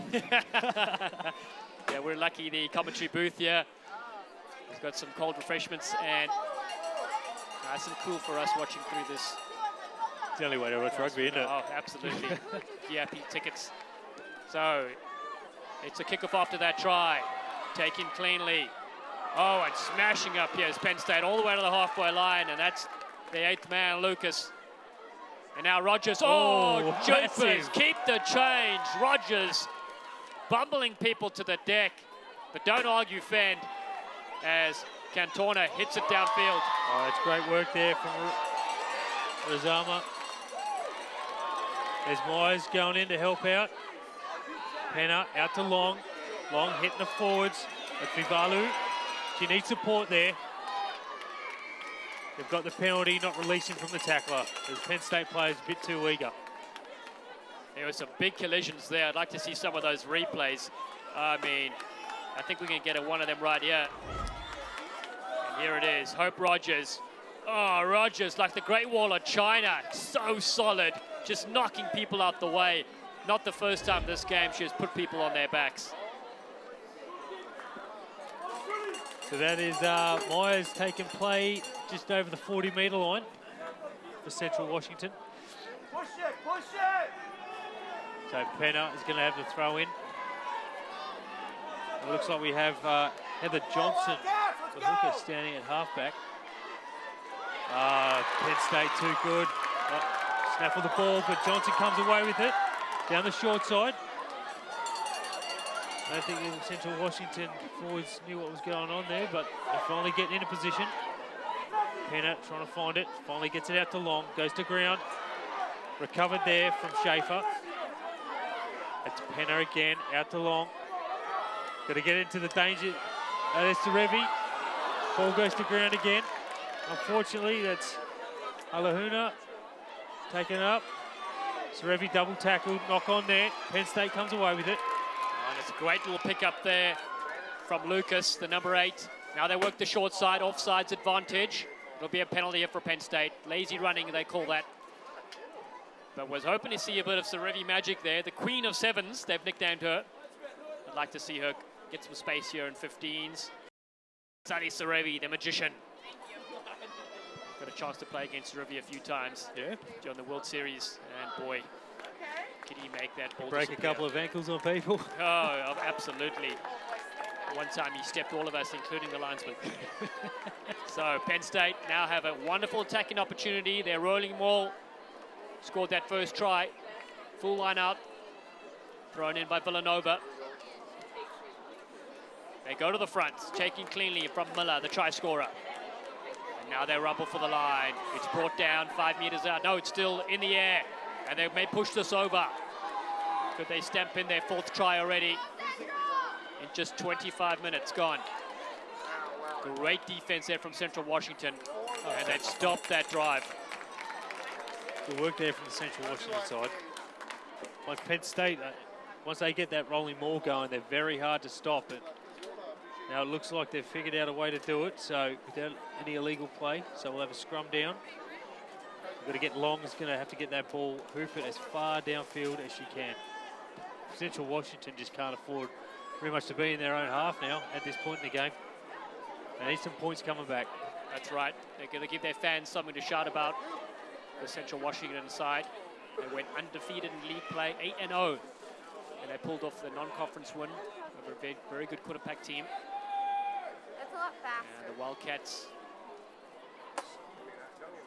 see what they can make of the scrum. Oh, it's a tight head. It's come the way of the Nittany Lions. They're trying to push for a pushover scrum, but it's taken at the back there from Lucas. Almost looked like a forward pass to Hope Rogers. Look forward indeed. Rogers, though, gets tackled short of the line, and that is a rare feat indeed. And it might be a knock-on. Yeah, I think Slaughter's got that. She's picked up the forward.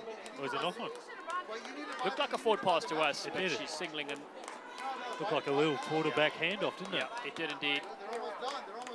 And to stop Rogers from that close out, whew, no mean feat. So Central Washington find themselves in the same position they were a couple of moments ago. Maybe lower in the scrum, I think, might be the answer. You see how low the Penn State team is compared to the Central Washington side. Really allows them to get up, under, and drive them off the ball. But that's better there from Central Washington. Penner out to... That's Myers with the step inside her own goal line. Good work from the little fullback. That was hard on defence there from Penn State, but the pressure isn't let off yet. She did brilliantly indeed to step off that foot and then get the kick to touch. Well, in the background there, you see the Serevi banner, and the daughter is playing right now of Wasali, the king. It'd be kind of cool playing in a stadium with your name. That is very special indeed. And this rolling ball keeps going again. Laid back from Pipkin. Chipman is in there as well, the sophomore from Hong Kong. And now it comes away with it, Lucas. Very active so far. They try to find the outside backs. Katona stepping and going herself. Spots a little gap. The centers come to help her out. And now, oh, solid tackle coming in from Carins, the senior. Got to get around. Looking for the offload. Oh, Myers, nice hit. Huge tackle coming in from the small Myers. Penn State come the other way now. And Myers is hurt from that. I hope she's okay as Chipman gets an extra few meters. Now Corrins just trying to grind away to this try line about 5 meters out. This is Penn State, numbers to the left. If they can move it right now. And that's Benson. A quick ball. There's no defenders out on the left-hand side. They have to score here and well, and it's an easy touchdown for number 15, Maya Bitzer, the 2014 World Cup sensation with 13 caps to her name, scores the 4th try for the Penn State Nittany Lions. Here's the replay as we see. Taking it up through the forwards. That's Benson. Just sucking in the last 2 defenders, as you can see. And it's quick ball there for Bartow out wide to the number 15, Bitzer. Try time in the corner. 2 points to come. Yeah, clinical rugby there from Penn State. Just moving the ball left and right, and then the space open up on the outside. And that's 4 tries for them already in the first 26 minutes. It's going to be an uphill battle for Central Washington Wildcats to come back. A new program started by Mel Denham and her coaching staff. And they're looking also to leave a legacy behind. They know Penn State's been a dominant force in recent years, and their vision is to create a new brand of rugby and a new standard that can compete with Penn State. Still a lot of time left in this game as Gabby Cantona, the junior All-American, doesn't find the conversion, but they're up 22-0 in this first half. She's been unlucky there. She had all her field goals or conversions on that side of the field.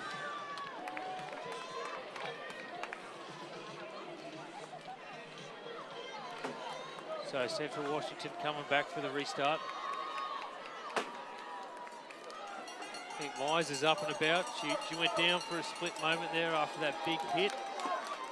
But she's a tough little cookie and she's playing on.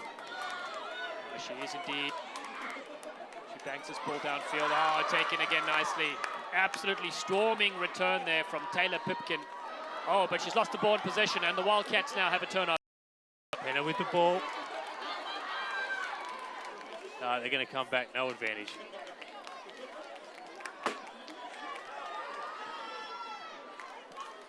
And World Rugby Shop is proud to be the official online retailer of USA Rugby. Get all your USA Eagles gear and more at worldrugbyshop.com. Wonderful company supplying great gear. All your rugby needs, go to worldrugbyshop.com. They've been a great support of rugby here in the US for many years, Tomo. Definitely, definitely. So we've got Central Washington. Centre field scrum, good attacking position. We've got the backs lined out to the right. Looks like we have Sarevi and is that Halahuni? But Penn State, once again, the strong forward pack has disrupted it and they get the penalty from it. Holding it in. I think Central Washington really need to get lower in that scrum. They set a good platform for their backs, but unfortunately they're not being able to do it so far. Yeah, you're right. I mean, it all comes down to set pieces. We saw it in the last game as well. Struggling the set pieces really puts you under all sorts of pressure, especially with 4 tries on the board ready for Penn State. They are taking the wealth of possession. Oh, it's knocked back Uzala volleyball style. Oh, so they're from Sarevi to Tarsinga. Tarsinga taking it up. She's still going, pumping those legs. There's Penna, ball sitting there. Out to Myers, it looks like slotted into number 10. Ah, poor pass there from Myers. Hit the feet. Oh, looks like Vivalu and didn't have the magic hands there. So, looks like we're going to go back for a scrum for the Penn State team. Yeah, looking dangerous indeed. Nice little flick back by Sarevi herself, showing all the 7 skills we've come to expect from that family name. Carries a lot of weight, not just in Fiji, but all over the world. Penn State have most of their backs to the left-hand side of the field. And of course, Lucas, the 8th man, has been live wire. She can pick up and go. She's the team captain. She's got about a 20-metre blindside there for him. That's right. Sorry, Corrins is the team captain, 7. Lucas now picks and goes. There she goes. Great little loop from the halfback. Oh, Myers. Solid tackle from Myers, but Penn State still keep possession. And that's Rachel Ehrenke. She takes up play about 10 metres out. Cantona. Oh, it just couldn't hold on to that was Benson. Unfortunately, they call her Baby Melon, and she just drops that one. So Penn State sort of letting Central Washington off the hook again. But Myers has just been involved in every little bit of defence that's been going on. She's probably the smallest player in the Central Washington team. Oh, she really is. I mean, you know, you can see why she's starting. She's really being a spark in this team. We'd love to see the Central Washington team attack in the opposition 22, but right now they're under all sorts of pressure again. Yeah, she's looking a bit ginger from those couple of hits that she's had, but hopefully she can stay on. She's inspiring her team. So we'll see if maybe Jenny Johnson might take it off the back here. Trying to make a couple more yards.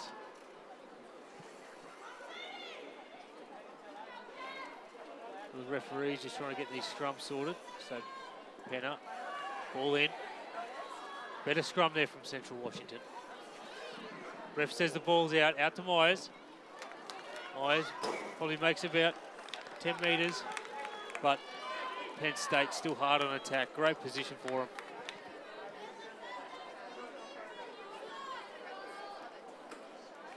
So it looks like we're going to have a full line out. Throwing into Andrea Villanova, the 5th year from New Jersey. She was on the money earlier. We've got some great jumpers in Miller, finding Miller up the front. The characteristic rolling ball coming in. They've worked so hard at this, haven't they? Katie Daly, very technical in her coaching. Great ball.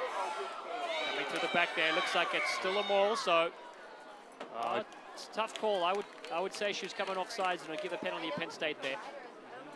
Johnson a bit too eager there to stop it, but I mean, it came off well for the Central Washington side. Yeah, Haley Slaughter there. I mean, you never know the way this scrum's been going.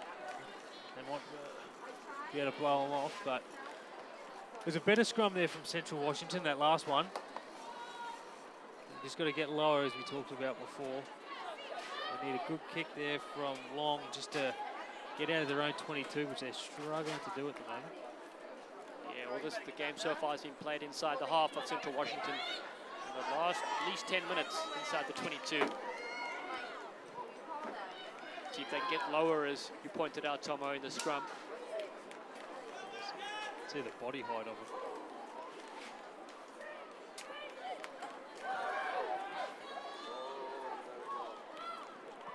There's a great scrum there from Penn State. Just turned the Central Washington side, but it looks like they've come away with a penalty. See what that penalty was for. Didn't really... No, I couldn't really see the call there, but... But anyway... leading feet, I think, diving over. Yeah. So Myers gets him out of their 22. About 5 metres outside.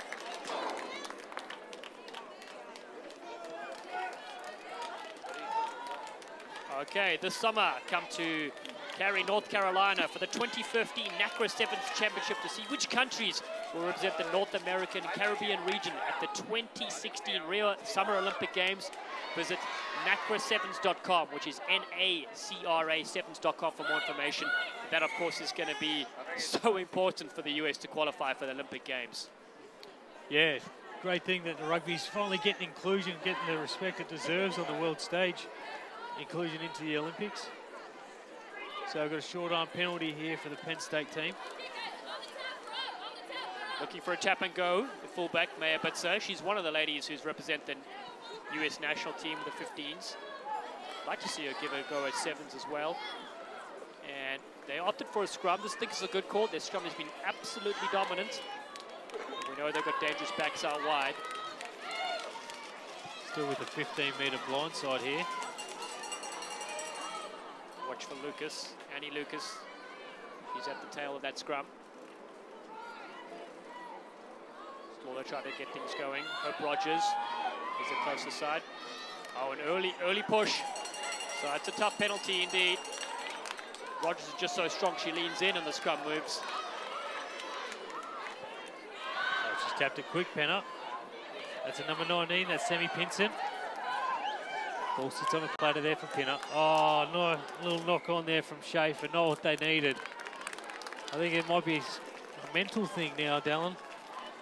Simple passes going to ground. Surely uncharacteristic of them if they've made it this far. Yeah, you're 100% right, and especially in this time, 5 minutes to go for the first half. Still stuck in the end zone. You don't want to give Penn State the opportunity or possession. They've scored 4 marvelous tries already. As this heat and humidity keeps coming down here at Kennesaw State University. Fifth Third Bank Stadium, beautiful venue for this USA Rugby College Championship. And use the hashtag College15s if you're on Twitter or Facebook. And here they go, Lucas, oh, and she gets rumbled into. Tasinga brings it to the deck. Now Rogers, oh, huge fend coming in there. Vavalatu gets bumped off. Still working the same way. Now it's Miller from the Air Force. At the back, Katono has to come back for that. And now a little dummy and go from Schisler. LS, her nickname, her initials. Wonderful runner with the ball. And now Villanova steams up play, but big tackle and could be a turnover coming in here. I think there's advantage, says referee Slaughter, for a knock-on in that tackle. But Vevalatu, she really is an absolute monster in the tackle, the junior from South Sacramento. Yeah, massive. She uses it well, though, which is great. Very impressed with the forwards from Penn State. They're getting a lot of go-forward ball for their backs to run. It looks like they got a scrum here for them. So another chance for them to stamp their dominance on this match. So with about 3 minutes to go in the first half of this game, score still remains at 22 to Penn State. Central Washington yet to score.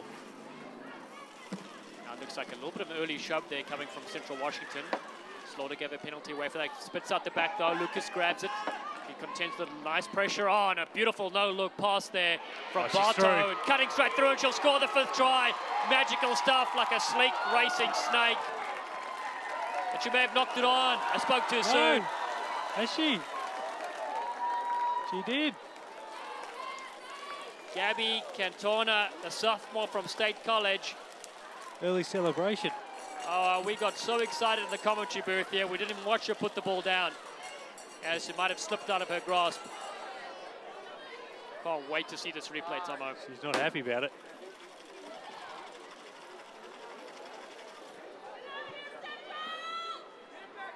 Central Washington, unfortunately. Here we go. No reason. They need to get out of their own half here. Own 22, actually. There we go. There's Johnson taking it off the back. She makes some good meters. She needs support there. Pen up, looking. There we go. Myers at the back. Good kick there. Nice little bounce for him. So we're going to have a look at the replay from that try celebration. There's Jones. There's Bartow and Cantona, and she's through. And what happens? She's looking around, and there's a lesson for us kids at home. Always ball in two hands. Well said, Tomo. That really, she could have dived. I love the dive myself. Dives are nice. Yep, hashtag Champagne Rugby as the ball keeps going strong here from Penn State, grinding out this half. Right at the back is Lucas, and this is working wonderful for them so far in this game.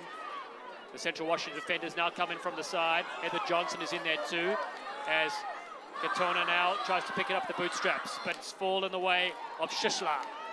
She takes up play well inside the 22. The bells are ringing for halftime. Corrins to Hope Rogers. Rogers, could she score? Flirting with a touchline. Rogers is over. That is a forwards try if you've ever seen one. And Hope Rogers deserves exactly that reward. That was amazing stuff there from the front row forward. Here's the replay we'll show. So it looks like Penn State through Bartow.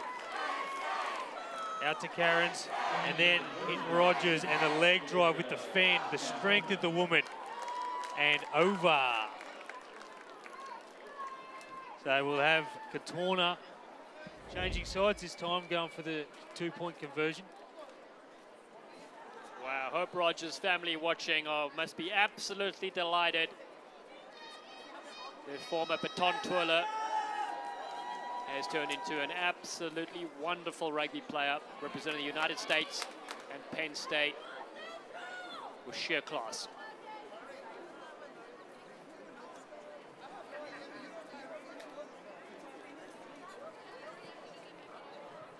Torna with a very difficult sideline kick. It has the direction, but not the distance. As that brings up the halftime whistle, it's 5 tries to 0. Penn State lead this exciting clash 27-0 here at Kennesaw State University. On keys here for the comeback for Central Washington, Tomo. Well, I think they just need to get their hands on the ball. You know, there's, I'd have to say Penn State probably had about 70-75% of possession in the first half, which is, it's hard to score points without the ball in the hand. So I think they just need to get into the system of play as well, and they need their big players to step up and start leading from the front. That's right. They've been stuck in their own end zone. Territory was very important. They just had to defend so many different occasions. And those forwards from Penn State, really such great players. The rolling ball was to great effect, scoring most of their tries through their forwards. And in the end, 5 tries from Penn State, looking for their 10th national championship. And you can see why they've been a dominant force in women's rugby for so long right now. 27-0.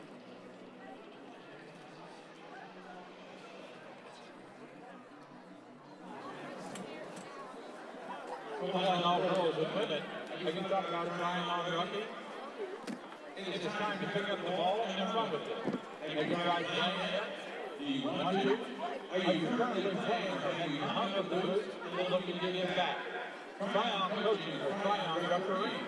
Rugby is exactly what you are looking for. Check out tryonrugby.com for more information today. Fans come out to Sacramento, California this July to witness the Pacific Nations Cup doubleheader between USA versus Japan and Fiji tickets and more information at usarugby.org/USA-DJPN. Rugby fans, come together with Emirates, the official airline of USA Rugby. Enjoy our award-winning service to more than 140 destinations worldwide across 6 continents. Tomorrow brings us all closer to the game we love. Fly Emirates. Hello tomorrow. D1A Rugby is the premier division for men's college rugby. With 40 of the top schools in the country's battling over 7 conferences, D1A is the elite college rugby competition. Find out more at d180.com and be sure to follow D1A Rugby on Facebook and Twitter.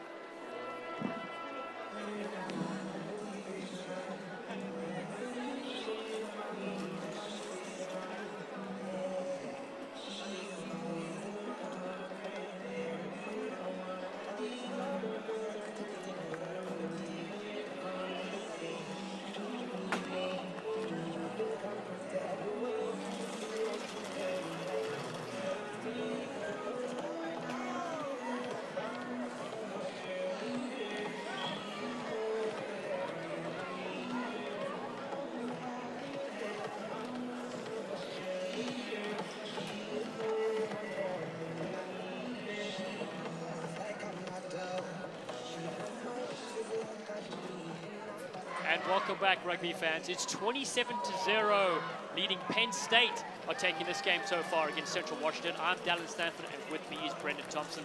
We're going to take a look at those highlights from the first half's action.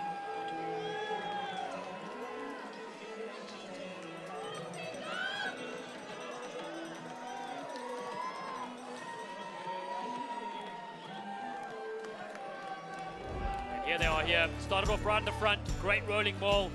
And it was Carnes at the end of this. She did brilliantly to lead the drive, and then just busting over the try of the game. Following shortly thereafter, very determined defense came flying up in their face of trouble, and all of a sudden it was Carnes again heavily involved, breaking through. Maya did brilliantly to stop her in the tackle here, but the offload to Miller was superb, and she got the second try of the game. And now we have a look at the number 13. That's Barber. She pretty much did it all herself, the show and the go, ball in two hands and the fend right at the end, and rolled over for the next 5-pointer. And then space for days out here, and that's number 15, Bitzer, blowing the score out. And here's the big barnstorming run from the number 3, Hope Rogers, try time. 27-0, Penn State lead. The second half has just kicked off, and Penn State, the ladies, still with possession as they come steaming up here through Hope Rogers, the try scorer from earlier. The ball spits loose though, but it's going to be no advantage coming. Offsides play. And there seems to be an injured player in the background. It looks like it could be Bitsy Carnes, the captain, the senior. In fact, no, Carnes is up and okay. So it's her double, the stunt double. And it's Schisler, that is, Lauren Schisler. Schisler is one of the best centres in the league, and head coach Daly thinks she's one of the most underrated centres in all of college rugby.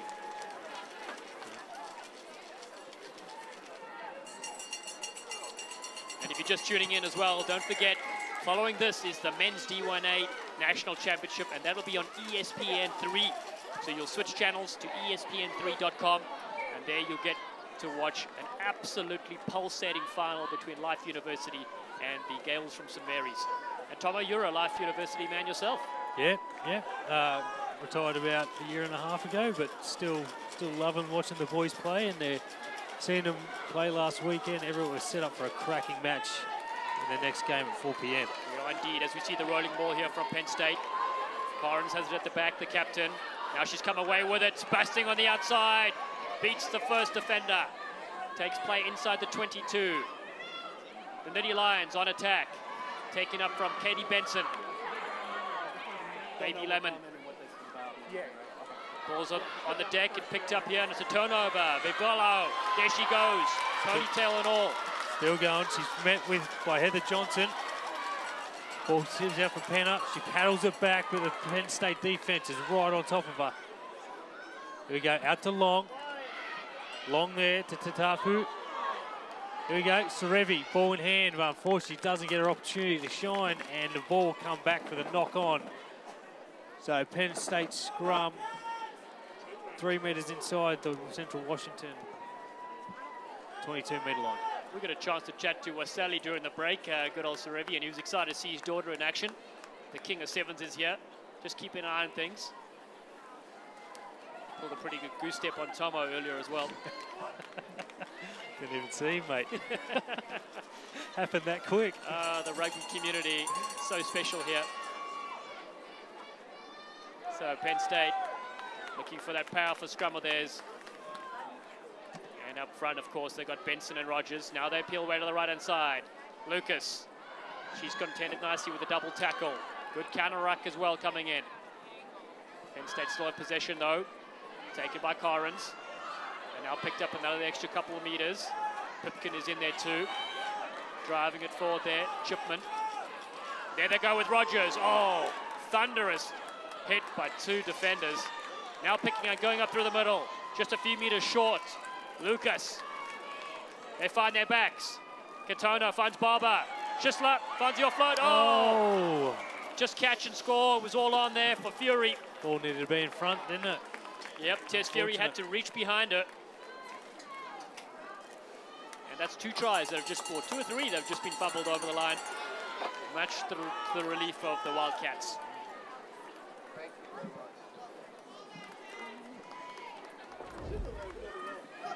So there we see out to Barbara Schisler, and Fury just ball needed to be in front. She was just sort of overran it, and then she would have been in for a certain 5-pointer.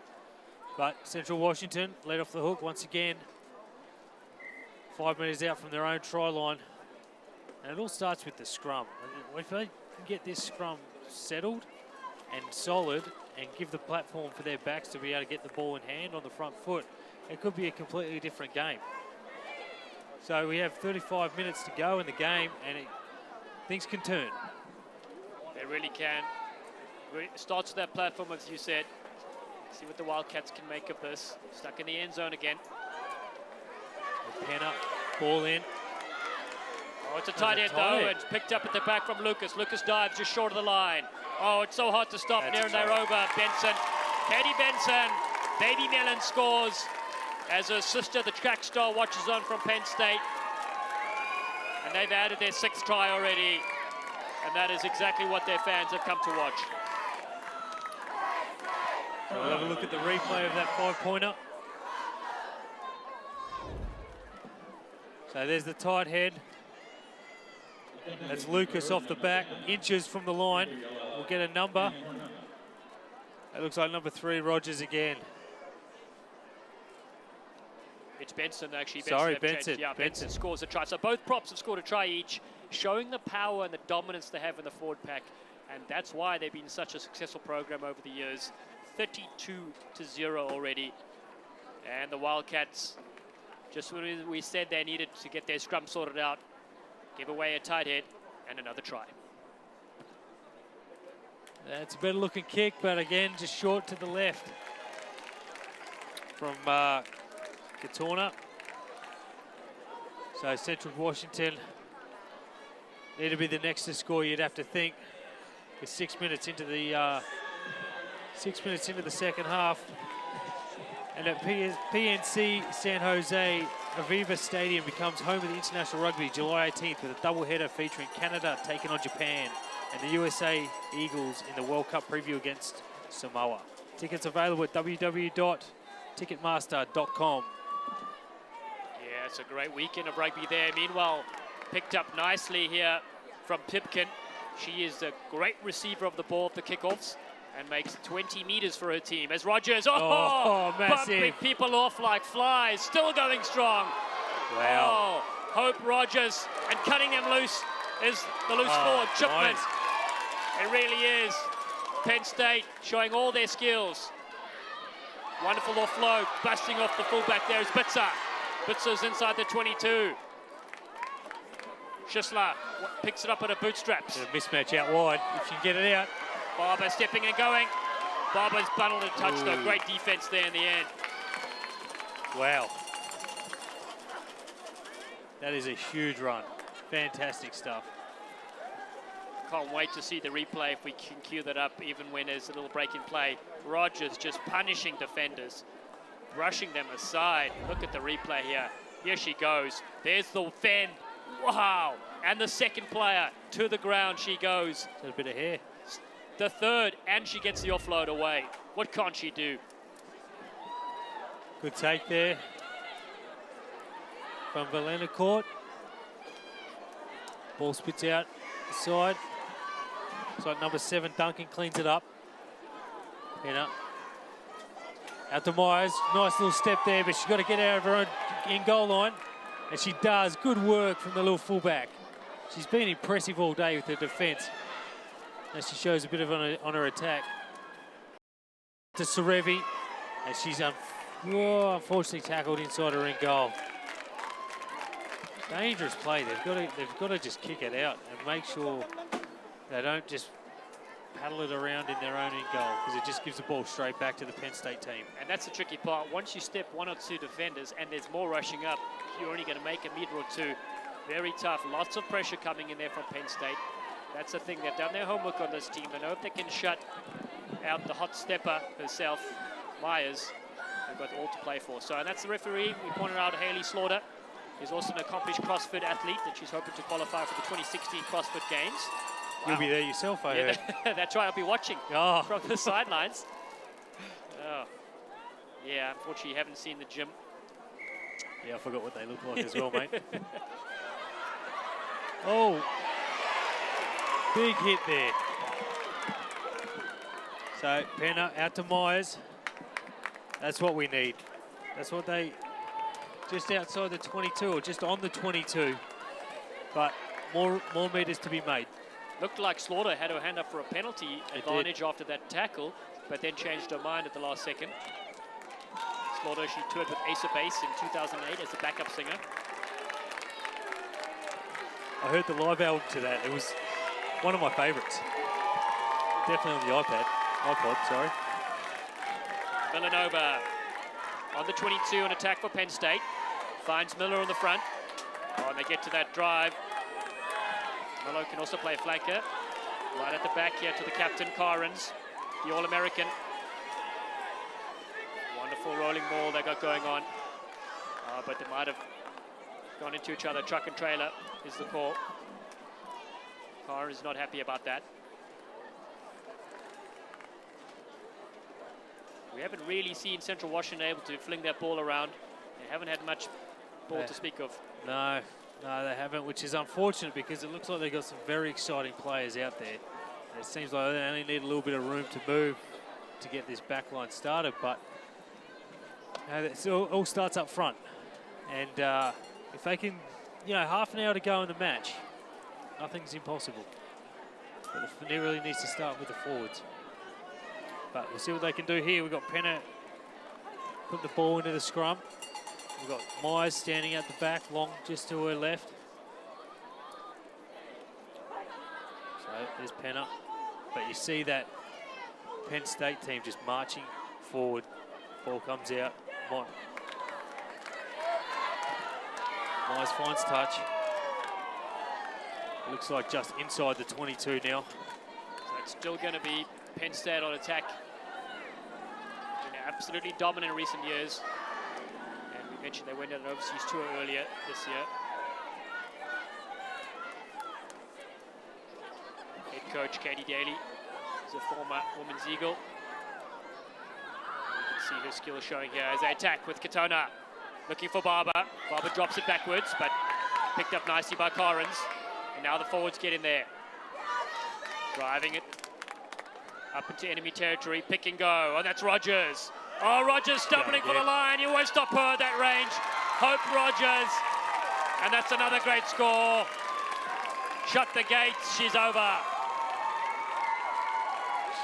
She's definitely putting her hand up for Woman of the Match contender, for sure.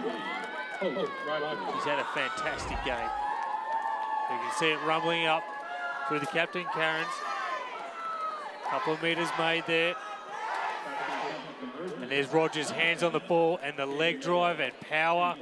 Myers, unfortunately, just maybe you're allowed one movement out, so she gets tackled and is allowed to place it out. And Slaughter was right in the spot there. But really, Hope Rogers has been one of the many talented forwards in this game. She is looking to be the man of the match so far. Scoring looks to be their 7th try already. And Penn State, can you believe it? Going after it right from the start. And you can see why some of their games, they beat a good Norwich team 42-5. I mean, a score normally looks like it's a one-sided affair. They really don't allow the opposition any space to move. Conversion is successful, and that brings the score out to 39-0. And this game, this national title, looks to be going the way of Penn State, their 10th title. And don't forget, after this game, it's the Men's D1A National Championship on ESPN3.com. You're going to get to watch the St. Mary's Gales take on Life University, the Running Eagles, as they're called. Sitting next to a Running Eagle right now, actually. Brendan Thompson, the fellow commentary booth. We see Penn State back on the attack. They're wasting no time in getting Chipman back involved from Hong Kong. And now, the captain. Oh, Corrin cutting them through like a runny nose. Still going, one to beat. She won't get through Myers, but gets the offload to Miller.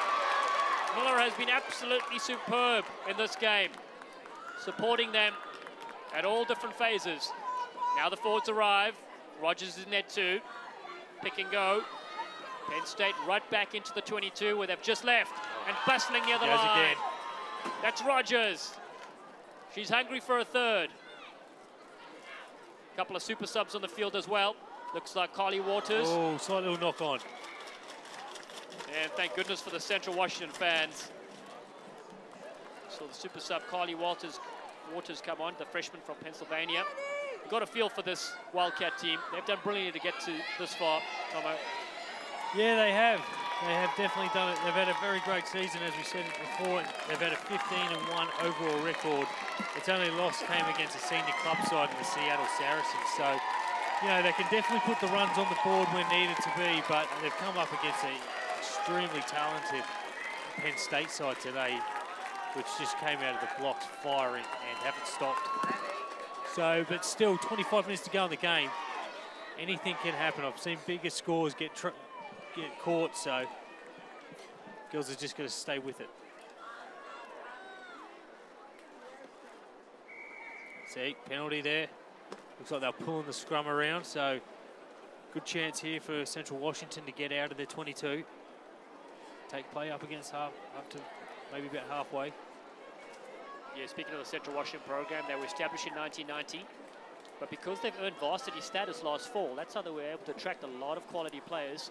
And so expect to hear a lot more from this program in the years to come.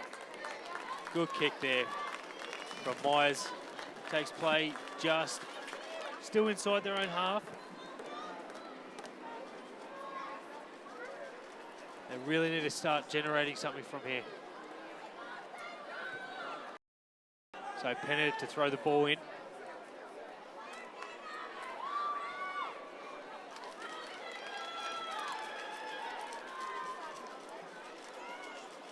Villancourt goes up for it at the Penner. Bit of a 7-style line out there, Dallin. Yeah, Lalu up there. Go, girl. Quick ball there. Penner to long. That's Tiatu. She speeds one. Oh, big hit there. Huge collision. Looks like she's come off second best. She's on the ground. But Penn State have come away with it. They're going out to the right-hand side. Ball goes wide from, that was Schisler. That tackle, though, has left Tufutu on the ground. Love to see a replay of that collision because it is Maya Bitzer. Maya Bitzer, here's the replay coming in. Look at this camera work, wonderful stuff. And Bitzer, the human sledgehammer, comes flying in with a wonderful textbook tackle. So she took an elbow to the head and she got up straight away. Yeah, and in fact, the player on the ground is the ball carrier in that scenario. And that was Fina Tututu. But while she's on the deck, so BLK, the fastest growing teamwear supplier in the world, is proud to be the official apparel partner of USA Rugby. Visit blksport.com to see how we can assist you and your team to go beyond limits known. BLK, it's not change, it's evolution. wonderful stuff there from the BLK kit suppliers. Here's that replay again. Just cutting them to shreds. And that's when the step needed to be made. She tried to do the Polynesian step. Maori side step, straight over the top. We have a quick water break now.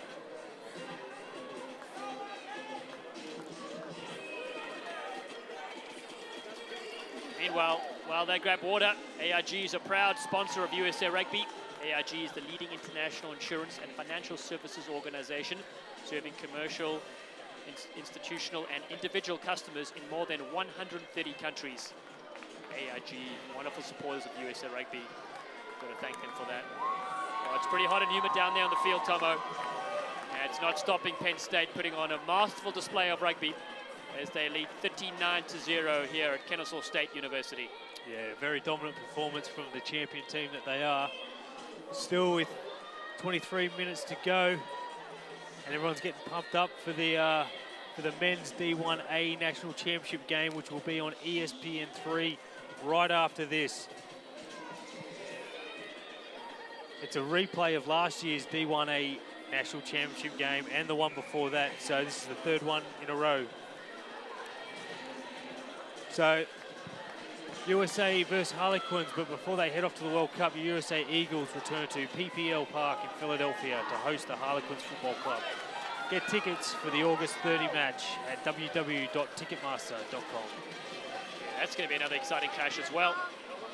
Anytime you get to see international rugby, especially the US Eagles play, men or women, it really is a great occasion. So get out to Ticketmaster.com, get your tickets for the USA Eagles taking on the Harlequins, professional side from the United Kingdom.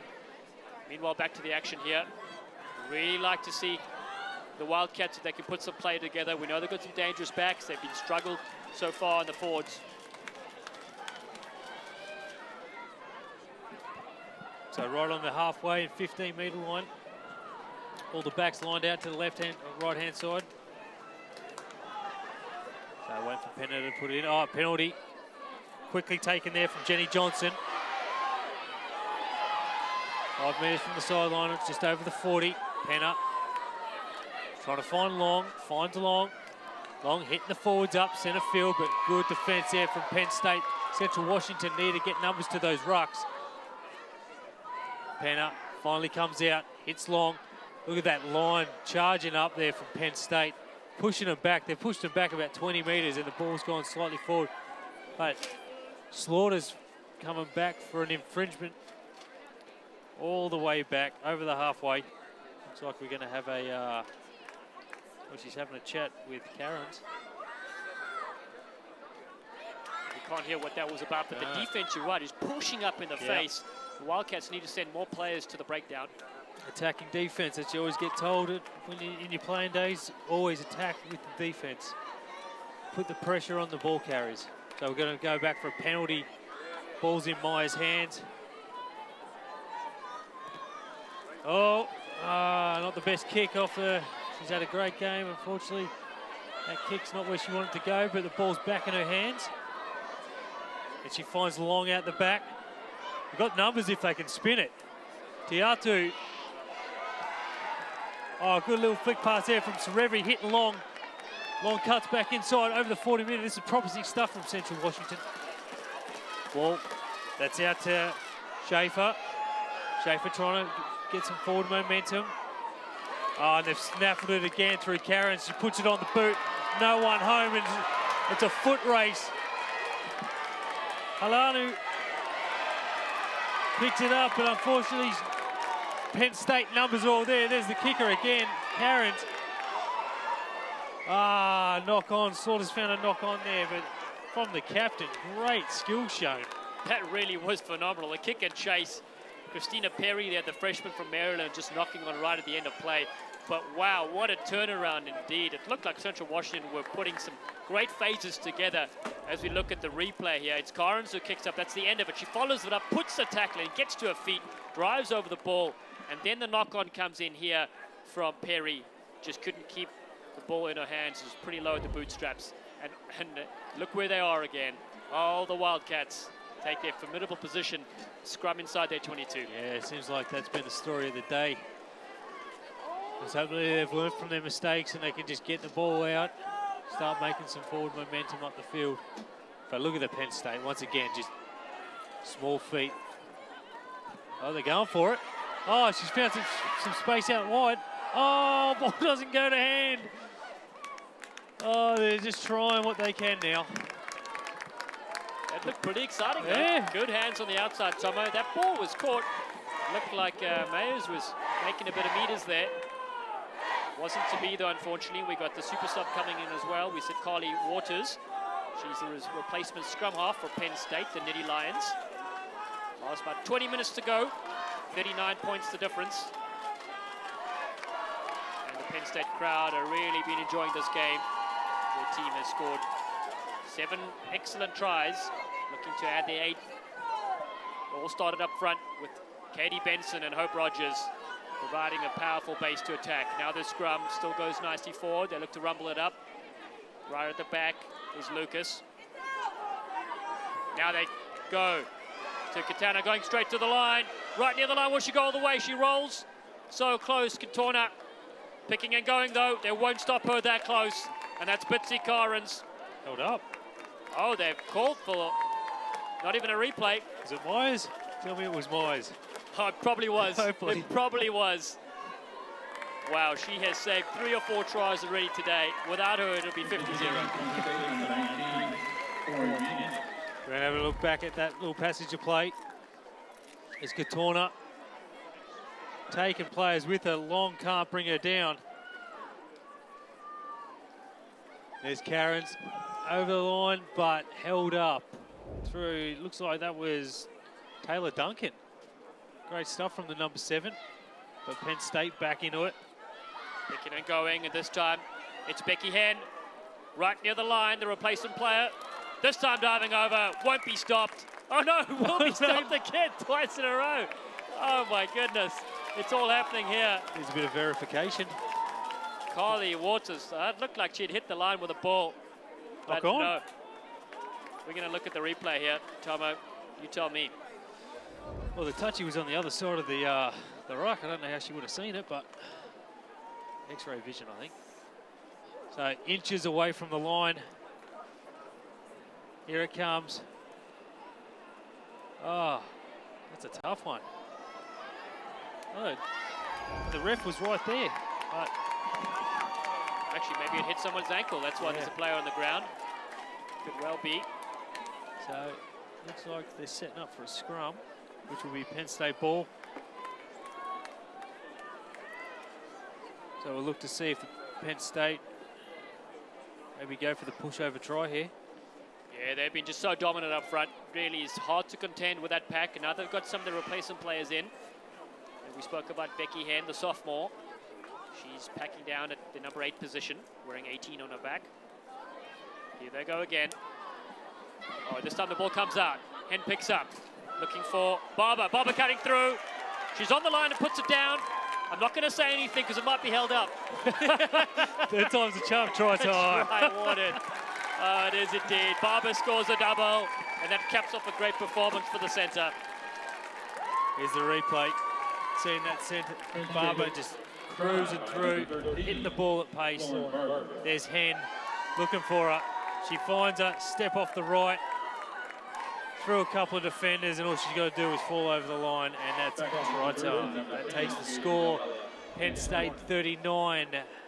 Central Washington yet to score in this national championship match with 16 and a half minutes to go. Yeah, Penn State are absolutely loving this, enjoying the day out here. And while they're enjoying that, rugby fans come together with Emirates, the official airline of USA Rugby. Enjoy our award-winning service to more than 140 destinations worldwide across 6 continents. Tomorrow brings us closer to the game we love. Fly Emirates. Hello tomorrow.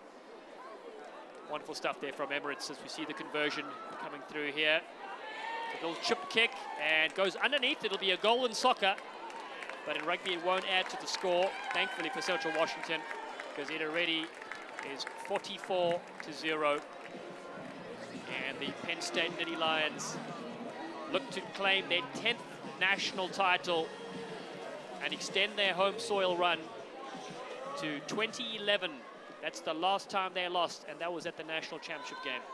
That's incredible statistic. Unheard of. Here we go. Kick up there from Myers. She finds a little bit of space. Oh, Serevi went for it, but went without it. That's Halahuni setting the ball up. Serevi at the back. There's Penner out to Long. To Valava. Lalu. Oh, she's just driven back. Oh, ball goes slightly forward. That was off Sammy Pinson. Comes back to BYU. Use side of play. That is Benson taking it up over the halfway line. Rumbling up for the pick and go through the Penn State forwards to the right-hand side. Looks like that's the plan, and she's finding a hole. That's number 4. That's Katie Miller. Great score. Can you believe it? Pimpkin. Taylor Pimpkin, the junior from Pittsburgh, caps off a wonderful performance in this national championship. And she is absolutely ecstatic, and why wouldn't you be? What a score. Great play there. Just a turn of play. Central Washington losing the ball, and then Penn State just capitalising. There's Miller going through, palming it off to her lock, Powell, Pimpkin under the sticks. 5-pointer, taking the score. Penn State 44, Central Washington 0 with the kick come. Wow, this really is Penn State at its absolute best. Both locks combining there to score a great try. And this kick from right in front will put the 50 on the scoreboard if it is successful.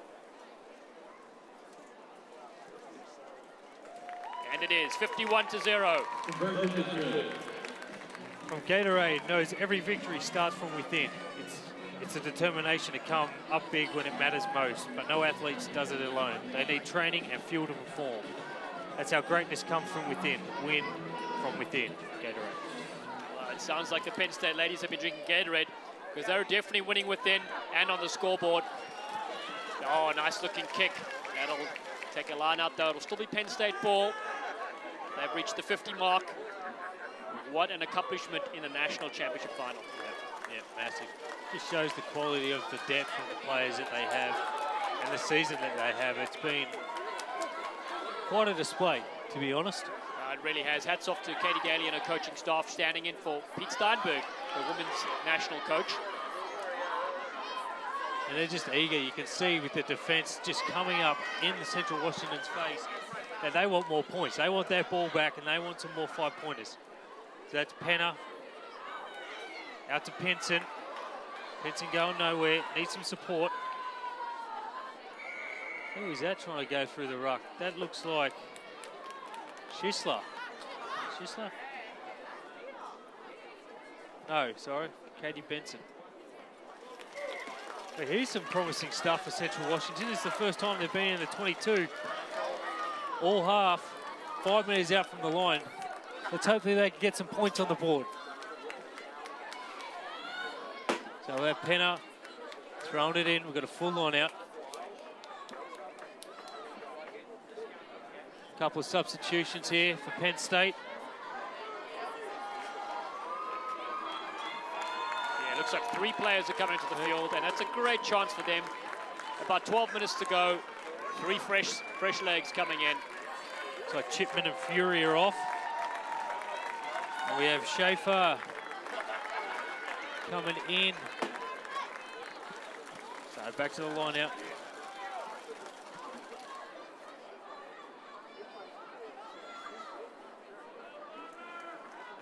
So here we go. Great opportunity here for Central Washington.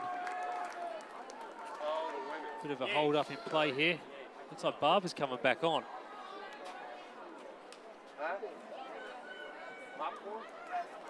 That was short-lived for Barber, getting a breather. Yeah. Unfortunate for who's that, number 14, Airy Key. So a good take here for Central Washington. Ball's at the back. Out to Long. Long to Sarevi. Sarevi taken down by 2. Ball spit out wide and Penn State have got it again. But we're going to come back. Slaughter's seen something. I think they collapsed the maul initially, and so it could even be a penalty try if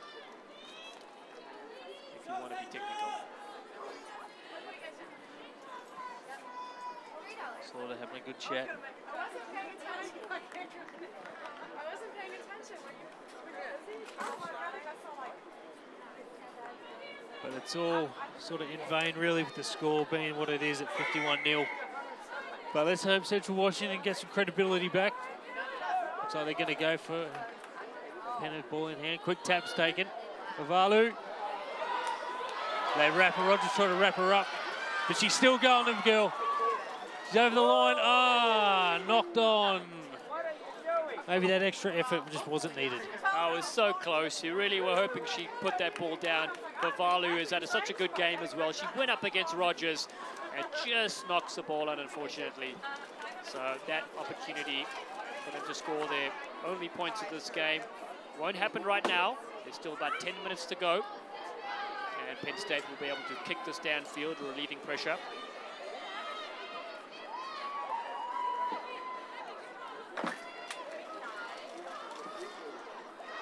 So Penn State have a couple of fresh legs on the field.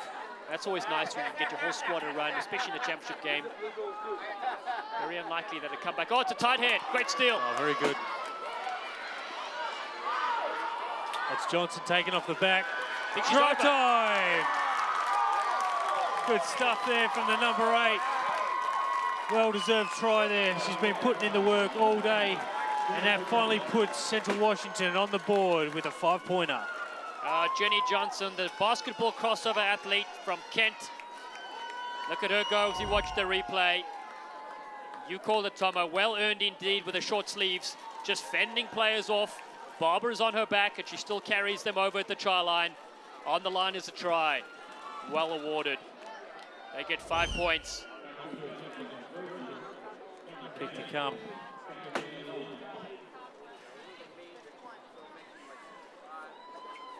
So it looks like Long's taken the place kicks for the day. Caddy Long. She's been very consistent with points all year. So she can continue this run.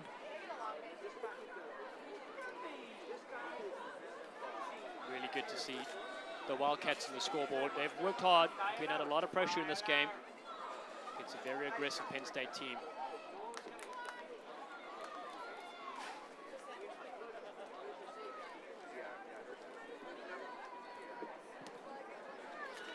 That kicking successful.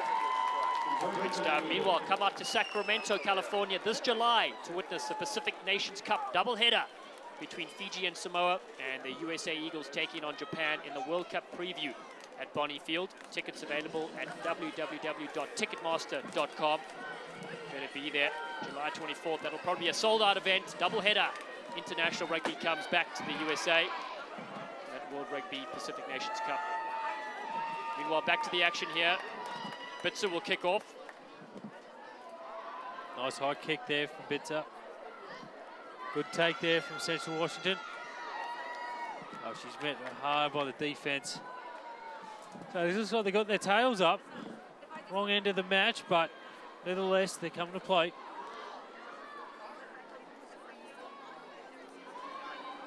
So Penn State just trying to rumble through the ruck. Valu used the hands in the ruck, unfortunately. So Penn State will have another roll of the dice here. Looks like they'll go for the line. Yep, Penn State. They've been like those flaming hot Doritos. So hot to stop. Kick for the touch. They know they're going to go for the driving maul again. Bitzer puts it downfield. And those forwards get ready to rumble. They just seem like they don't tire, just such workhorses. No, they're so fit, you know. You can just see it on the defense, you know, that any team, you know, being so far up in a match could easily just take the foot off the brake, off the pedal, sorry. But this team is just non-stop going right to the end. They really are. Super sub coming in, that's Brittany Mitchell. She comes in, the senior. And a great game from Katie Benson. She leaves the field. Baby Melon, they call her. She scored a wonderful try and has been instrumental in those set pieces and rolling balls. So, first look at Brittany Mitchell. She gets to throw in. Get this full line out. We hear the cheers in the background for the Penn State supporters. They want to see if their team can punch in another try. Nicely taken at the front, Katie Miller. The collegiate All-American. They drive through the maul as we expected. Only a few meters out. This maul, so hard to stop. And they rumble it over. Easy as you like. Penn State. Don't put the kettle on. They're not done yet. Great work from the forwards there. Nice take from up top and just drive short feet. We'll get a replay of that soon for you folks. Here it comes. So you see all in unison, ball at the back of that ball. Teams working as one. A little replacement halfback, Carly Waters, just directing them where to go, and all it is a ball down. So we'll look up for the kick here. Just to extend the lead to 58. A great performance here from Penn State.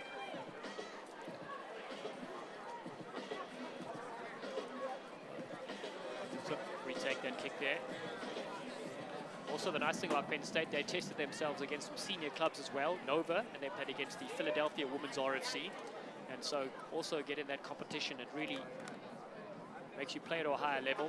They've reached the national semi-finals 20 of 21 years, and this will be their 10th title. And in absolutely dominant style. That kick might not be successful. No, it goes to the side. So World Rugby Shop is proud to be the official online retailer of USA Rugby. Get all your USA Eagles gear and more at worldrugbyshop.com. Yeah, check them out online there. Meanwhile, 56-7 is the score. It looks like Mayer's going to be with the restart. She goes a bit deeper. Nicely taken there from Penn State. Valu with the tackle. Looks like Waters. She's hitting her forward runners through Pimpkin. Over the halfway line she goes.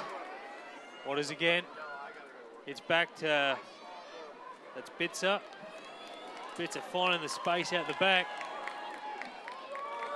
So there's Mayer. She's a bit of space in front of her. Out to Serevi. Oh, Serevi looks like she's fumbled it. It's going to go to Penn State for the knock-on. Devastation there for the Central Washington team. They can't make a break all day. It's not often you mention the word Serevi and knock-on in the same sentence. No, it's not. I mean, Central Washington just hasn't been there day to day for the whole team. Yeah, it's been very tricky indeed with the defense come flying up, and that was a great little bit of tactical play from Bitzer. Maya Bitzer just putting it downfield, and they know they can come up in defense and put them under a lot of pressure again. So scrum feed coming to Waters. Got Hen at the back. Hen picks and goes, finds Waters. No, goes behind her. But then it's scooped up from Bitzer. But there'll be no advantage coming, so it's going to be that slight knock-on. And Central Washington will get the scrum feed.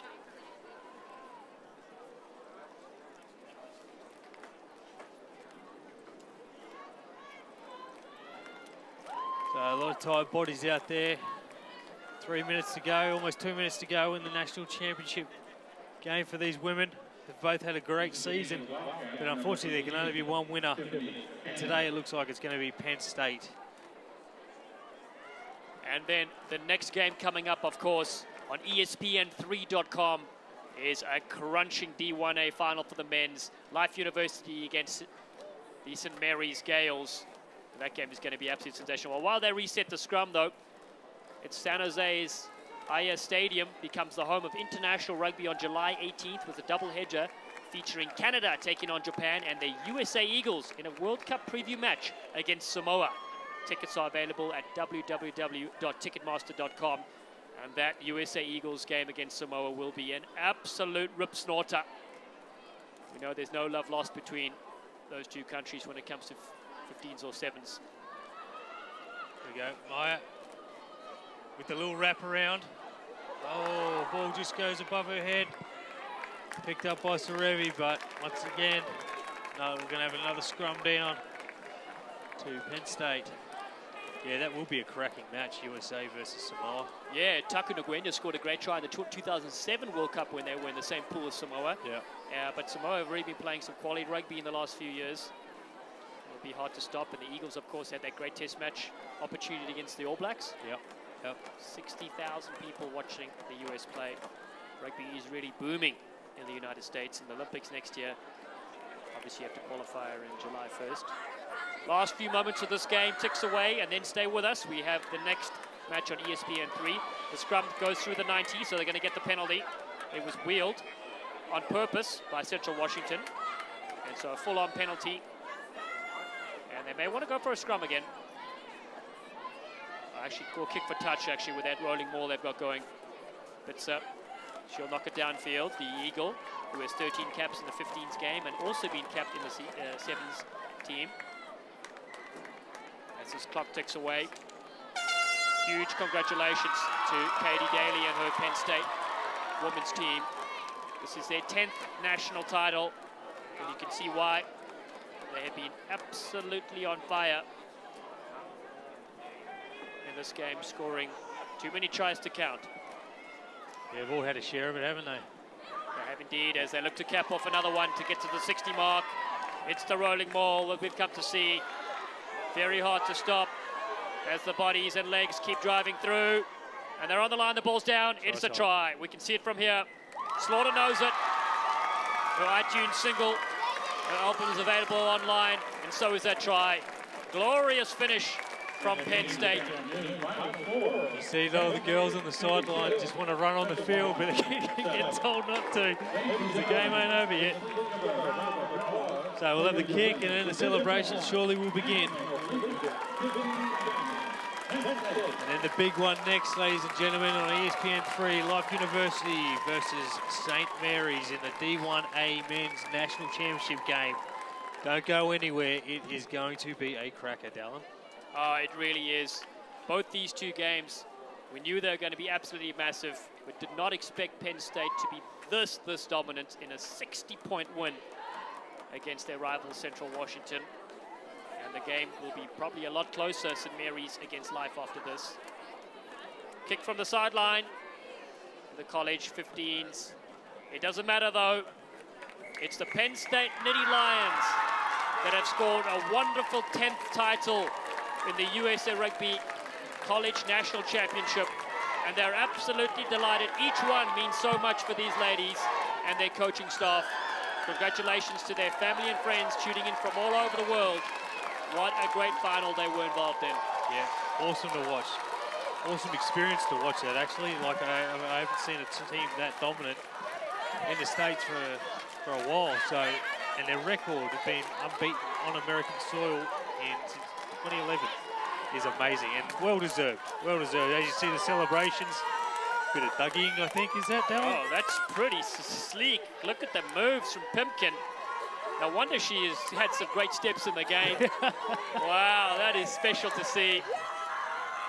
Absolutely delighted. Both teams will shake hands afterwards as well. And they were in a tussle with Central Washington Wildcats. Mel Denham and her staff could be very happy too of their performance up until this final. They were really superb, going 8-0 in the regular season. This wasn't to be their day, but they'll be back. The Wildcats are not done yet. And they're building a great program there with varsity status in the fall. But meanwhile, it's the Nittany Lions 61-7. And we know on this, we know this celebrations here. We're going to see some highlights in a little bit. But look at those war cry. I'd like to learn some of those moves there. Yeah, they look pretty fancy. Yeah, they do indeed. And meanwhile, indeed, it's the celebrations are underway for the Penn State side. Pete Steinberg's probably watching. Took a break from the program in this recent season. The men's 15s national coach. He's actually there hugging his players. He's come through to watch and support them, of course. Means so much for this team. They continue the legacy. Proud alumni tuning in from all over the world to watch. Meanwhile, we know we have Hope Rogers downstairs. She has been absolutely superb, the World Cup prop for the Eagles. And Phaedra Knight is going to be interviewing Hope Rogers shortly, down field side. Hope Rogers scored a wonderful try, was involved in a few others. And we're going to go downstairs to Phaedra Knight. Hi, I'm here with a very loud crowd and player of the match, Hope Rogers. Congratulations on an excellent performance. Coming into this match, how did you prepare mentally to dominate the way you did? We kind of just stuck to our game plan. It was really hard since we really haven't had any competitive matches since the fall season. So we kind of just, each week we tried to get better and challenge ourselves each week to mentally prepare and be ready for today. Well, you guys had an exceptional performance. Thank you. Kate Daly joining you this season, the coach. What was that experience like for you? It was a little different because we played together in the World Cup. So I kind of knew her a little bit better when we came into it. But she did an awesome job along with our other coaching staff. We have a lot of other coaches that came in to help her out, and it was just a really great season. That's awesome. Now, are you going to take some time off, or are you going to head right back into preparation for Sevens season? Well, we have Sevens, which starts right after, which I'm hoping to play. I'm not sure. I'm a prop, but I'm going to give it a go. And then we have a USA camp coming up in June. So. Awesome. Well, best of luck to you. Congratulations. Go savor this victory with your teammates, and wish you the best. Thank you very much. Thank you. And we're going to look at the highlights from those games. That game was fantastic stuff. And Penn State started on fire. It was Hope Rogers, who you just heard from, dived over in the second half, scoring the first try for her team. And then straight after that, banging through the big forwards. They put together a great try, smashing it up. And then eventually it was the end. Barber finished off a wonderful score. There we go. There's Pinkin screeching away there for a 5-pointer under the sticks. Great work there from the lock forward. And it looks like the last one, a couple more that we have is, there's Karen with another rolling maul, and their last one works so effective for them throughout the match.